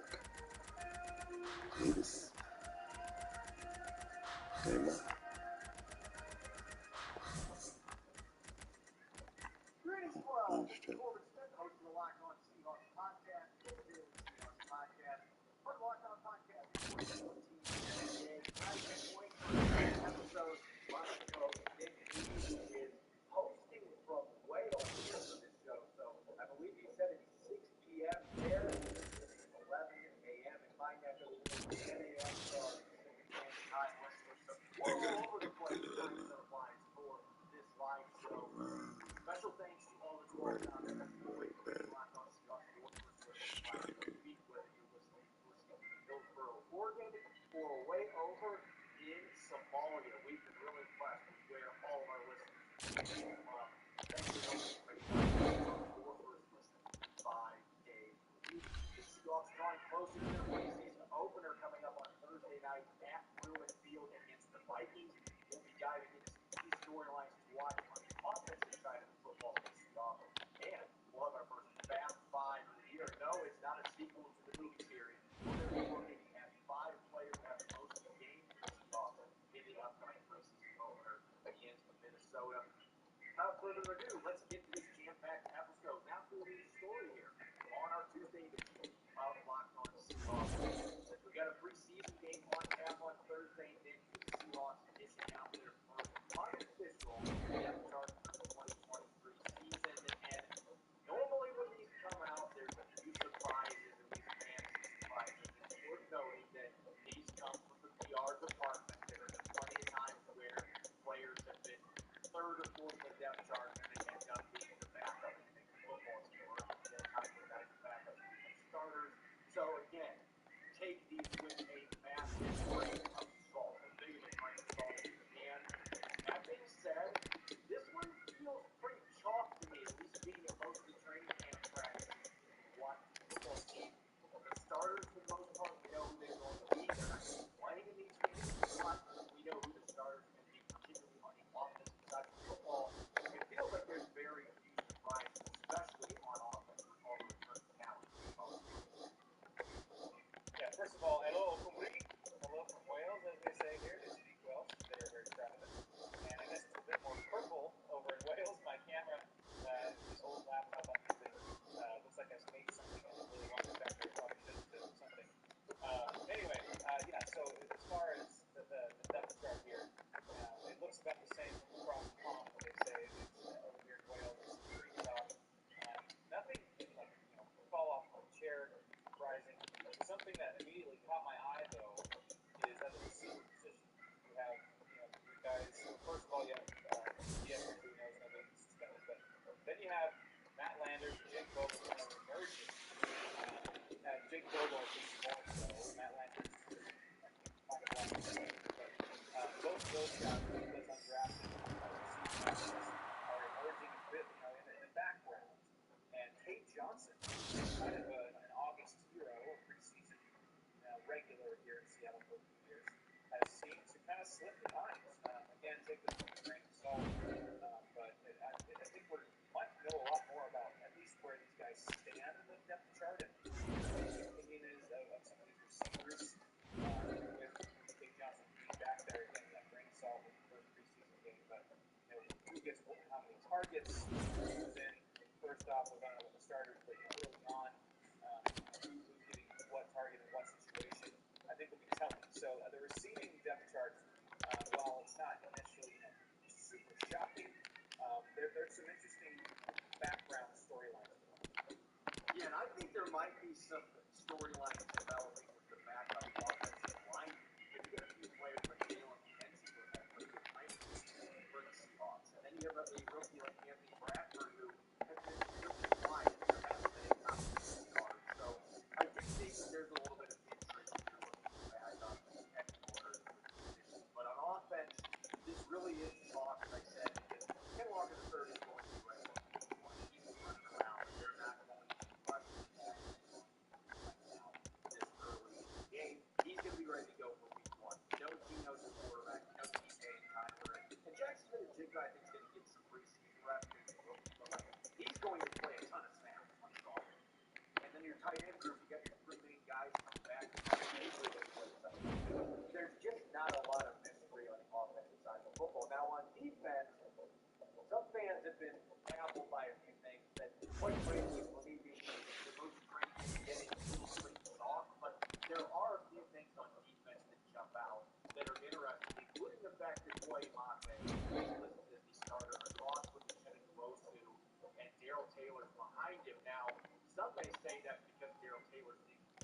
shoulder strain. My personal opinion is, even if Darren Taylor's healthy, this is the way this is going to look. Your boy Mafe has been fantastic. You know, one of the most improved players on the roster this training camp. So this feels like it's not a surprise to me at all. Vi Jones being below Benford Irvin kind of surprised me, especially Vi Jones played 71 when Devin Bush didn't practice.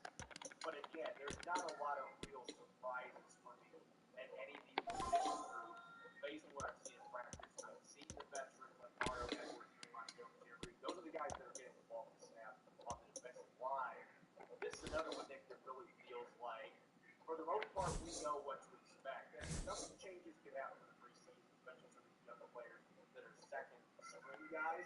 But it feels like on both sides of the ball, there's not a lot of mystery and not a lot of surprise. Yeah, I mean, you can read a little bit into the Boye Mafe thing for sure. When the Seahawks drafted him out of Minnesota last year, the understanding was he was a bit raw, and you know that takes a little bit. There's raw, takes a little baking in the oven, takes a little rising heat, you know, and things like that. And maybe you just needed that year to kind of rise and you know be refrigerated or something. I don't know, baked in the oven, something like that. Either way, it sounds like he is fully baked, fully ready to go. Or not fully baked, you know, more of that player, that polish, kind of more polished than he was last year. Certainly not a fully polished product, but we all understood that it was a bit of a raw player, and now he might be emerging as the more talented of the two. We'll see. You know, we saw him in Minnesota, pretty raw, and he's had that kind of uneven, I would say, rookie year, quiet rookie year, but he's still solid in the run game. And you know, some of us kind of thought Darrell Taylor would run away with it last year. 9.5 sacks, 6.5 of those coming in the last 6 games. So he got dinged up a little bit. But yeah, like we kind of pushed back on it. You see other guys on the depth chart that are dinged up that are still listed at their spots, like Ken Walker, Tariq Woolen, guys that are probably not ready to go, but they're still listed there.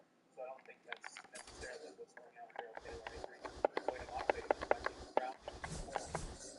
I know some people immediately went to the cornerbacks, and then consequently safety with Kobe Bryant now. And you know, Devin, what's been doing? He's probably. I even did that. Like, wait, where's the NCD? You know, on the depth chart, because that is where Devin Witherspoon is right now.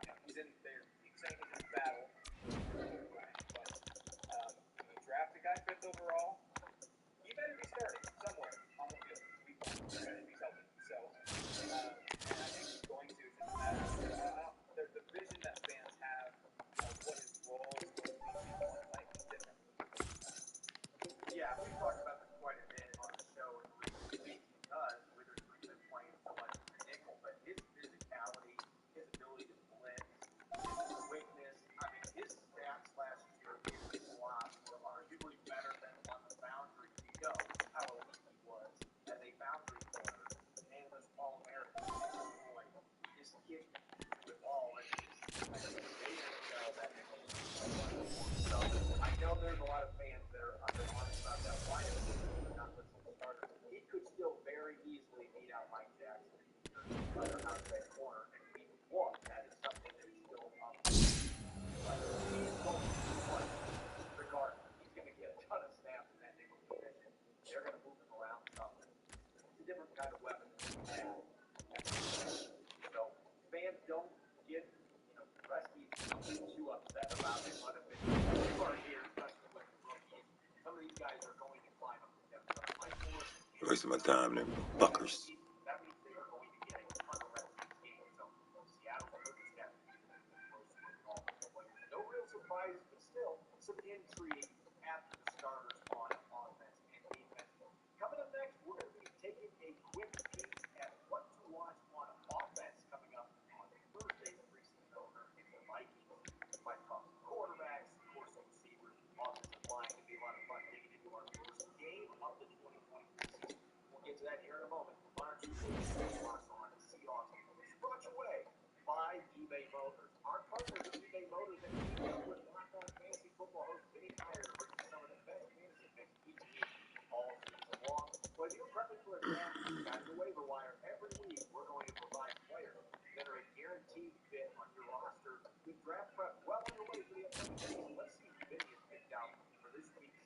say guaranteed fit. Fantasy tips every week. If you're looking for a second-year fantasy football wide receiver, driving your team to big points while he catches on with a new starting quarterback, then expect a smooth ride when investing in the season. Chris Olave was dangerous as a number one in every capacity as a rookie, and now there's no reason to pump the brakes now that he has an upgrade with Derek Carr overseeing at the quarterback position. You get guaranteed fit with over 122 million parts and accessories for your vehicle right at your fingertips.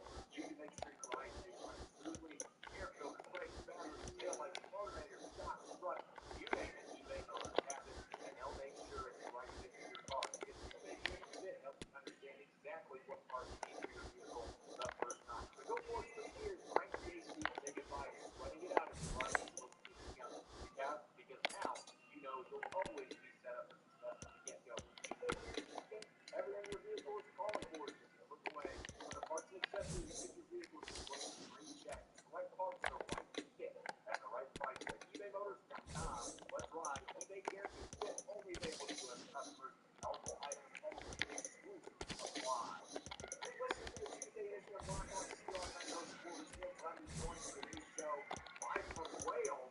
My co-host, Nick Reed. Special thanks to all the 12 daily WR Seahawks one-person team live TV. Greatly appreciated. For our everyday Bears tomorrow, we're going to be digging into what to watch on the defensive side of the football. Seahawks in the preseason game and our picks to click on offense and special teams. Really our first pregame show up in 2022.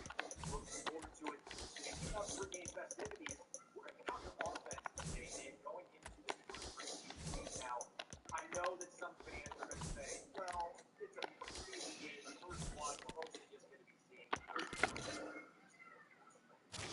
yourself there at the end of the game. And yeah, that is what is going to happen, especially now with teams moving away from starters playing much, if at all, in these exhibition games. That being said, Nick, still going to be meeting with a lot of players on both teams that are trying to make this football. Yeah, I mean, first of all, football's back. We're going to watch the Seahawks hit an opposite color that hits the white and purple and yellow of the Vikings. It's always fun, especially after a long layoff. So, y'all, I'm going to eat it up. I'm going to watch it, the first, be excited the first few plays, and then like, oh yeah, it's season.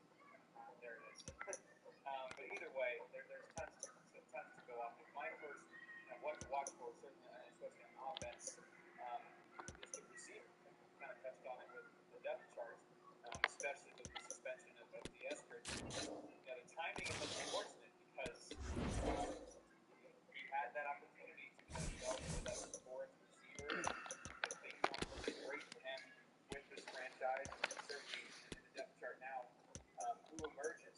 And it is nice, though, that we're debating, we're talking about who could possibly emerge as the fourth receiver for the Seahawks instead of the third, which I feel like the Seahawks have been ages since the Seahawks have had a true, reliable third receiver. And so now when we're talking about who could be WR4 or 5, that's kind of like, you got to pick an aisle or a window seat still, but you're still sitting first class. I mean, you're still got it's Cadillac problems, but I do want to see who gets targets, how many, who emerges, who makes some splash plays.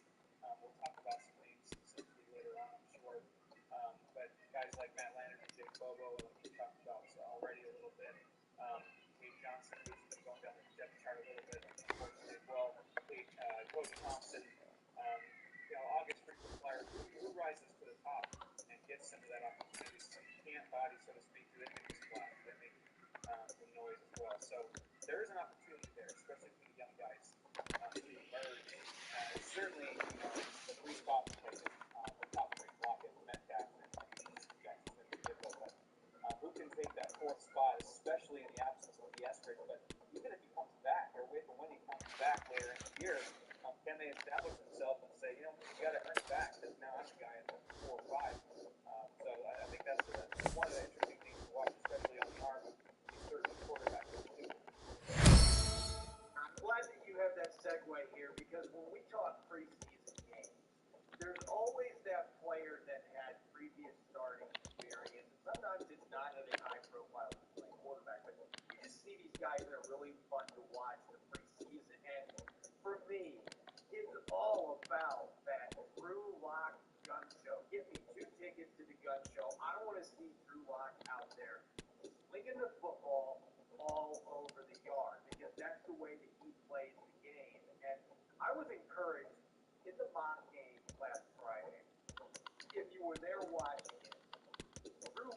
not get much help. He was going against the starting defense. The defensive line was destroying the second team offensive line. Draymond Jones, Boy Moffitt, they were just dismantling that group. So Watt did not have a lot of time to throw to support him, and yet he completed over 80% of his passes. Didn't have any interceptions. Didn't lose a fumble. Boy Moffitt says it was an accident, but he did. And so that was the only turnover they had. But I thought Drew Lock, considering all the circumstances, did a really good job playing within the confines of the offense. He leaned heavily on Jake Bowen, and those two seemed to build a rapport, and he was able to get the ball off again 2 times. So I was encouraged by what I saw, but I'm expecting against another team. Gunstream is going to come back out a little bit. I'm going to take my shot down. I'm going to get the ball to guys like Cam Akers, Jake Bobo, and Gabe Johnson. I'm going to get the ball to the running back, and he is going to play a lot. I'd be surprised if he doesn't play at all. If he does in one series, but it's going to be the truth. He does, because these are big games for him. He's still a young quarterback. He's 2 out and a half. They really solid. Who knows? Maybe there's a team next year that keeps the tires on him as a potential starter, lead type guy. So there's still a lot riding on this, and I think he's going to come out aggressive. That's the only way Drew Lock knows how to play the game. It can be fun and also one of the look like me. So that roller coaster really prevents a lot of fun for his team. So I'm looking forward to seeing what he does with those receivers that he mentioned. And I think this is a bit of a redemption. He never quite got the full chance last year to totally display what he can do in a Seahawks uniform. And now we kind of know, Geno Smith was the guy. He had those 2 touchdown passes in that last game play with the unfortunate COVID case he had. Now we can see Drew Lock perhaps as the team all preseason kind of Drew Lock, picking apart the A, B, or the B, C, D, or E squads on defense. But it'll be good and fun to watch for sure. As far as us going to who we might hand off to, I think that's the question. Who will he hand off to at running back? Oakland Walker's third, obviously. Zach Charbonnet, I think they're going to be really cautious with him.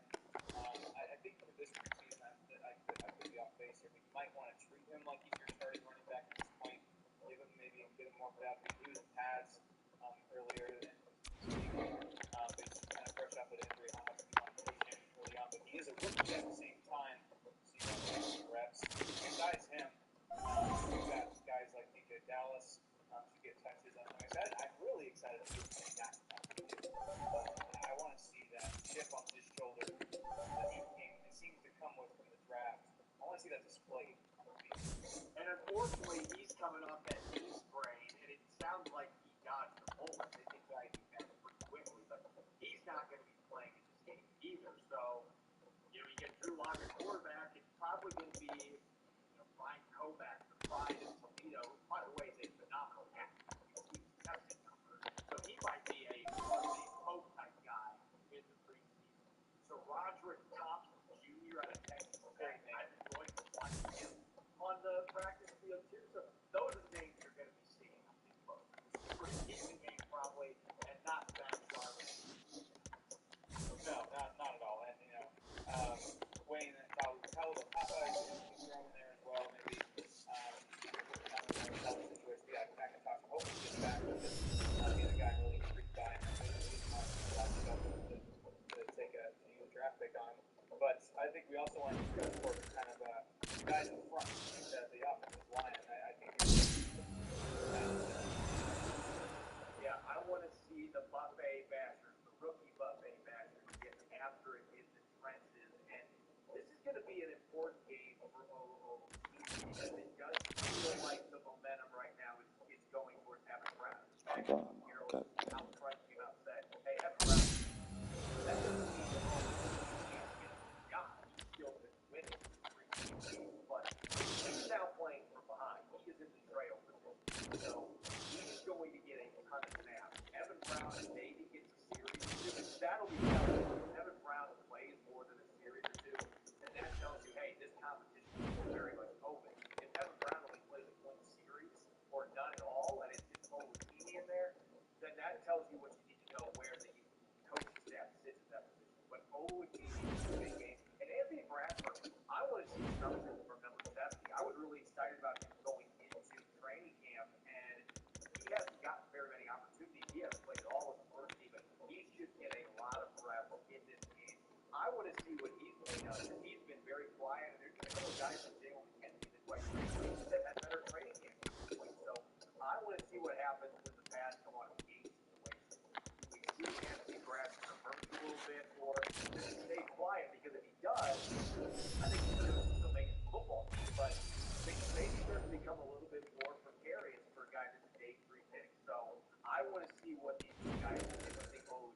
starting standpoint, this is a big game. Bradford, you just need to get some momentum, positive momentum, and then kind of a slow start to a first round game. Yeah, you kind of painted a good picture there. Don't let the gap widen between him and Evan Brown at this point.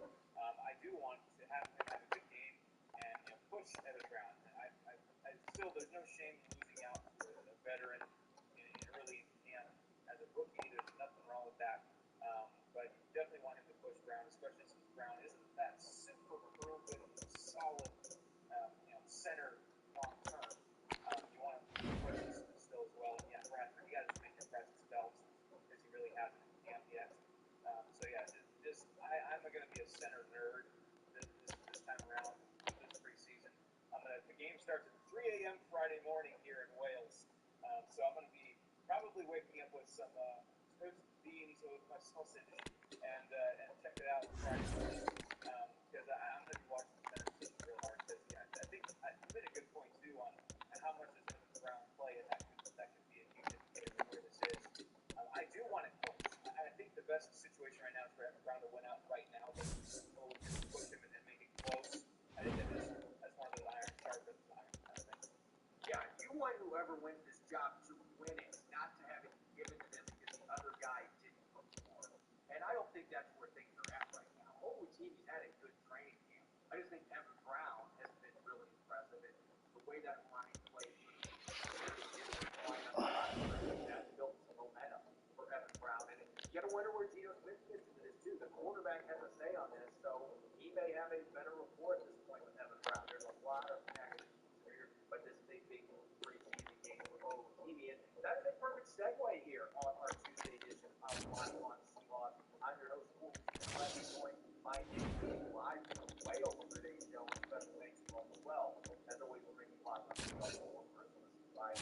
We, as you just mentioned, the importance of this game for OTV. These preseason games, the backup, your rookie, this is your first taste of NFL action. Even if it isn't a regular season game, it is still a monumental occasion for the guys getting to play in front of the fans, playing in their first NFL game, even if it doesn't count in the standings. And so, you and I were talking about it before the show. It's time for our first Fast Five segment of the 2023 season. And we're going to play that have the most in the game. And when we get to the regular season, this segment will change up a little bit. But for now, the players that have the most games going into this preseason game. And I have a feeling I know who's going to be near the top of your list based on where our conversation has gone here so far on this episode. Absolutely. Ola is going to be up there for me. Again, I'm a center nerd, and also wearing number 51 as a center, that's kind of what I did as part of my high school football career. I was a center number 51, so there's a little bit of nostalgia there for me. And of course, I've been pounding the table for the Seahawks to find a viable long-term center for, into my late 20s, now my early 30s, here we still are looking for that. So yeah, I want to see how much he plays, how well he does. Obviously, it's not going to be, you won't be able to buy all the stock of what happens when we are in this first preseason game against the Vikings, but him for sure. And then the guys going to snap to, Bolt Naylor, I am extremely intrigued by him. I'm not going to try to blow smoke and say he should be the backup quarterback right now. I'm not saying that, but he was uber productive in college. And yes, he had a great system at ECU, the Carolina Pirates, but absolutely tore up my BYU Cougars. And he was actually really fun to watch. I watched that game going, holy crap. So I was like, who is this dude? I kind of started following him ever since then. And I really believe he could be a viable guy in the background in the quarterback room, especially with that duel this year. Holt Naylor is going to have a golden opportunity here, especially moving forward in post-2023, where's Drew Lock, where's Geno Smith kind of future. And he's going to be a guy to watch. So I want to see if that talented, left-handed athleticism kind of game he had in college translates to at least the preseason. That'll be fun to watch. So my first two are Ehlers and Ulowitz there, the linchpins of the offense. Yeah, the battery of the offense. Battery, that's good. I don't know that we'll see Ulowitz and Ehlers together in this game because it's possible Joey Hunt will be in by that point. But you make a very good point with Ulowitz obviously the importance of the game. And Holt Ehlers on my list that you have on your list, and I have him at number 3 on my list. But I want to talk first about the two guys that I have at the top, and they are two other undrafted rookies. You're probably going to know these names well on today's show, but it's the first preseason game. And undrafted guys, undrafted rookies, they have so much flags on the content trying to win backup roster spots. The Seahawks have had some guys that made their roster spot with how they played in these exhibition games. So for me, I got to start an offense. The man with the incredible lock, I'm jealous of you, don't, but I've been talking about it the last couple of days. Jake Bobo is a player that is really starting to make a statement to me for this undrafted rookie group because he just finds ways to get open. He's like a power forward at 6'4". I know in the NBA a power forward can be like 6'7", 6'8", but in football terms, he is a power forward at best. You just got to get the ball in his area, and he walls defenders off. It makes it really difficult for them to get their hands on the football. And he gets open. He has a great idea of what he's trying to do. Coverage-wise, he finds holes, and he's just sneaky athletic. Not a guy that when you look at the test, you're like, how tall. He does not run like a 4.99 guy. This guy runs like in the high 4.6 or 4.7, which you can win in the NFL with that when you're 6'4", and you've got really good hands and you have great understanding of the game, which Jake Bobo has. And then on defense, Joey Blunt, we mentioned the depth chart earlier. Joey Blunt was carted off yesterday. We have not gotten an update on his situation with a back injury, but that is worth noting here because if Joey Blunt has a significant injury, Jonathan Sutherland was getting some reps for one, Steve Ball Adams still out. Sutherland has a chance to be that box backup safety that can play special teams, a really good special teams player at Penn State. He has had a very up and down first training camp. I thought he started really slow. There were threats. He gave up a big game in the passing game, in coverage, but he was starting to play better when the pads came out and made a few plays, getting his hands on the football. So it feels like he's starting to get his feet underneath him. He can go out and have a good preseason game on defense. And Joey Blunt's banged up, then he's got a chance potentially to play his way onto this roster, kind of similar to how Ryan Neal did several years ago. So those two players in the undrafted ranks, Bobo's been extremely productive, 7 catches, almost 80 yards the other day from Oxford. Had almost an 8 catch, it would have been spectacular back in the end zone from Geno Smith. He's just continuing to find ways to stand out. So can he do it against other competition? I think it's a really good game for both those guys. And then Holden Ahlers will come in at number 3 on my list. Can he build momentum off the way he played from Oxford? Honestly, I was excited about him going to camp, but kind of disappointed for most of training camp. The rest was bad, but saw the game that he's capable of playing in that mock script, that throwing touchdown, ran the ball really well. So maybe he's going to get his feet underneath him to find a rhythm, and he could be a guy that ends up being a preseason star as well. Yeah, certainly he's got his potential is going to be eyeballs going to be on. And I'm going to go the opposite way with Jake Bobo and go Matt Landers. Not that Matt Landers has had nearly the camp that Jake Bobo has had as an option, but the floor is his. The floor is Matt Landers and of course Jake Bobo as well. The floor is theirs. To make a splash, see what happens, especially with the absence of Julian Diaz here, suspension. They have a chance really to make a name for themselves, even if one of them makes the team or one of them gets stats in the practice squad. This is a chance for them to make an impression. And Matt Landers, we call him kind of a one-trick pony this offseason. It's a really good trick if it works. So let's see that trick. Let's see that trick work in an actual game against the Vikings here on Thursday night, Friday morning for me. Well, let's see that in action. That size, that athleticism, that wind and down ball. I want to see that downfield from Matt Landers. John Radigan's another one for me. Just can he emerge as that viable off-ball linebacker? He's been a solid special teamer, solid depth guy, but can he emerge to be more? If he is asked, or he might just be asked to be more than that this year, especially in years to come. Is he a future viable option as a off-ball linebacker? And it's be a good start to that campaign. And then Tyree Smith, coaches have been talking him up. A long bench pass rusher. Can he stay healthy? First of all, make some sacks, make some noise, get on that radar. Coaches again talking him up. So another guy, one of the plays, I hope he's stuffing it, does really well. So my last 3: Matt Landers, John Radigan, and Tyree Smith. Yeah, looking at the end of my list, I mentioned Holt Baylor coming in number 3, and I've got 2 veterans at numbers 4 and 5. So I'm taking a little bit of a pivot here from the undrafted rookies, the top 3 spots. Proven player, Art Burns has started a lot of games in the NFL, and he was a former first-round pick. He was actually one of the starters at quarterback at the beginning of camp last year, and then he injured his groin, and that opened the door for Woolen for that starting job. We know that worked out pretty well for the Seahawks, but he was off to a strong start in the game last year, and then he goes out and has 3 pass breakups in the mock game against Geno Smith. One of them, he was able to get up, climb the ladder, and knock the ball out of Metcalf's hand on a jump ball. Difficult to do. Punched it out. So Artie Burns has kind of made the statement, hey, don't forget about me. It's deep cornerback group. And he's going to play a lot in this preseason game. He's like, continue with his hand, ball makes plays. I'm not saying he's going to make the football team, but he's got a chance to be one of those guys that's getting cut, that latches on somewhere, maybe starts eventually over another team because he has that kind of talent. That's the depth they have in this position. And then BBK, Benford Kerman at the linebacker spot. I was surprised to see him ahead of Mito on the depth chart. That was one of the things that actually stood out to me. I'm like, wait a second. But we know before the knee injury he suffered 2 years ago that really set it back, all of the obstacles he had to overcome.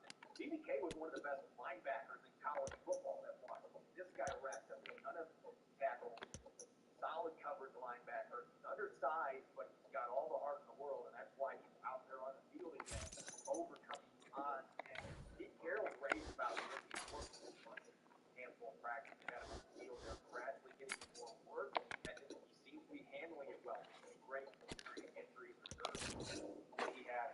So he can go out there and still make plays the way he's great in preseason games. If he does that with the pedigree.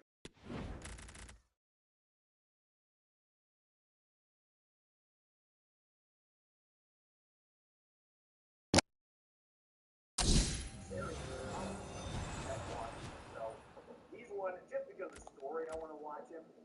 But I feel like he has a lot to gain in this he's still got it out there and win one of those backup jobs.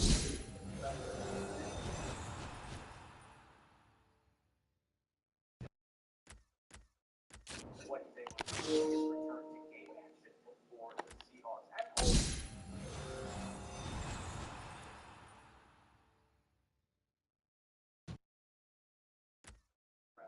Subscribe and follow Locked On Seahawks on YouTube and wherever you listen to your podcast. I'm sure you don't miss a single episode. Coming up tomorrow, every day.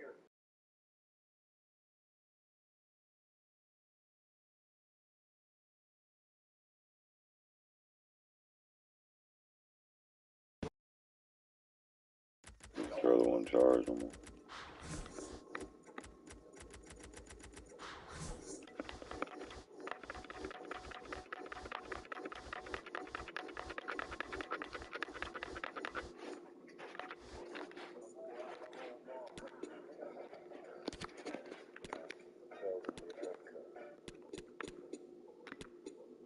Seahawks have a wealth of riches at quarterback, including top 5 big depth Witherspoon, but that may create a big problem for the Seahawks that are trying to get now in training camp.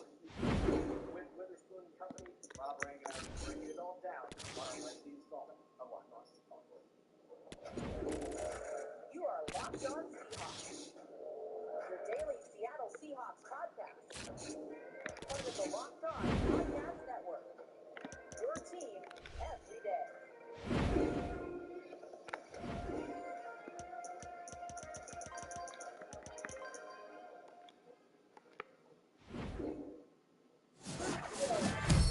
Welcome to Locked On Seahawks, your daily Seahawks podcast.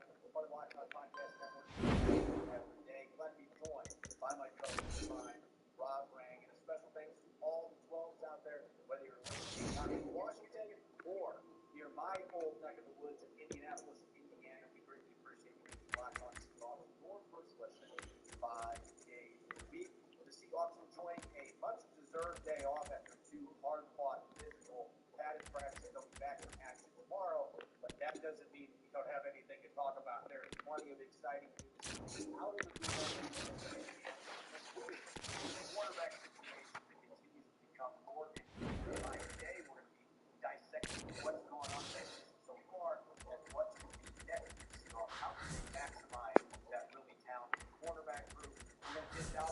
buys, last 5 in, first 5 out, projections, and we're going to catch up with the 5th round and fight for more entertaining rookies that joined the Seahawks squad this year for an exclusive interview. This Jam Pack interview is brought your way by FanDuel Sportsbook.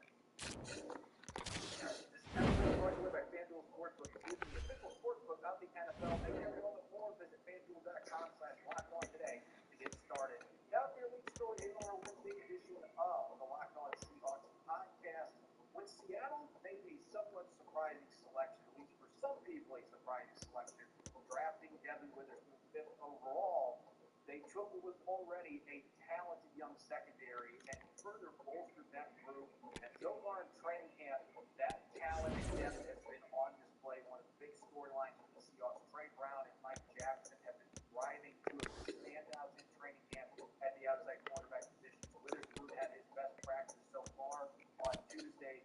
He's backing people, making some nice plays in coverage as well. Starting to play, this is not suspect, but he's gotten a lot of reps in the slot rather than the outside. Cody Bryant playing some at safety. Reed Woolen hasn't even gotten on the field yet. He's on the pup list. When he returns, it's going to further muddy the waters for this really talented position group. And so this really begs the question, Rob, what are the Seahawks trying to accomplish right now at corner, and what needs to happen next to maximize this group? Because it really does feel like there's a lot of moving parts, and not for bad reasons, but you've got so much talent at that position, and only so many of these players can play on the field at once together. I don't think they're going to be busting out an 11 defensive back package, but maybe Pete Carroll's going to try to find a way to do that with some of the blitzing talent they have in the safety position. Nonetheless, there's limited spots for these guys, and it has created a little bit of a conundrum here at the quarterback spot.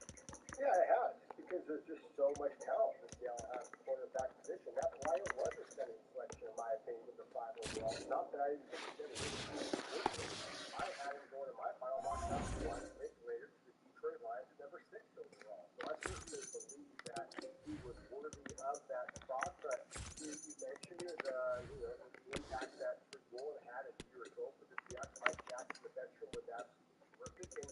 And then you see the young players in Trey Brown and Cody Bryant, and you think, okay, Seattle's quarterback position is stocked. There's no way that they're going to go in that direction at number 5 overall, and yet they believe that he was the best player available, and I think that belief has been justified, at least with what I saw, going through practice on Tuesday, where Devin Witherspoon was every bit as good as expected, every bit as physical, every bit as feisty.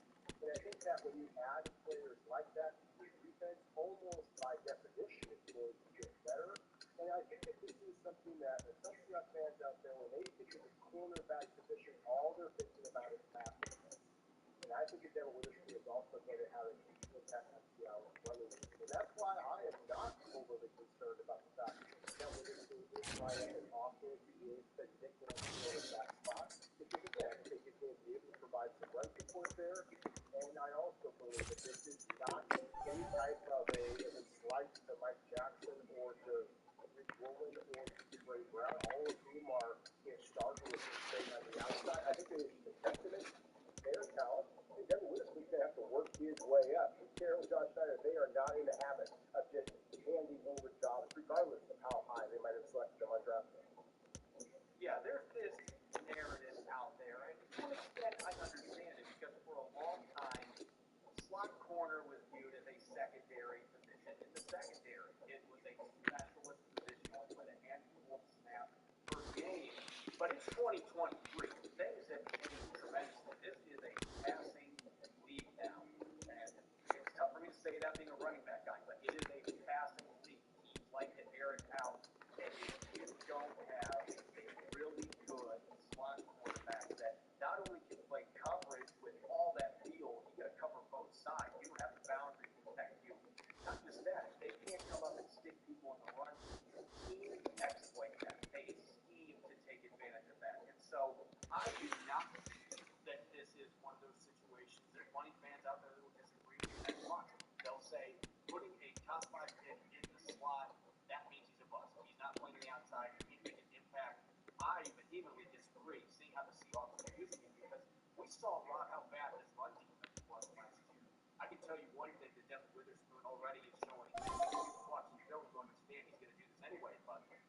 there's one thing he is going to bring to this defense is nastiness.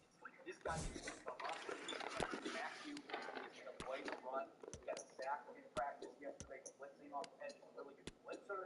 There's not much Devin Witherspoon can't do on a football team. This guy is a dynamic talent. And so if you put him in the slot, this is not 2000, not 1990. You're not trying to mask a guy put in the slot. You're trying to accentuate his incredible skill set in that position. And really what this boils down to, Rob, this is just my opinion. We'll see where you stand on this. But I think Devin Witherspoon, he is going to be playing every snap for the Seattle Seahawks. The big question here now is he going to be playing a lot of those snaps in nickel and dime? I still not at 86. Or is this going to be a case where the Seahawks feel like they're better with him on the outside than Trey Brown and Mike Jackson? It really boils down to if he's going to be playing in that slot position, I think it's Trey Brown versus Mike Jackson, maybe versus Kobe Bryant, who they're moving around right now. That's what this says more to me about than it does Devin Witherspoon. He's going to play. They're going to get him out on the field. It just now is competition between the rest of those guys to try to earn snaps on the outside. Yeah, when I look at Rick Woolen and Mike Jackson, those two players in particular, I see guys who are taller, longer, a little bit higher hits. They don't have the immediate change of direction, the swivel hits that I see with Devin Witherspoon. I think that, again, he's a little bit shorter player, a little bit more compact, the basketball background, and his ability to mirror movements. I think that just allows him to be a little bit more that kind of classic of a corner. Whereas I do believe that Woolen and Mike Jackson are better outside. And then I look at, the dominant wide receivers that are in the NFC West division. I mean, you have Cooper Kupp, who of course is 2 years removed from leading the league in receptions, receiving yards, and receiving touchdowns. The majority of his snaps came in at the slot position. I look at the San Francisco 49ers, and Brandon Ayuk is fantastic, but in my opinion, the best wide receiver, most dynamic wide receiver on that team, Deebo Samuel, plays a lot of slaps in the slot position. Same thing with the Arizona Cardinals. Again, you got Beach or Marquise Brown, but for my money, the most dynamic receiver on that team is Rondale Moore, who plays the slot position. So again, I think we just recognize the dynamic talent that they are going to be facing in their own division. They saw Devin Witherspoon as a guy that has that ability. So fans out there who kind of scoff at the idea that a slot is not a starter, welcome to modern day football. It absolutely is. And so, again, I mean, whether Devin Witherspoon is starting in the slot or starting on the outside, I 100% agree with you. He is going to be starting. He is going to be playing significant time. And if the game film that I watched over his career in Illinois and what I saw in person with Seahawks blue number 21, and his indication, then yes, going to be really, really happy with himself when it's all said and done. Yeah, this is about maximizing the talent you have. And Devin Witherspoon, with all the talent that he has in the run and pass game, blitzing, the instincts, you put all those together, he can be a game wrecker from the slot if you utilize it right. And if that allows you to get Mike Jackson or Trey Brown on the field, and you feel like that is your best back, best secondary with that mix, then you go for it. That's what you're trying to do. You're trying to win a football game. You're trying to get the best defense you can out there. And if Devin Witherspoon playing a lot of snaps inside equates to that, then you do it, especially in today's game. Throw the slot on the position, and you need a dynamic talent there. So I really like that they're going to take a long look there, and the more you see the practice field, it starts to come together like, oh, I see why they're doing this, and that makes this really fascinating. But it does create a conundrum with all the other guys, because again, only two Space players will do it once, and so they are going to be continuing to have this intense battle for playing time to continue at the B man. Coming up next, we're going to be dishing out revised last 5 in, first 5 out bubble watch here. We're going to be running Seahawks practices. I think Rob and I have a little bit different opinion on a handful of players. We just make it a really fun segment. We'll get that here in a moment. On our Wednesday edition of Locked On Seahawks. It is brought your way by FanDuel. Take your first swing with FanDuel, the official sportsbook of Major League Baseball, and get 10 times your first bet amount in bonus bet up to $200. That's right, bet $20, and you only have $200 in bonus bet. Win or lose, that's $200 you can spend back. Betting everything. I'm definitely talking baseball here.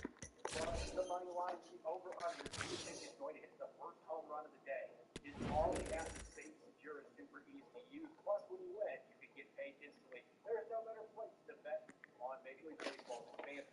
America's #1 sportsbook. I So put sign up her today. on my Visit phone. FanDuel.com/lockedon to get up to $200 in bonus bets. That's FanDuel.com/lockedon. FanDuel, official partner of Major League Baseball. You're listening to the Wednesday edition of Locked On Seahawks. Joined as always by my co-host Ryan Rob Ray. A special thanks to all the 12 out there who are tuning in, regardless of where you're listening from. We greatly appreciate you making Locked On Seahawks your first listen 5 days a week. Coming up tomorrow, the Seahawks will be back on the practice field for their 7th training camp practice, their final edition before their mock scrimmage on Friday. For our everydayers out there, we will be diving into all the key details on offense, defense, and special teams heading into that mock scrimmage. A bit of a preview for that first, I guess you could say, dress audition that's coming up. It's going to be a jam-packed episode, so make sure you are listening in. With us now being 6 practices into training camp, there's only a handful of open camp sessions left for fans. We've already knocked out 4 of them to this point. And so with us being 1 week into camp, we started last Wednesday, Rob. It's time for us to revisit our back part of the roster, the bubble watch. Last 5 players in, the first 5 players out. And I mean, I can tell you my list looks somewhat different than what it did 6 practices ago. I know that you can speak the same. And so we're going to start with the players that right now we believe are just on the outside looking in. They're on the wrong side of the bubble. Our first 5 out. And I'm going to dish it to you, Rob. Who are some of the players that stand out to you that are so close, but at this point don't see them making this football team in late August, early September? Yeah, there's a number of undrafted free agents in the 2023 draft class that I'm going to list here that I think have a real chance at making this roster. Now, that's, of course, something that the Seahawks have a great deal of history with. We saw last year with Blunt, a year ago. There was Jay Curran, there's the undrafted free agents that not only made the roster, you know, in the case of Blunt, it was more special than Curran wanted to become a starter for the Seahawks as an undrafted rookie. So, again, these are players that I think have a chance to make this roster. But right now, I have them on the outside looking in. I'm going to start off with the safety from Penn State, Jonathan Sutherland. Corbin, I thought that he made several splashy plays on Tuesday's practice, and you know, he is just a hard-hitting, very instinctive defensive back. And because I think that like quarterback, safety is a very, very key position, then I think it's going to be fun for one of these undrafted rookies to be able to make that team. The other reason is a player that we talked about before, Kobe Bryant, who is also playing as a safety for the Seahawks, and that position I think is going to be that much more difficult for him to make this, other than, of course, the presumed starters like Quandre Diggs, Julian Jamal Adams, etc. I'm going to go past Jonathan Sutherland and go to the wide receiver position, which again, like corner, like safety, I think is really Seattle's strength, where they can kind of good talented players. I think other NFL teams are going to keep an eye on them. And I'm going to go with the 2 wide receivers who are basically polar opposites. 6'4", 200-pounders, and running the 4 3s, and Matt Landers from Arkansas, as well as Cade Johnson, the shifty slot receiver return extraordinaire from South Dakota State. Both of them, I think, have the ability to be on Seattle's roster. But right now, I do see them on the outside looking in. I think both in training camp, perhaps even in Friday's scrimmage, to be able to kind of get them move the needle. And then finally, I mentioned the cornerback position in the depth. We talked about that just a moment ago. I really see the 2 other players that I think, again, are legitimate NFL talent prospects. And that being Lance Boyd from the undrafted free agent out of North Carolina. Love his length in the Seattle system. It hurt my soul to put him on the outside of it because I really was impressed with what I saw from him. And then Chris Steele from USC, a 5-star recruit from Florida originally, came to USC, next of the class, and I see NFL talent in him. And so again, these are 5 players that I currently have on the outside looking in. And would not be surprised at all to see one or all of these 5 players either really making a push to Seattle this company.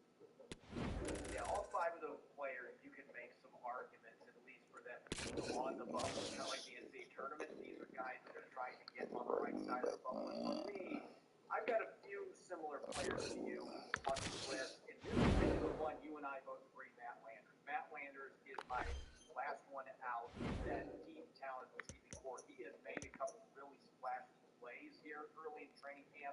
showing off that big playability. He averaged 20 yards per reception last year at Arkansas, almost 1,000 receiving yards too. So he had an impressive season. 4.37 guy, 6'4". But I have him on the outside. I also have John Radigan, and this is not one that I was expecting I was going to be listing here, but I'm reading through the tea leaves right now. This team is really excited about Vi Jones. Devin Bush is going to be there. I'm assuming that at least yesterday he was still out there carrying his helmet. So I think that it was probably precautionary. Bobby Wagner, they're thinking there's a good chance Jordan Brooks will be back at some point. I think they are going to go with the athlete here over a guy like John Radigan, who had a great final year at Army. He's a good special team player, but Vi Jones is also a very good special team player. So I think athleticism and upside are going to be different here. Maybe more concerned about losing him, not being able to get him on the practice squad because of those athletic traits. So I've got Vi Jones making this team over John Radigan. Josh Oniogo has made some nice pass rushes and one-on-ones. I just think Tyreek Smith is going to get that spot over him. And so he's one of the ones that's looking from the outside looking in. And as for my other two players that just missed, Tyler Mabry on a lot of teams would make the roster. But Seattle has three really solid veteran tight ends. I don't see them keeping four. And this is going to be a surprising one on here. Robert Cooper wasn't even back on the roster until yesterday. But Rob, I watched this guy in the drills yesterday. We were talking about a guy that had a real floor. Robert Cooper is that kind of player. Seattle does not have a nose tackle like that. And you and I thought when he first signed with the team after the draft that this guy had a really good chance to make this football team without Al Woods being here, without a healthy Brian Monet. But he was not recovered fully from his shoulder surgery. He was a little bit out of shape. So Seattle cut him, gave him a chance to get back into full shape. And he looked pretty good from what I saw yesterday. So I actually think Seattle can get very close and close because there aren't very many 330-plus pound guys who move the way he does. He has some really good production when healthy at Florida State. So I actually have him, even though he was a late addition coming back, I have him as one of my players that's going to be in that first five out. Now let's talk about the five players that are on the right side of the ball, the last five to make this football team. And you and I both have some intriguing differences on this one as well. I'm looking forward to hearing your argument for the guys that are on the right side. And today was the final cutdown day. Would make the Seahawks, Russell. Yeah, there's going to be some names that you just mentioned as being some of the guys that don't quite make it, that do make it for me. I'm going to start out there with Radigan. And the reason why I'm putting him here is I 100% agree with you. I think that it's going to be a very difficult battle between he and Vi Jones. The reason why I have both players making Seattle's roster currently is because I just am very skeptical that Jordan Brooks is going to be able to begin the season ready to go. And if you're going to be relying on Devin Bush in his first year in Seattle's program, then I think that you want to have some backup options. And so John Radigan is a very different player than Vi Jones, as you mentioned before. Vi Jones just with his athletic ability, we talked about that he has played on the outside as a special teams human. I have not yet seen the instinct, and the communication skills that I want from that kind of classic middle linebacker, and that's exactly what John Radigan is. So to me, he is one that is going to be very much on the bubble, but I have fascinated in watching that linebacker play throughout the entire process. I'll skip ahead for a moment to Josh Oniogo just because I do see a dynamic edge rusher. I do see a guy that has some kind of Benson Mayoya, diamond in the rough type to him. And just knowing that the way the pass rush is so valued in the NFL and frankly in every other professional football league, I just have a hard time believing any pass rush that has any kind of juice is going to fall off of this roster. I would not be surprised if both he and Tyreek Smith, as you mentioned before, Seattle might prioritize Tyreek Smith over. I think that there's a possibility that both of those players make Seattle's roster, which would make it for a very loaded roster, potentially on the defensive side of the ball. In the 53 that I am currently projecting, I actually have 24 players on offense, 26 players on defense, and that would be a little unique for Seattle. Usually they're a little bit more, even than having two more players on one side of the ball.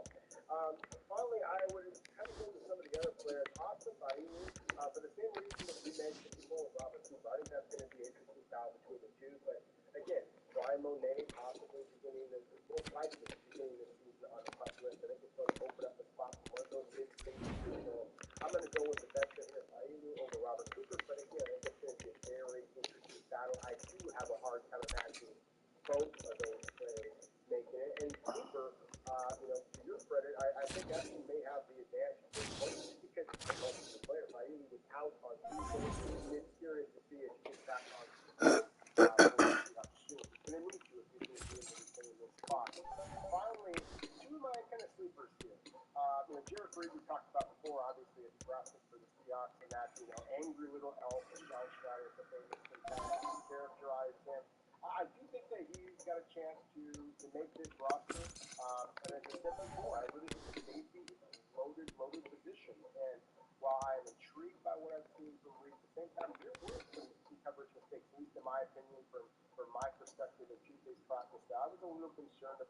And again, yeah, that's the safety of the make that a difficult one. So he's somebody I want to watch, but I'm a little nervous. I don't think he is the lock to make this roster. That I thought that he was kind of portrayed as, and I thought that he might be based on what I saw at the rookie training camp.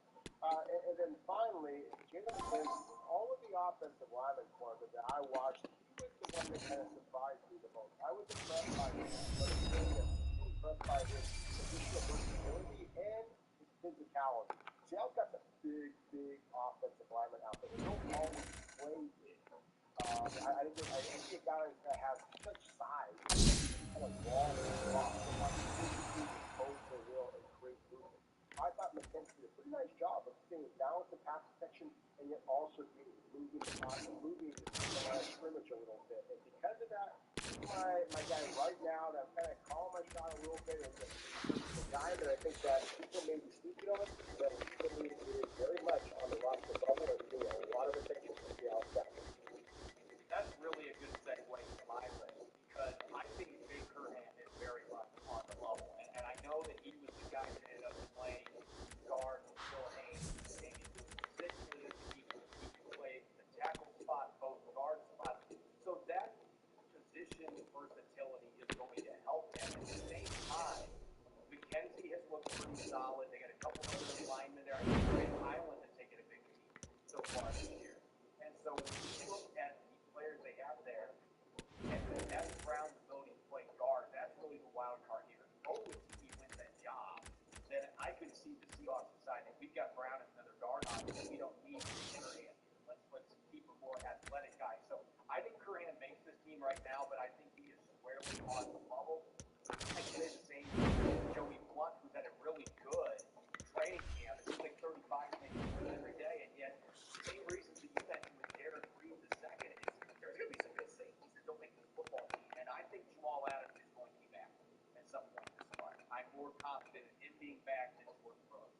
So with that, that's one safety spot that was taken away with number 33 being back. But I think Joey Blunt makes this roster because of special teams talent, and he just played too well in training camp not to make this football team. So I actually think there's a good chance he and Jared Reed II can both make this team because of their positional versatility. Reed can play slot, both safety positions, good special teams player as well. And I think they just believe in the upside, even if there have to be assignment mistakes. As far as the other players just making it, I have Vi Jones on here because I still want to see a bit more from him on the field. But the athleticism, the fact that he was the one that got to go in with Bobby Wagner yesterday, that spoke volumes. So I think he gets the nod there, but he's going to have to continue showing stuff. He is not a lock at this point to make this team. He's got to keep playing well. And closing out my list, Tyreek Smith and Cade Johnson are the other two that I have making this football team. For the reasons that you mentioned with Johnson not making it, I've seen enough from him with his route running savvy. I've seen him back returning some kicks. That's still the X factor here. But his chemistry that he talked about on our podcast, the interview we had with him last week, the chemistry that he has with Geno Smith from that year that Geno was doing backup to Russell Wilson and Cade Johnson on the practice squad. They had so many reps together. I feel like that chemistry and what we saw from Joyce last year, those are things that are going to be accounted for when Seattle's trying to figure out who that last receiver is going to be. He wants somebody that Geno can count on, that he trusts. Cade Johnson checks off that box. He's still a very young receiver that was very productive at college level, and he's got a good camp. He scored 3 touchdowns in training camp. I think Cade Johnson's the last one that makes this football team at a very deep receiver position. You're listening to the Wednesday edition of Locked On Seahawks. I'm your host, Colby Smith. I'm joined as always by my co-host, Brian Conray, and a special thanks to all 12 for making Locked On Seahawks your first listen 5 days a week. For our everydayers, we're going to have some hard-hitting analysis coming out of tomorrow's 7th training camp practice and a preview of what to watch in Friday's mock scrimmage at Lumen Field. Going to be a loaded episode. Make sure that you are listening in. Among the many newcomers on Seattle's defensive line, maybe the most intriguing, not just for what he does on the field, but what he does off the field. Mike Morris, the 5th-round pick out of Michigan. There were several rookies on draft weekend that made it interesting.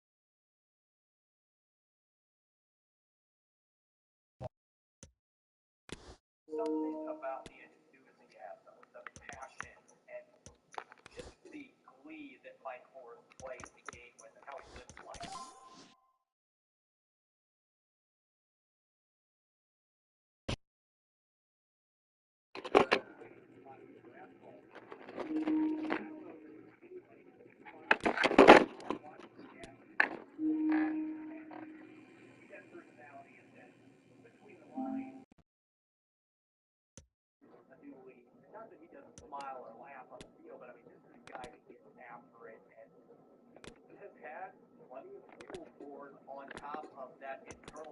team that is always running hot, falling to the fifth round. He knows what the scouts have said about him, especially playing inside, and he's looking forward to proving his doubters wrong. So with that being said, we're excited for the chance to chat with Mike Morris. Training camp about his goals for 2023. Big Ten rivalry that apparently still has some bitter feelings in the Big Ten and much more. Take a listen. Early impressions of first training camp here in Seattle. Quite well over. Very excited. Little kids screaming more. It's a good experience. I really like it. Yeah, little kids here, that was really exciting for football, sign autographs, all that fun stuff. All kinds of crazy stuff. Different practice here. Head coach game. Things are fairly similar this time of year. Like in the past. I would say it's a lot easier. It's a lot easier. I feel like the probably the people up after you.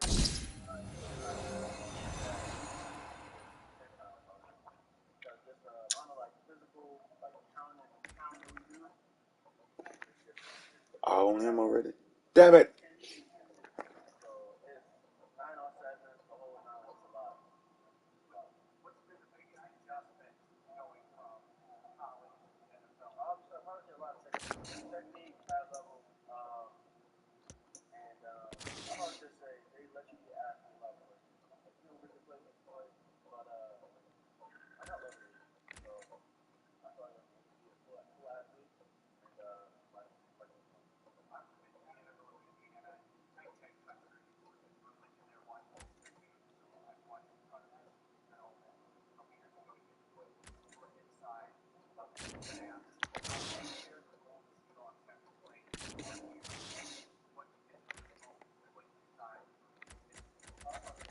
That pissed me off. I really wasn't inside right now, their practices, but yeah, it's very, very, very similar. Very, very similar. So I have to go back and get my mindset right, and but it's all about contact. Country is going high.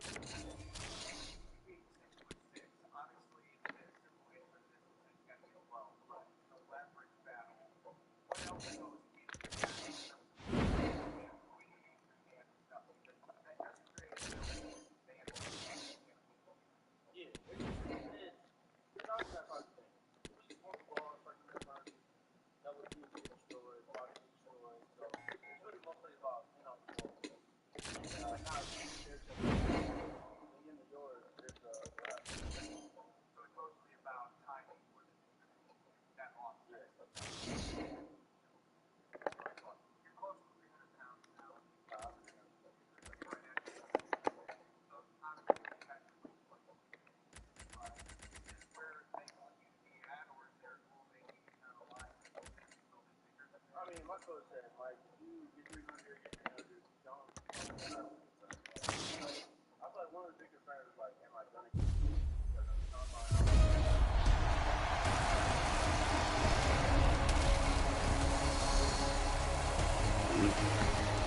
Let's go, goalkeeper. We need that.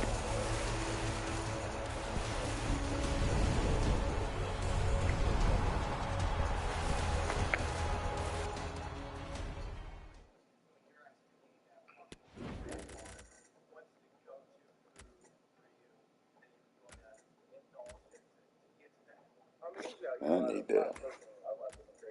You gotta eat a lot of protein. A lot of protein. Nice. Carbs. You gotta do. The main thing is a lot of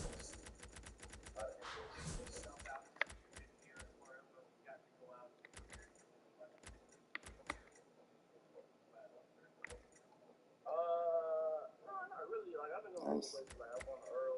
So I gotta do it. Homos, Respond, and Fragaga.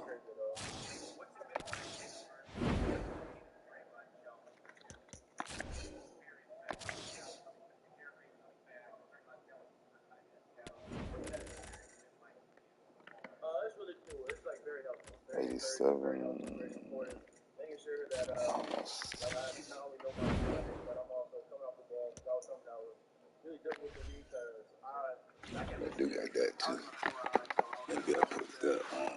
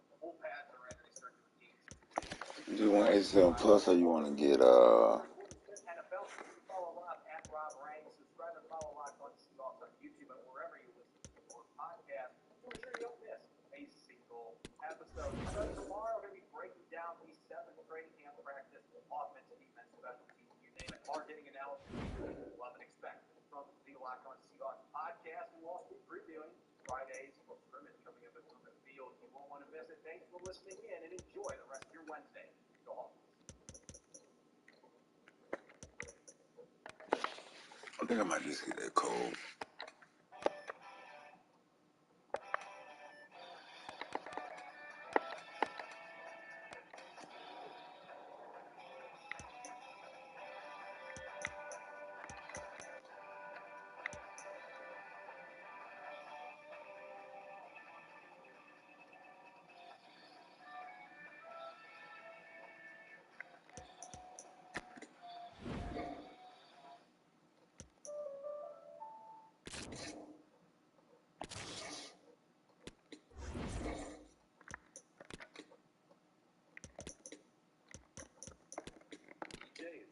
Gorgeous Tuesday evening in mid-June as we're recording this, celebrating the Chiefs. Kansas City Day. I had a Ben Holiday old-fashioned. There. We got Ben Holiday on the rocks. They're not sponsored by us, but we would say no. Here's the money. They're a local KC distillery. So if you're in the area, go check them out. Obviously, we're not. They ever distribute to LA, and I would very much enjoy it. Yeah, fantastic. Local distillery, West Mississippi. Got a chance to go to their setup just outside KC. Beautiful rolling grounds, and they release we have a lot to go over today. Not a whole lot went wrong last year, but it wasn't entirely a perfect season. There were, believe it or not, some things to improve upon. And a pretty darn interesting offseason in their own right. So we're going to go over every move they've made, every little tweak they've made to the roster. We're going to talk about what worked last year, what we think is going to work this year, dramatic nuances, the whole thing. And ultimately, we're going to talk about if we think Super Bowl, all that. Jay.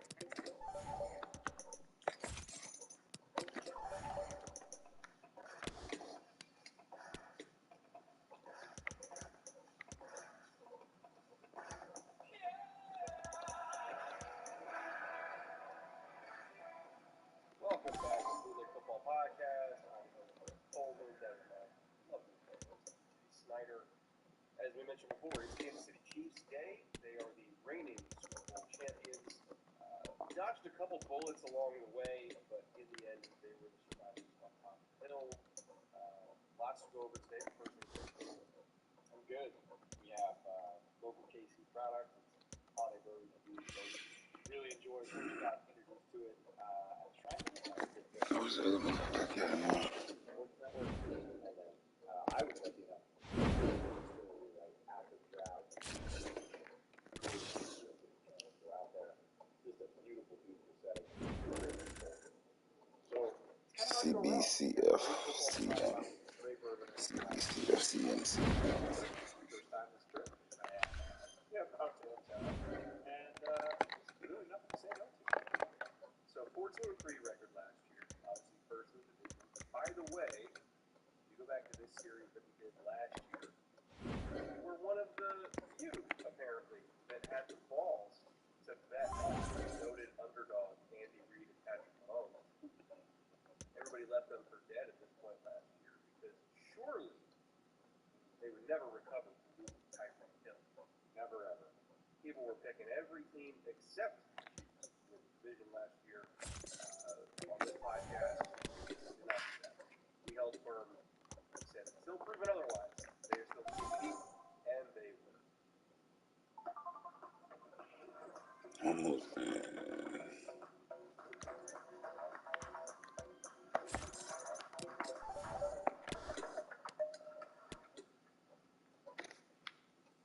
I pulled through you, the bucket. Yeah, spoiler alert, we might do that again, but hang on, we'll tell you what. Overall, 2022, the way it worked out, you said 14-3, first in the division. Sterling home record, 7-1. Sterling road record, 7-2.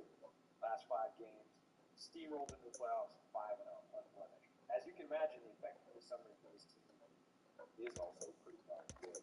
So we're taking EPA per play, we're talking about rush offense, passing offense, rush defense, and passing. I forgot the other motherfucker already. Points scored. Oh, Rafael. Points allowed. Take those 6 numbers, you look at their league ranks versus all their peers.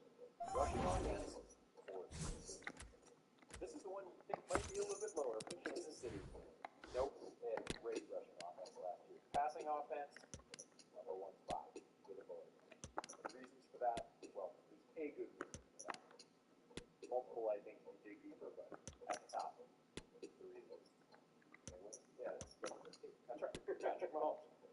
Rush defense, 19. When I say, and I've said previously in this series, you do not need a top rushing defense.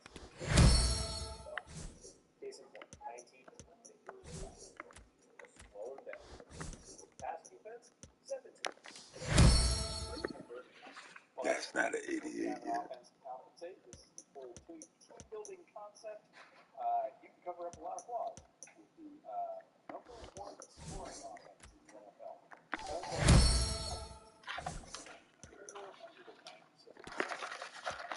Oh, yeah. So they just get, somebody get the play the number 9 and then, ghost pepper sandwich. Spicy. Oh yeah, would you like that spicy or I said, isn't the whole sandwich spicy? She's like, I'm so sorry, and she pushed away about it. Yeah. No, we could ask you the regular. I was like, what do you mean? There's literally like a spicy sandwich. Mm-hmm. It was like just spicy. Alright, thank you. I'm gonna go grab stuff out of the car.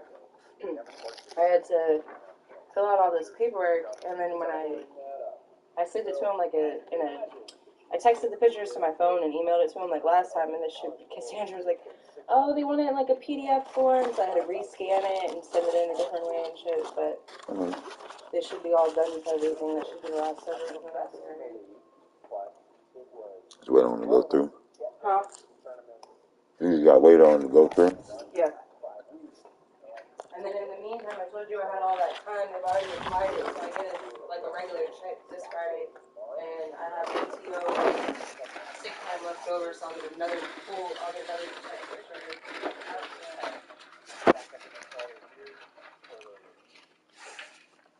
And I think that they're kind of the poster child for quarterback matters. Because in terms of raw score, they were the 7th best. That's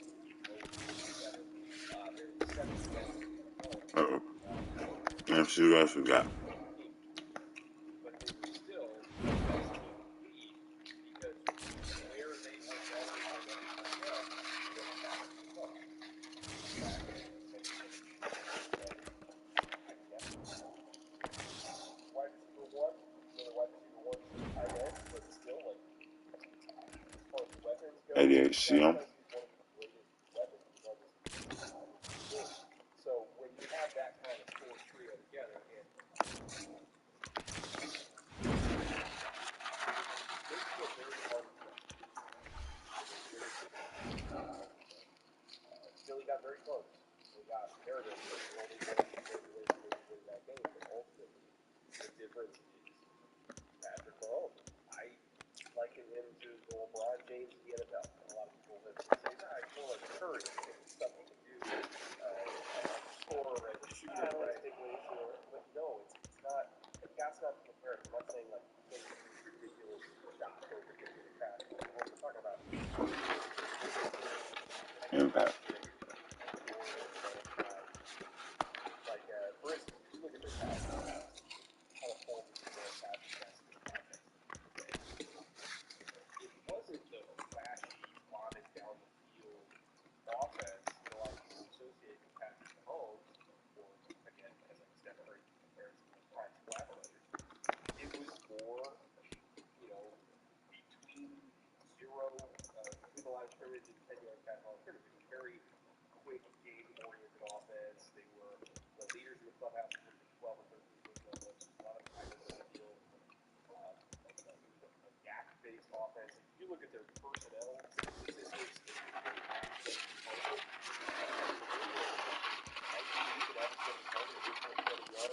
they were 30th in terms of percentage of their yards that came through the air rather than after the catch. 65% of their yards came after the catch. And so you kind of look at a lot of big bodies on the field. She told you to give me an extra damn fry. I heard she told you to give me an extra damn fry. Oh, sorry. Yeah, you're all good. I'm gonna put this extra one in the drawer right now. Where's that? His under cream. Oh. I had to wait a minute at the pharmacy when I did go to so they didn't have his. They had to put his insurance on file so it would pay for it.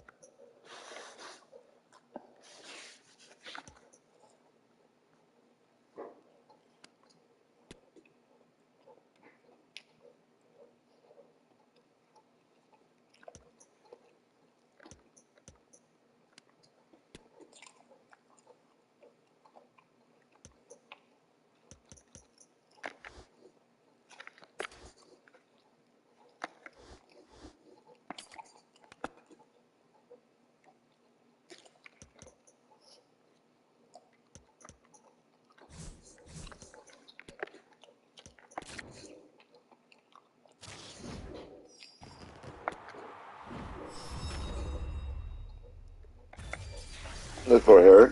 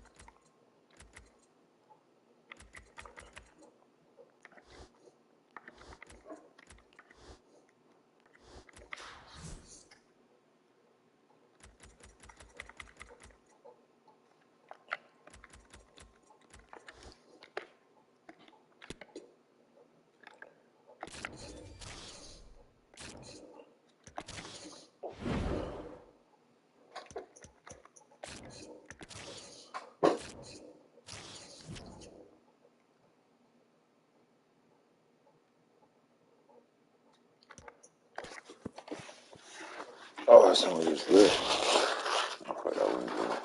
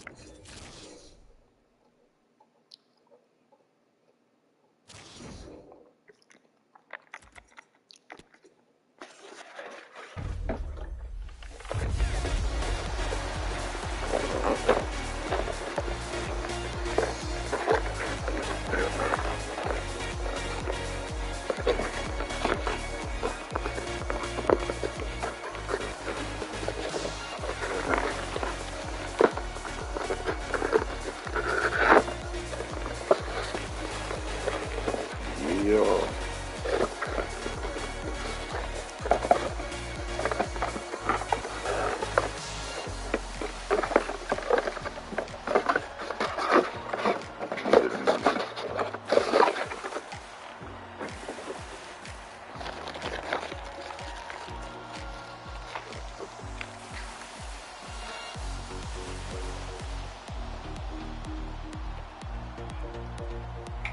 I don't know what's wrong with you.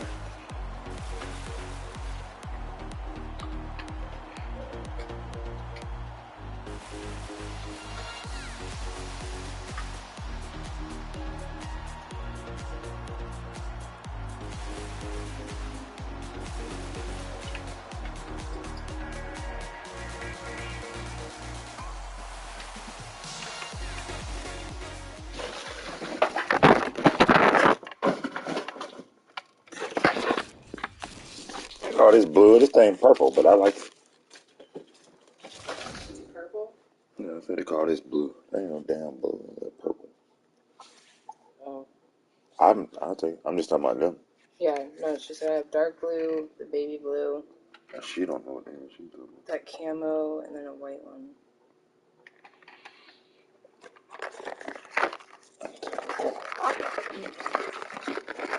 Hold on, stay charged.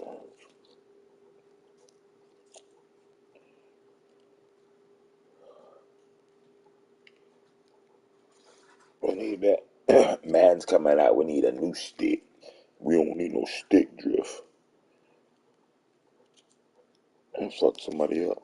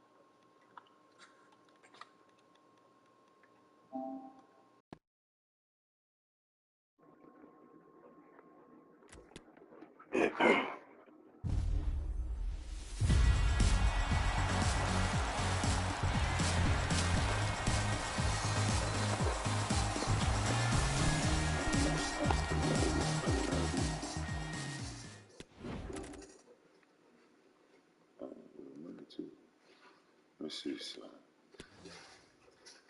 You said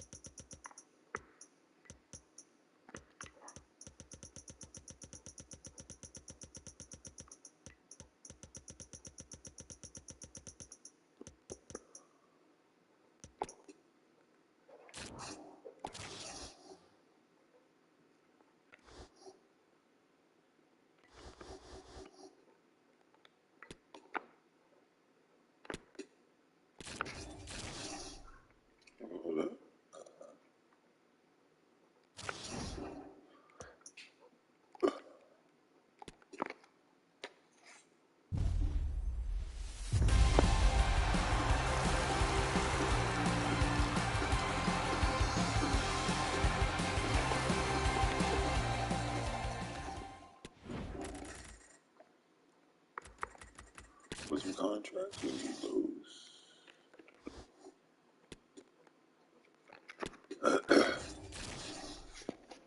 We need no contracts.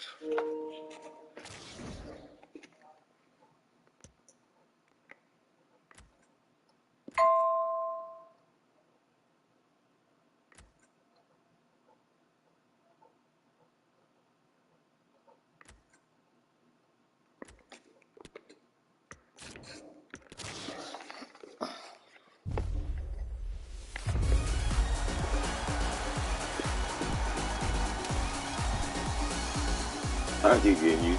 You get your ass out of here.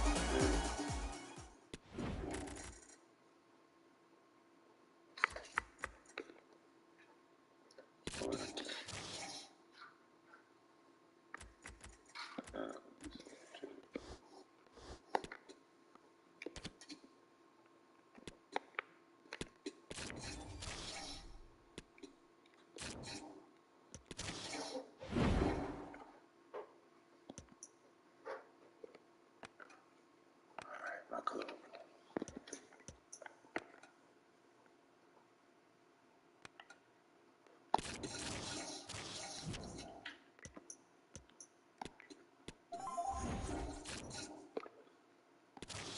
Who's out of there? Cole, you need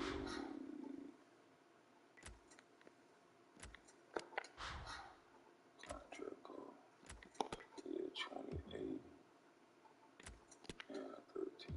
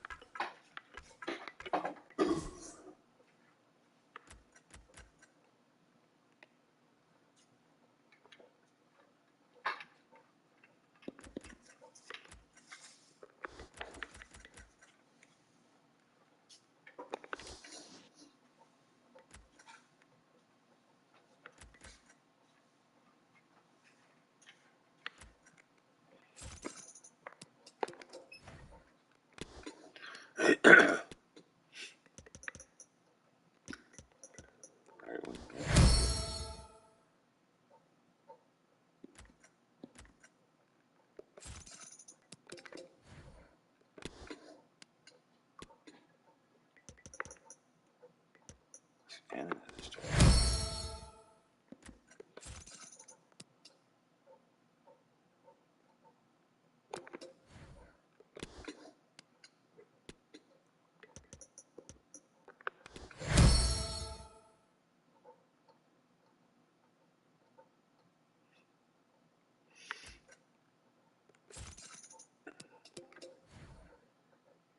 No, I didn't mean to send it to my damn girl.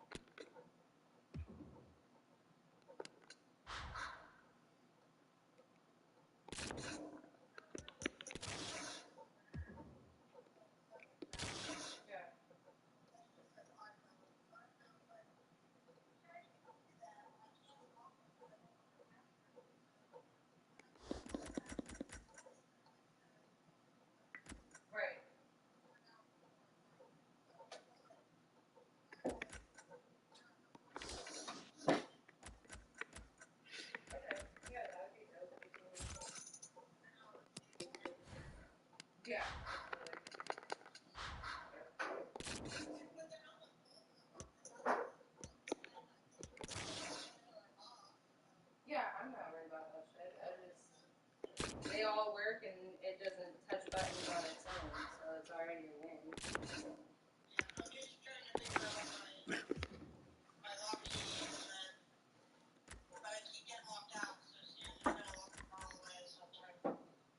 Yeah.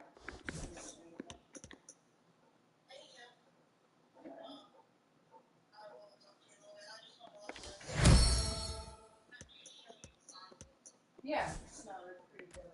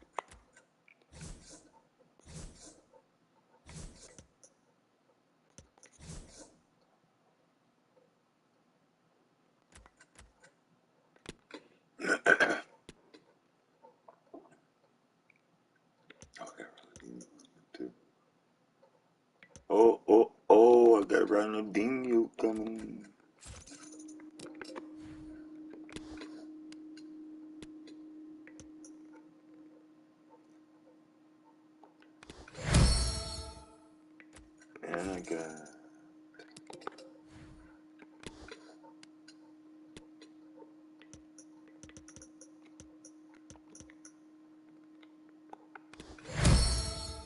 Zabata on the street.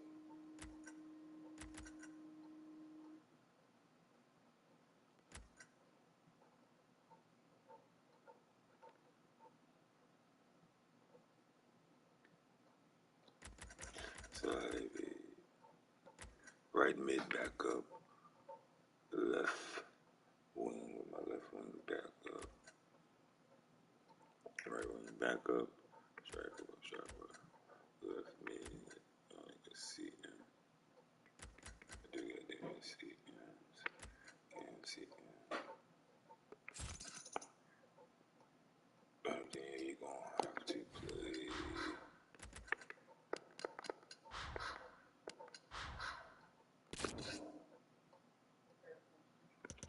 Oh.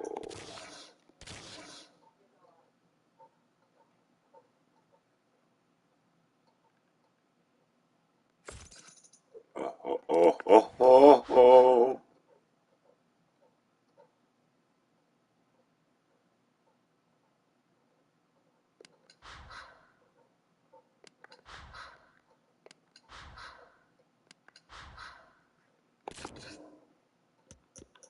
That's crazy. LN left wing. That's the only positions you play on, Dini. Okay. Let's put you here.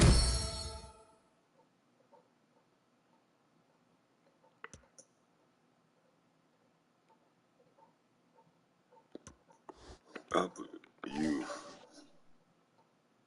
here. Oh, don't cock out for a little while. Let's see what we'll do. Bam, bam, bam, bam, bam, bam. Instead of my striker right now, I'm bringing Kaka in for 3 games.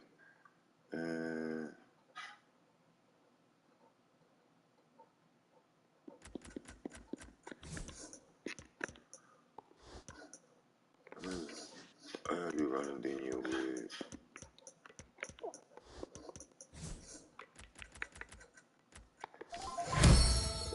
dry him off a little bit. And on the 2 page, then see him right mid. We got with a Cole.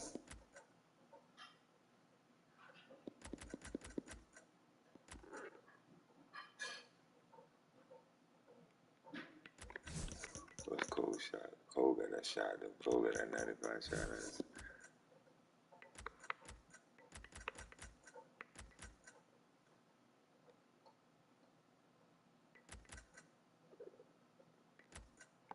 I think I don't put nowhere there.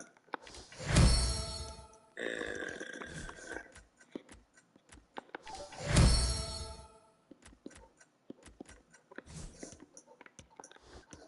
organize this real quick. Yeah.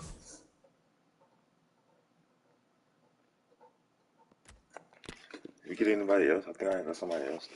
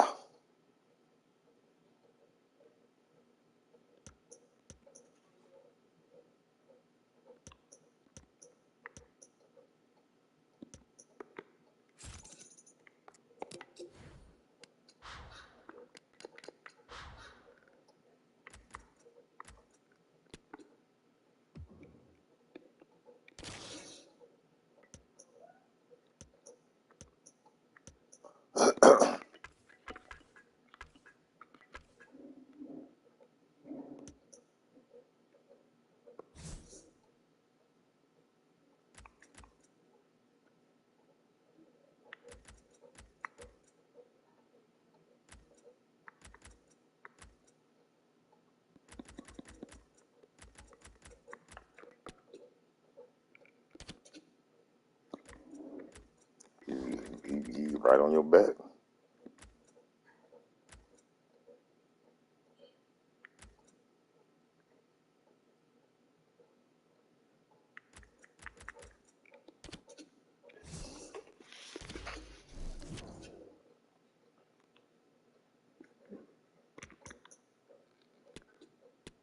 Okay, we ready. We ready now.